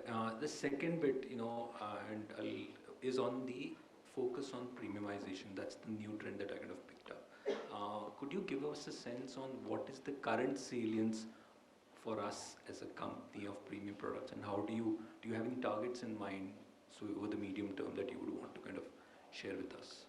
Yeah, see, premiumization depends upon the success. At the moment, I think around 8 to 9% of the portfolio will be premium overall, if you actually look at it, because Dabur has been traditionally very rural and middle India company and never been a very premium metro connected company for millennial or a Gen Z. We were actually born. We are 135 years old organization. A new startup like a Mama's Earth will resonate only with the Gen Z. We resonate with more baby boomers and even a generation prior to that. So we are that company, and the belly of our business comes from there. So only around 5-8%, depending upon category to category, our premiumization will vary, and the definition of premiumization will be 20% above the average market price of the market leader or the average of the whole market, 20% premium to that. Only around 8 to 10% of my portfolio will be that. I have to build that portfolio. That is why in every power brand, I am taking a onus, and the team is taking a onus to build premiumization as a vertical of 5-10% business will be premiumized across our power brands, which are contributing to 75% of my portfolio. That is what you see on Chyawanprash. I'll give you again a use case so that you are able to understand better. Chyawanprash is a brand which is 600 crores for me. Now, I put Ratan Prash on it, I put sugar free on it, I put date prash or gur prash or everything I put, it's contributing to around 8%. I will take 8% to 15% at best, even if I steer the growth forward. So it will be slow and gradual, but the target is given, to your point. Everywhere a 300 or 400 basis points improvement in premiumization will happen across our power brands going forward. And this is not just a brand target, this is also a target given to GTM, to Anshul also. So that is to build premiumization in different regions, to improve the gross margins. Okay, got it. Yeah, I think I'll kind of come further. Correct. Philip, in case he wants to add some point which I missed, I think Philip, please. Huh? Next question we'll take from Percy. He's online.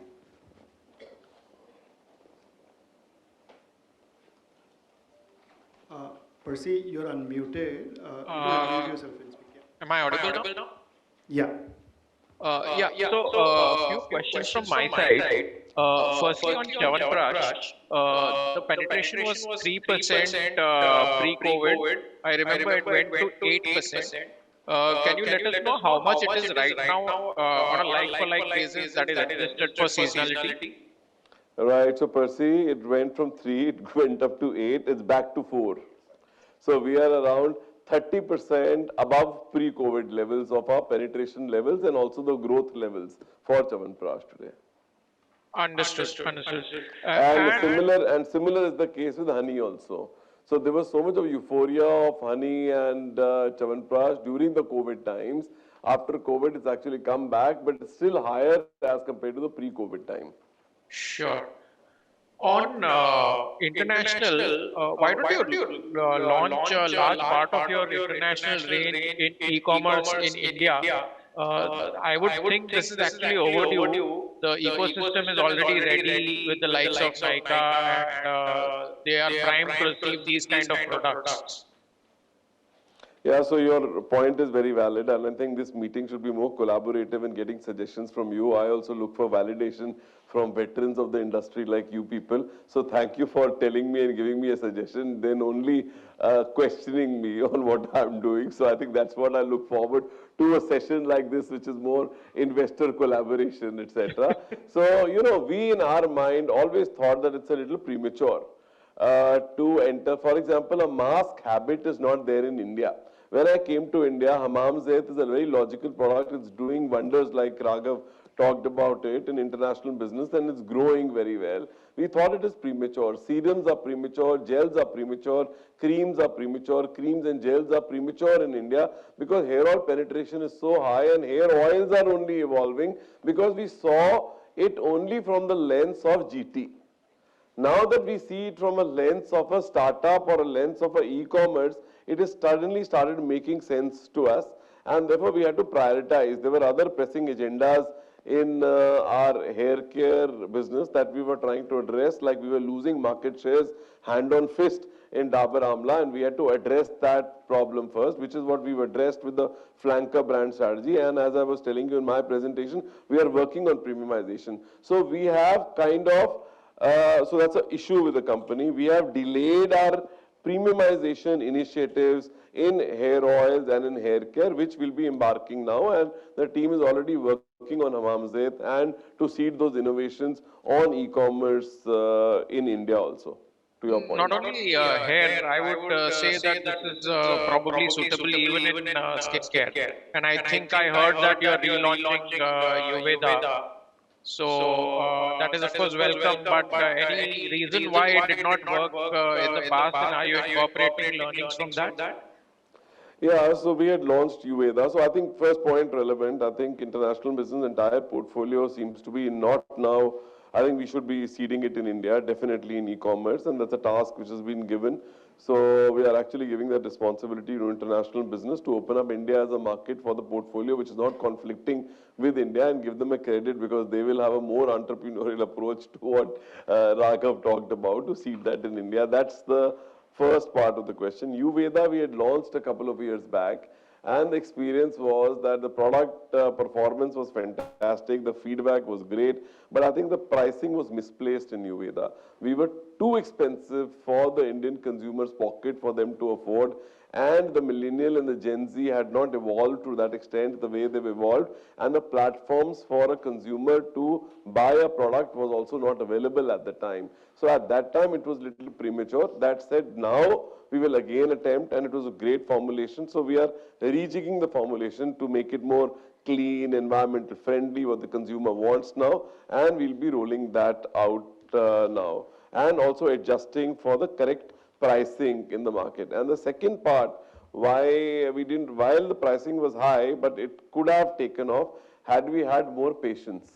So I think now we have much more patience, and therefore we have seeded a model that we are okay with a 10 crore sale, we are okay with a 20 crore sale on an e-commerce platform. At that time, the guardrail was that we have to do a 50 crore business generation from an NPD in skincare that we are rolling out with so much of investment.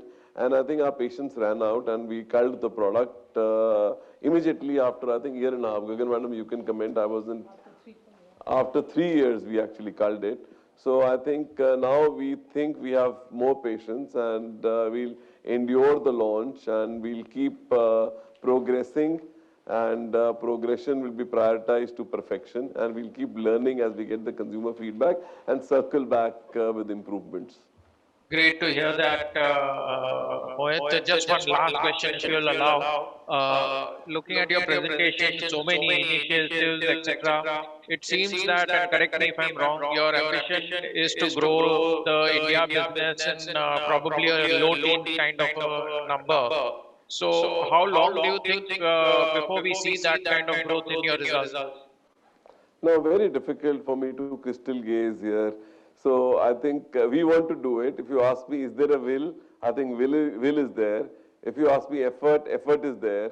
But the market dynamics is not in my hand, because India is a very, very dynamic environment, and there are circumstances which are beyond your control. But I can definitely comment with conviction that if the FMCG or the relevant markets grow at X, we will be growing at 1.5X of that particular growth rate and gaining market shares across our competitors. So I can't say it will become double digit or a high single digit. That is very difficult for me to comment, because it's a very dynamic and volatile market environment. Sometimes inflation comes in, sometimes we're hit by COVID, sometimes rains actually depress our ambitions. Like as we speak, our juice business is not doing, which was a star performer like till last year. We were having a 40% growth year on year.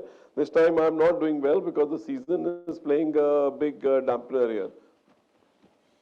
You know, so can't give you a number, you know. But the guidance, obviously, we have got a growth in India of around 8% CAGR. We want to trend at a much higher than a 8% going forward, and we are targeted to that. Our remuneration is linked to that.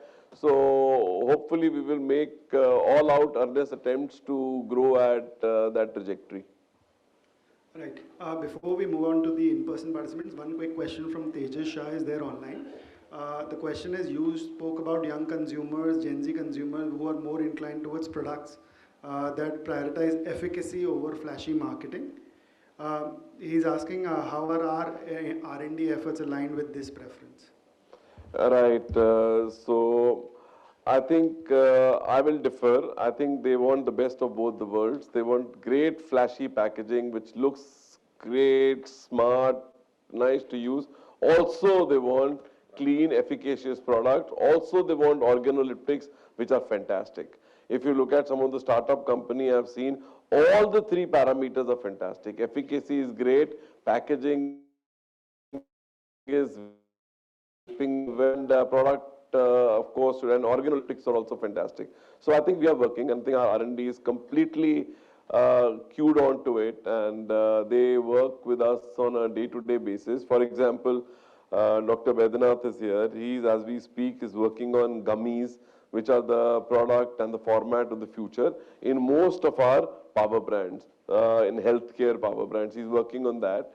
He's working on powders, which are again great. He's working at effervescent tablets. So that work is happening. And it's just not old school thought of taking pride in what I'm doing and researching as a R&D mindset has changed. We are more from R&D to C&D. When I say R&D, it's research and development, to more it's connect and develop. We are trying to connect with third parties who are also the product developers for the startup companies, who have kind of leapfrogged in the journey of development. Just connect with them, take the product, add your efficacy in terms of Ayurveda in it, and roll out. Because that is my secret sauce. That secret sauce cannot be replicated by any third party. That is my proprietary, which I add and assimilate with the broad blow shell which has been devised by the startup, and launch it in the marketplace, which resonates with the consumer much better as compared to my old school kind of product. That's how we'll speed forward, and that's how my R&D people are working. As we speak, I think around a month back, we had a great vendor meeting, and in this vendor meeting where R&D people were present, specialty chemical suppliers were present, raw material people were present, we were discussing this only, and we got some great ideas out of that. So we are working on it, and R&D is pretty aligned on the same. I think we can take some questions. Yeah. Thank you, Mohit, for a fantastic presentation. Just a candid observation, the share of voice for Ankush was very low. And I think this is one of the things we typically ask, how the financial terms and commercial terms are going to move up for this company. I mean, it's a view and it's an observation. Second, my question is around that the complexity of the business since the time you have come on board. As you said that the new product contribution is now 4.5%. I just wanted to understand, because there was no slide or there was no presentation from the sales angle, how at the ground level you are managing this complexity of the business in terms of channel, in terms of efficiency, in terms of drawing the best of the things. Though it was partly covered in the digital piece, but in the effective piece, when we see that there is a trade complexity which is incrementally going up, and especially if Dabur is stronger in GT business, how this journey for next 3-4 years, because from the slides and from the presentation we are saying we are further going to add the complexity with the focus on the healthcare business. I got you. So I think I will not take the share of voice anymore. I want to give the share of voice to Ankush, your first part of the question. And the second share of voice also, I will give it to Anshul, our head of sales, whose presentation, I told you in the beginning, I am not, he's just taken over the big saddle and the big shoes of Adarsh Sharma. And I don't want to expose him to the firepower of investors and analysts. And therefore, I told him that I will be at the brunt of that pressure rather than putting him right in front of the lion's den and telling him now all the questions. So he will answer this question definitely. So Shrish, first point on the share of voice. Yes, we debated about it and we deliberated that what is the most important thing currently we are looking from either the organization or from finance. We thought the most important is we had turbulent times, because of geopolitical situation across the globe and across peers. So we want to hear about the profitability metrics over last 2 years and all. So that was the most important metrics we wanted to hear. And I deliberately did not talk about the operating margin, because I thought you will ask me in the Q&A session. Yes. You would. And, I also wanted to say that while our aspiration is much higher, and easily, with confidence, I can say that we can reach 20.25 to 20.5 operating margin even in this year. However, having said that, you will not hold me for that. And you all also will not. We will go for it, but having said that, we want to redeploy part of the margin expansions back into brand investments. So 100 to 225 bips will go back, and not only in brand investments, but also in digitization efforts, which we have been doing, across the organization. Because we are firm believer that if we don't invest now, our successors probably will hate us for that, one, and our future generations will repent. Because as you say, we have great brands, great strategy, great NPD pipelines, and therefore it needs a lot of investments, not only in brand, in digitization, but also in route to market. So we would want to give it back to business so that we have a sustainable growth. Point number one. I also wanted to speak about digitization efforts, which is not only happening across the organization, but also in finance team. But we thought, who better than Kostab could take that. But just to brief, apart from digitization in, let's say, sales and marketing, in operation, in marketing, we are stepping up our investments, whether you call it DAM or CMS or cloud or journey to cloud, or even S4HANA moving last couple of years. We are also building tools which are about forecasting, about budgeting. At the top level, I can put a number at the top and it will disintegrate at the most bottom. Likewise, I can put a number at the most bottom and then it will aggregate. So wonderful tools, one of the best. I can say with proud that it is one of the best in the industry. One is that, which enables not only corporate, but also the business teams, which will have more profitability. Then we are also building tools that, as Mohit said, that the sales team or Anshul's team is not only responsible for top line. We are driving that culture. They're also responsible for driving profitability, whether it's general trade, whether it's modern trade, whether it's e-com or any alternate channel. So we are driving that very aggressively. Sales team is also responsible for mix, while they may not be directly responsible for inflation or deflation, or on premiumization, or on must-stock list, etc., to give them better profitability metrics and reach more consumers more effectively. So a lot of things we wanted to speak, but we thought you listen to us quite often, and therefore let the business teams also present the real insights, what's going behind the business, how part of it, rather than just the profit. Profit we can increase to, as I said, 20.25 to 20.5, but we want to give it back. And I don't think, and I think definitely that you will also want us to do that, because in many of our conferences, you've said that why have you cut back on investments last year? So I think we wanted to speak much, but in summary, we can, but we would want to give it back to business. Yeah. So I think, okay, Anshul. No, but I just wanted to summarize what Ankush is saying is, I think there's always a quandary in, that's why he was looking at me when he was speaking. So I am pushing the CFO to whatever upside in gross margin we get because of inflation moderating. There is upside in gross margin which is happening, and naturally it's happening because there's a deflation happening and there's a gross margin upside. So if there's 100 basis point of upside in gross margin, it's between us to decide whether you want to invest into advertising, where the advertising has gone down to around 5 to 6%, I want to take it up to around 8%, or I want to put the same amount of 100 basis points straight away into operating margin, which everybody will like. So the gallery will definitely like that. So the promoters will like it, but is it long-term sustainable? Answer is no. At the end of the day, we are putting less firepower behind our brands which are going to sustain, and we've got a lot of brands there.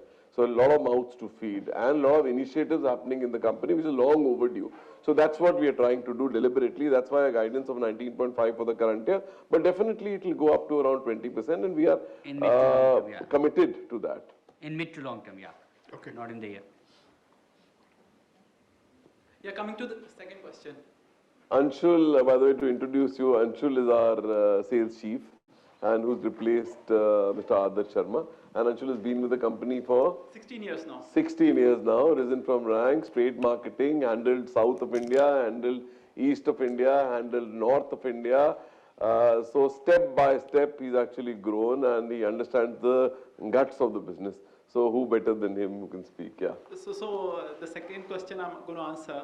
On a lighter side first, so the sales team which is there in Dabur, very young team, I think 35 years of age of the leadership team which is there, so that's well enough to handle the complexity of the business. But again, coming to your question, so I'll answer it in 4 parts. So first is that the products which you have seen, the 3 portfolios, healthcare, personal care or foods, and then it is segregated across the channels. We have got an e-commerce team, we have got a modern trade team, a general trade team and an enterprise team. So the new products or the portfolio is very clearly segregated. For example, Samarth's team in e-commerce would be driving separate portfolio of new products. Similarly in modern trade and general trade. So coming on to the general trade, which is the major part of the business. In general trade also, we have got teams which are segregated at a healthcare level, at a personal care level, at a foods level. In personal care also, as Mohit sir has already told, there are 2 lines, HPC1 and HPC2.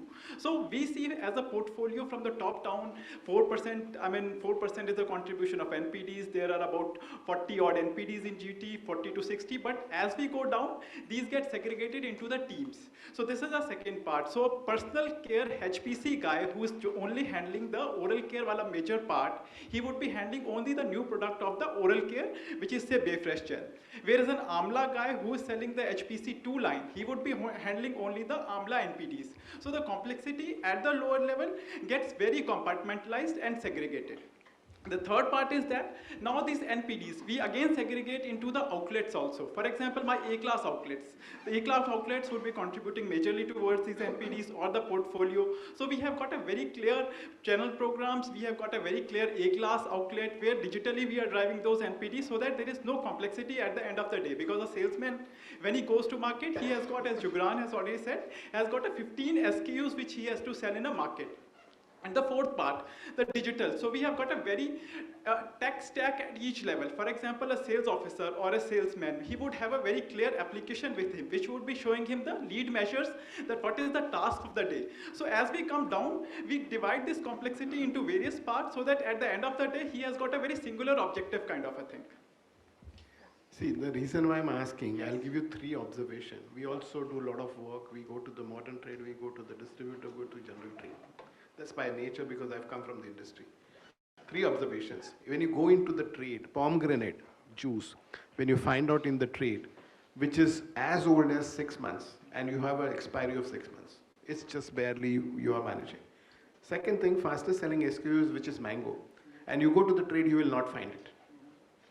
Another example, if I give you, the trade inventory over last 6 to 8 quarters has consistently gone up.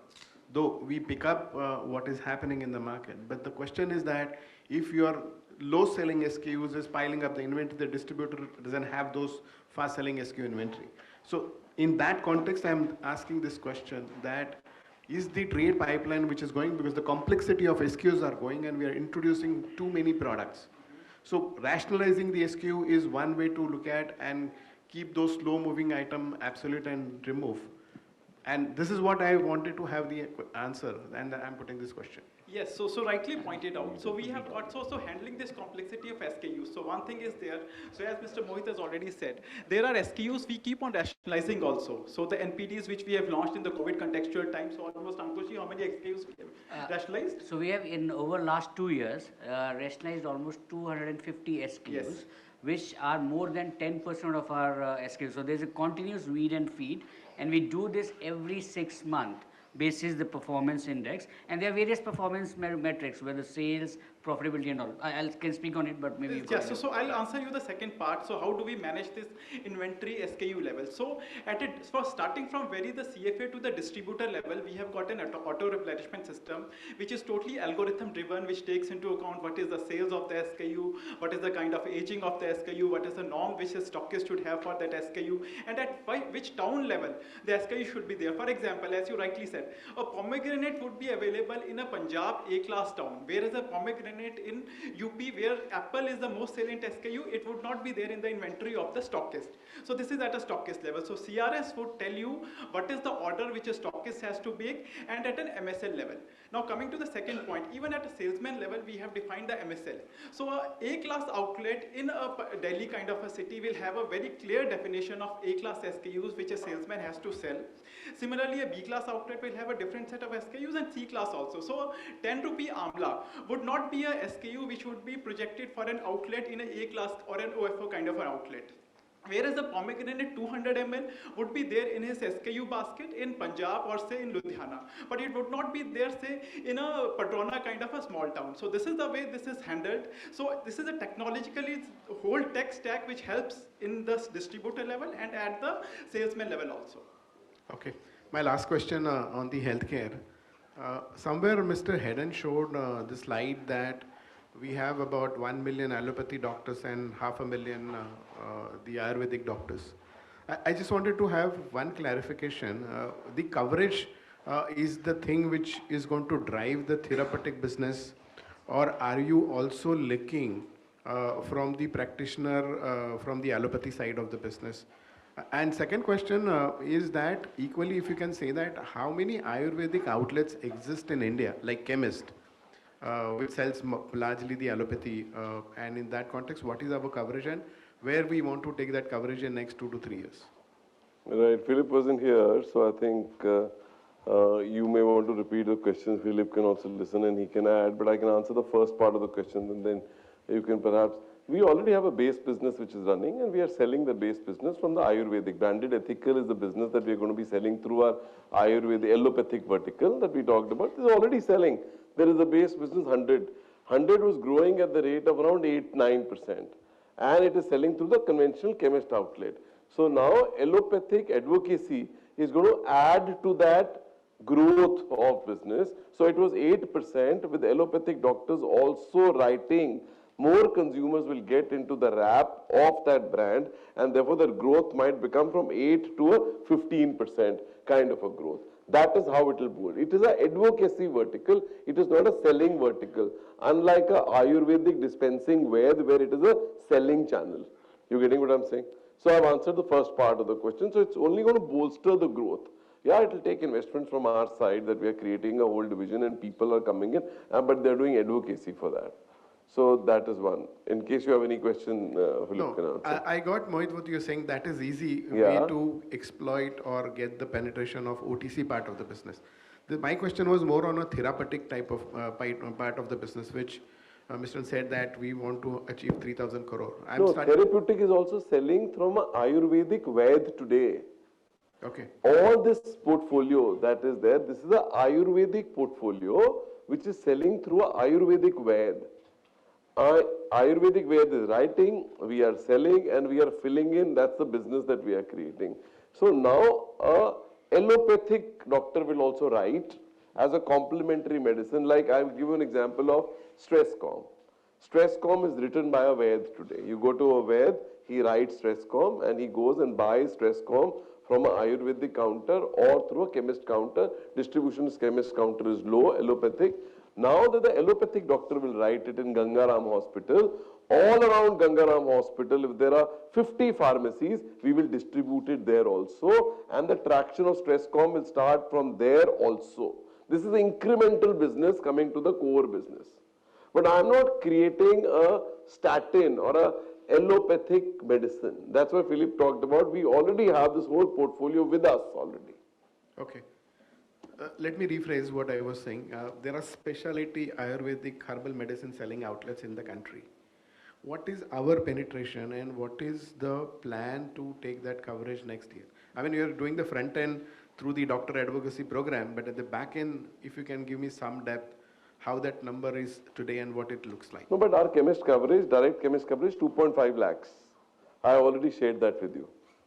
2.5 lakhs is the direct chemist coverage, which is allopathic pharmacy coverage, which we will take up gradually, slowly to a level of around 3 lakhs to 4 lakhs. I shared the target with you also. It's going to go up from 2.5 lakhs to roughly around 3 lakhs. That is what we will do. That's the target that we'll have. And these chemist outlets are common to whether it's a allopathic doctor or it's a Ayurvedic doctor.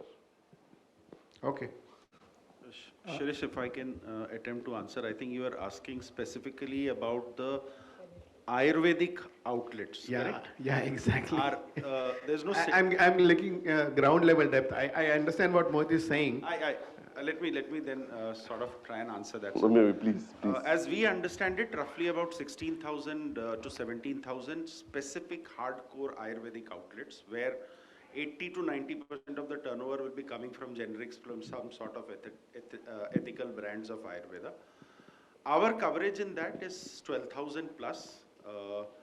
The reason we don't have a coverage in the rest of it is these are outlets which are hard-coded in areas like Kerala and Tamil Nadu where they sell only certain brands which are, very atypical to those geographies. So that is the reason why there is no coverage. Otherwise, we are covering 12,000 out of our estimate of 16,000 odd Ayurvedic outlets. That's the first part. The second is of the overall 5.5 lakh chemists that exist, we have a coverage of about 2.5 to 3 lakhs. Within that also, we have a distribution of our Ayurvedic products because typically an allopathic chemist also stocks about 10 to 15% of his portfolio, which is OTC Ayurveda, a Dashmula list or a Ashoka list. Our coverage through the therapeutic or the Ayurvedic channels that we have is roughly about 1.2 lakh chemists. Among that, 2.5 that we cover. I hope I answered.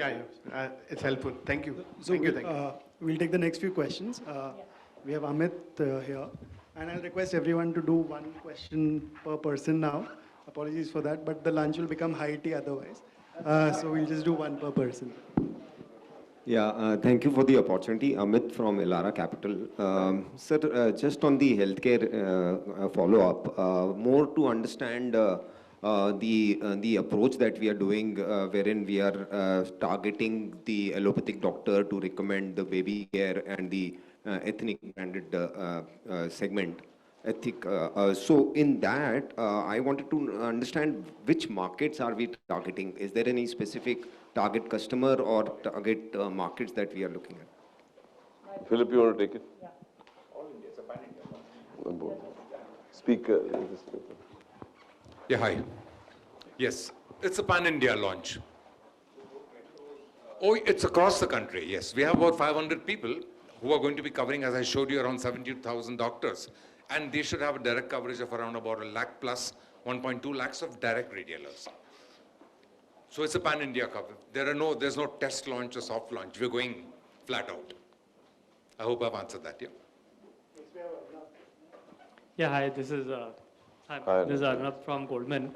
My question was actually on the beverages part. So if I look at broadly the market in India, the highest growth in the last couple of years seems to be actually in ready-to-drink beverages, whether it is energy drinks, which has become a multi-thousand crore market, or Tata Consumer's Narishko business crossing 1,000 crores this year. Now you have a very good real business, and the ready-to-drink part of it, which is 200 crores today. What is the impediment to scale this up very fast to 1,000 plus? Which seems the market is there, your market share is very small here.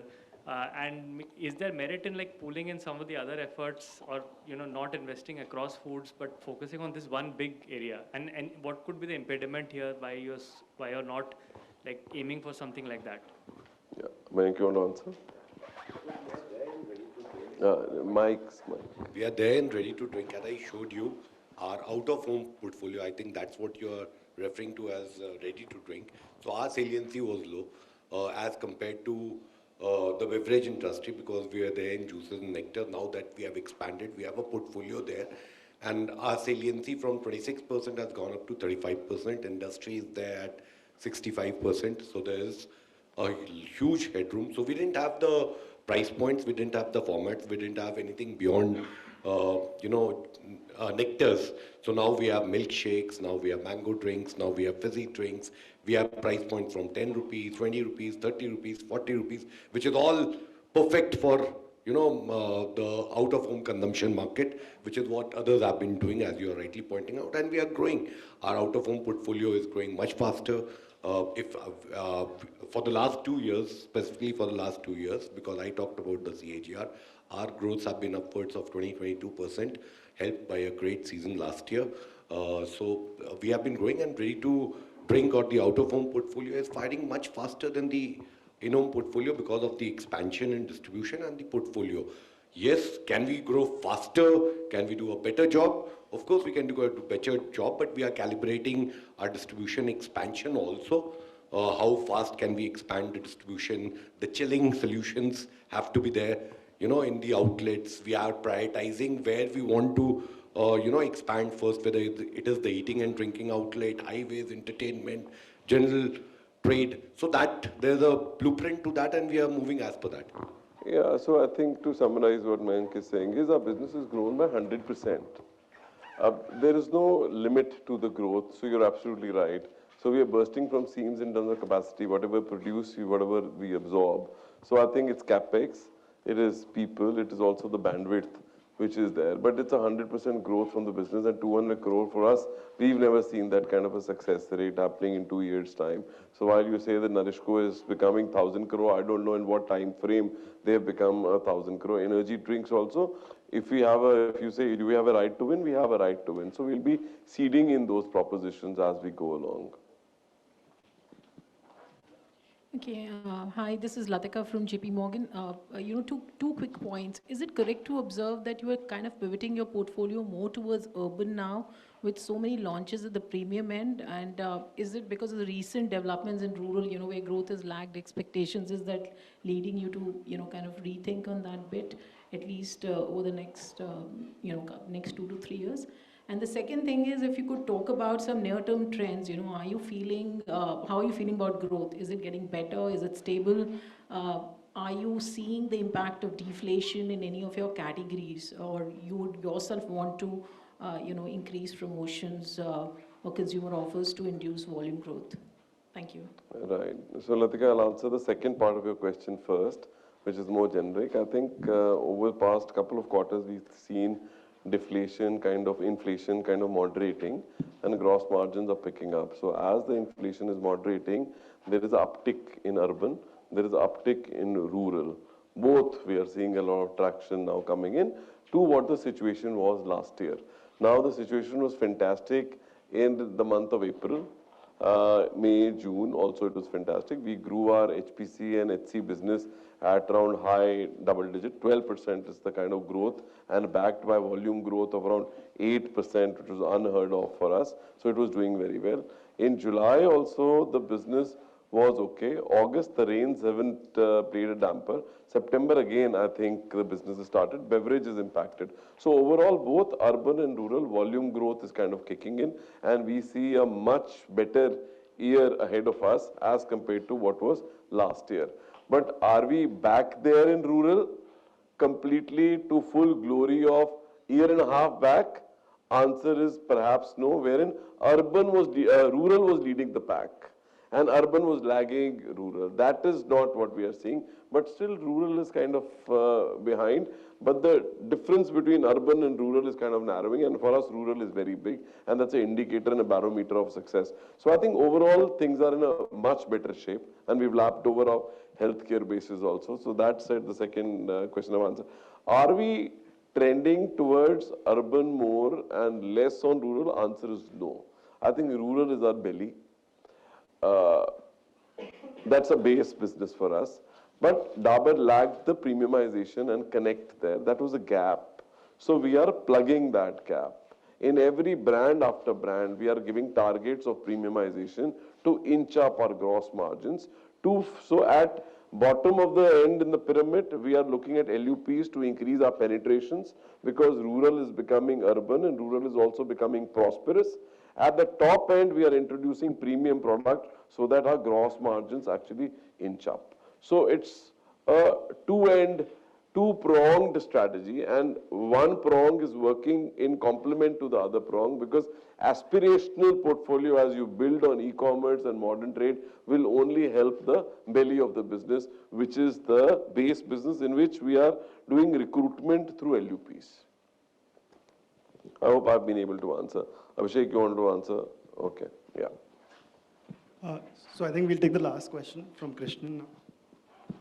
Yeah, Mohit, at least when you had an analyst meet about 4 years ago, at least for me, the most exciting part was you are changing the packaging, changing the flavor, providing access packs on the OTC and supplements to the millennials and Gen Z. Now, on each of these aspects, how successful have you been? Because at the end of the day, as Philip said, right, I mean, a lot of efforts may go through, but this will determine the eventual success, right? Whether you are able to go from the boomers to the next generation. On each of these aspects, how successful have you been? And Philip, maybe you can take it forward. What do you intend to do going forward? Right.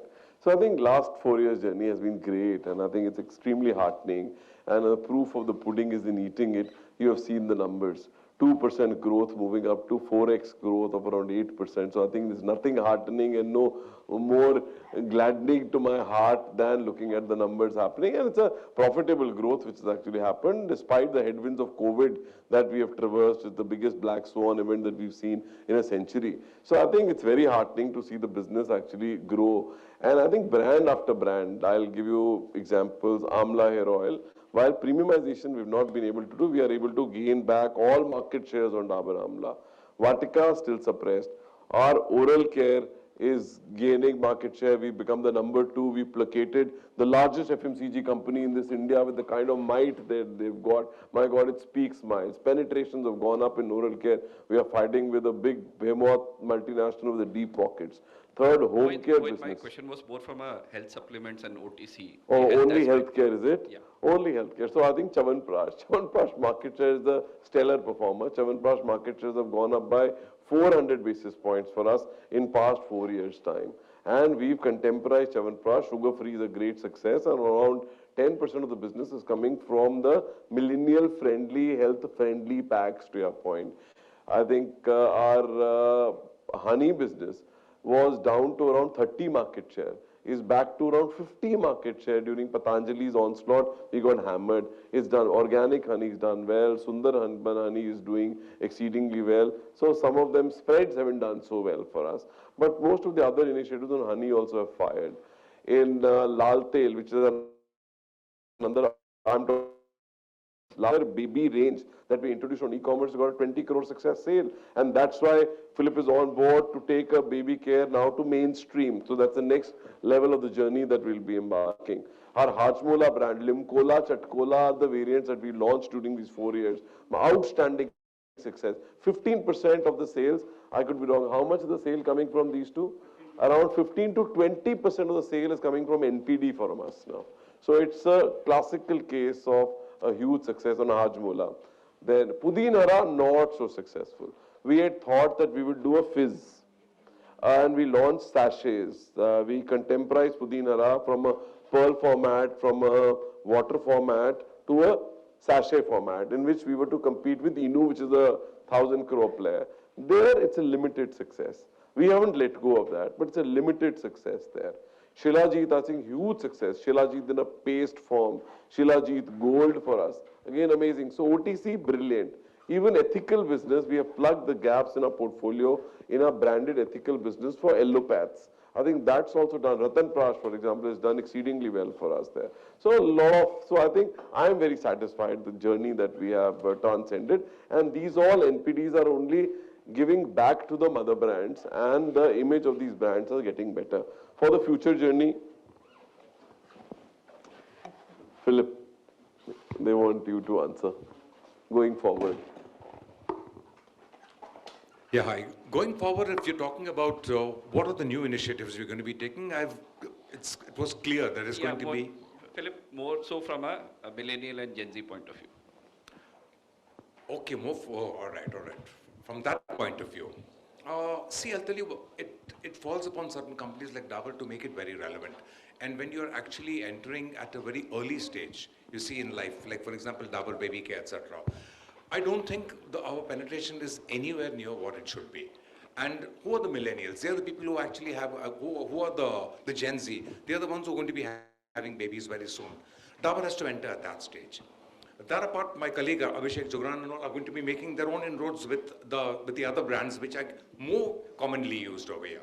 So if you look at our pipeline, it's what I clearly mentioned, it's right from birth until old age. We want to be a valued healthcare partner along every step of the journey. And that's very important for Dabur to do. That's what all of us are going to be working on in our own pathways. Me for healthcare, Abhishek obviously for the home and personal care, and Mayank is going to be taking care of the fourth part. Now, if you're talking about millennials, etc., we are there, with your drinks and your fizz, etc. We are there. I hope I've answered that question. Yeah. Just to add on to what Philip is saying, there are a lot of startups who actually come ahead and actually are paving way for us. For example, a lot of healthcare startup companies have come in and they are showing us that, effervescent tablets are doing well, gummies are doing well, and they are paving way. So we have got around 6,000 odd crores lying in our balance sheet for this purpose, that we can jump shift our game by acquiring a company which is synergistic, strategic fit for us. That is an inorganic way. This is the organic way that we will also try. Organic is more arduous a task and more perseverant and bandwidth. This thing we are realizing. Suddenly, if we acquire a company which is small, if the valuation is reasonable for me and it's in line with my Ayurvedic core, then we will acquire this. And now the valuations have become very reasonable as we speak. So we are evaluating nothing that I can speak of right now, nothing on the table, but I think valuations are becoming reasonable for us to go for an inorganic approach here to speed forward on this journey.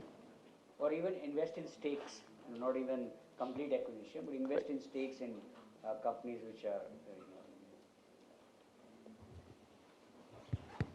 I think that's about it, and thank you very much for a very patient listening, and also to come all the way and join us for this wonderful Capital Day event. Thank you.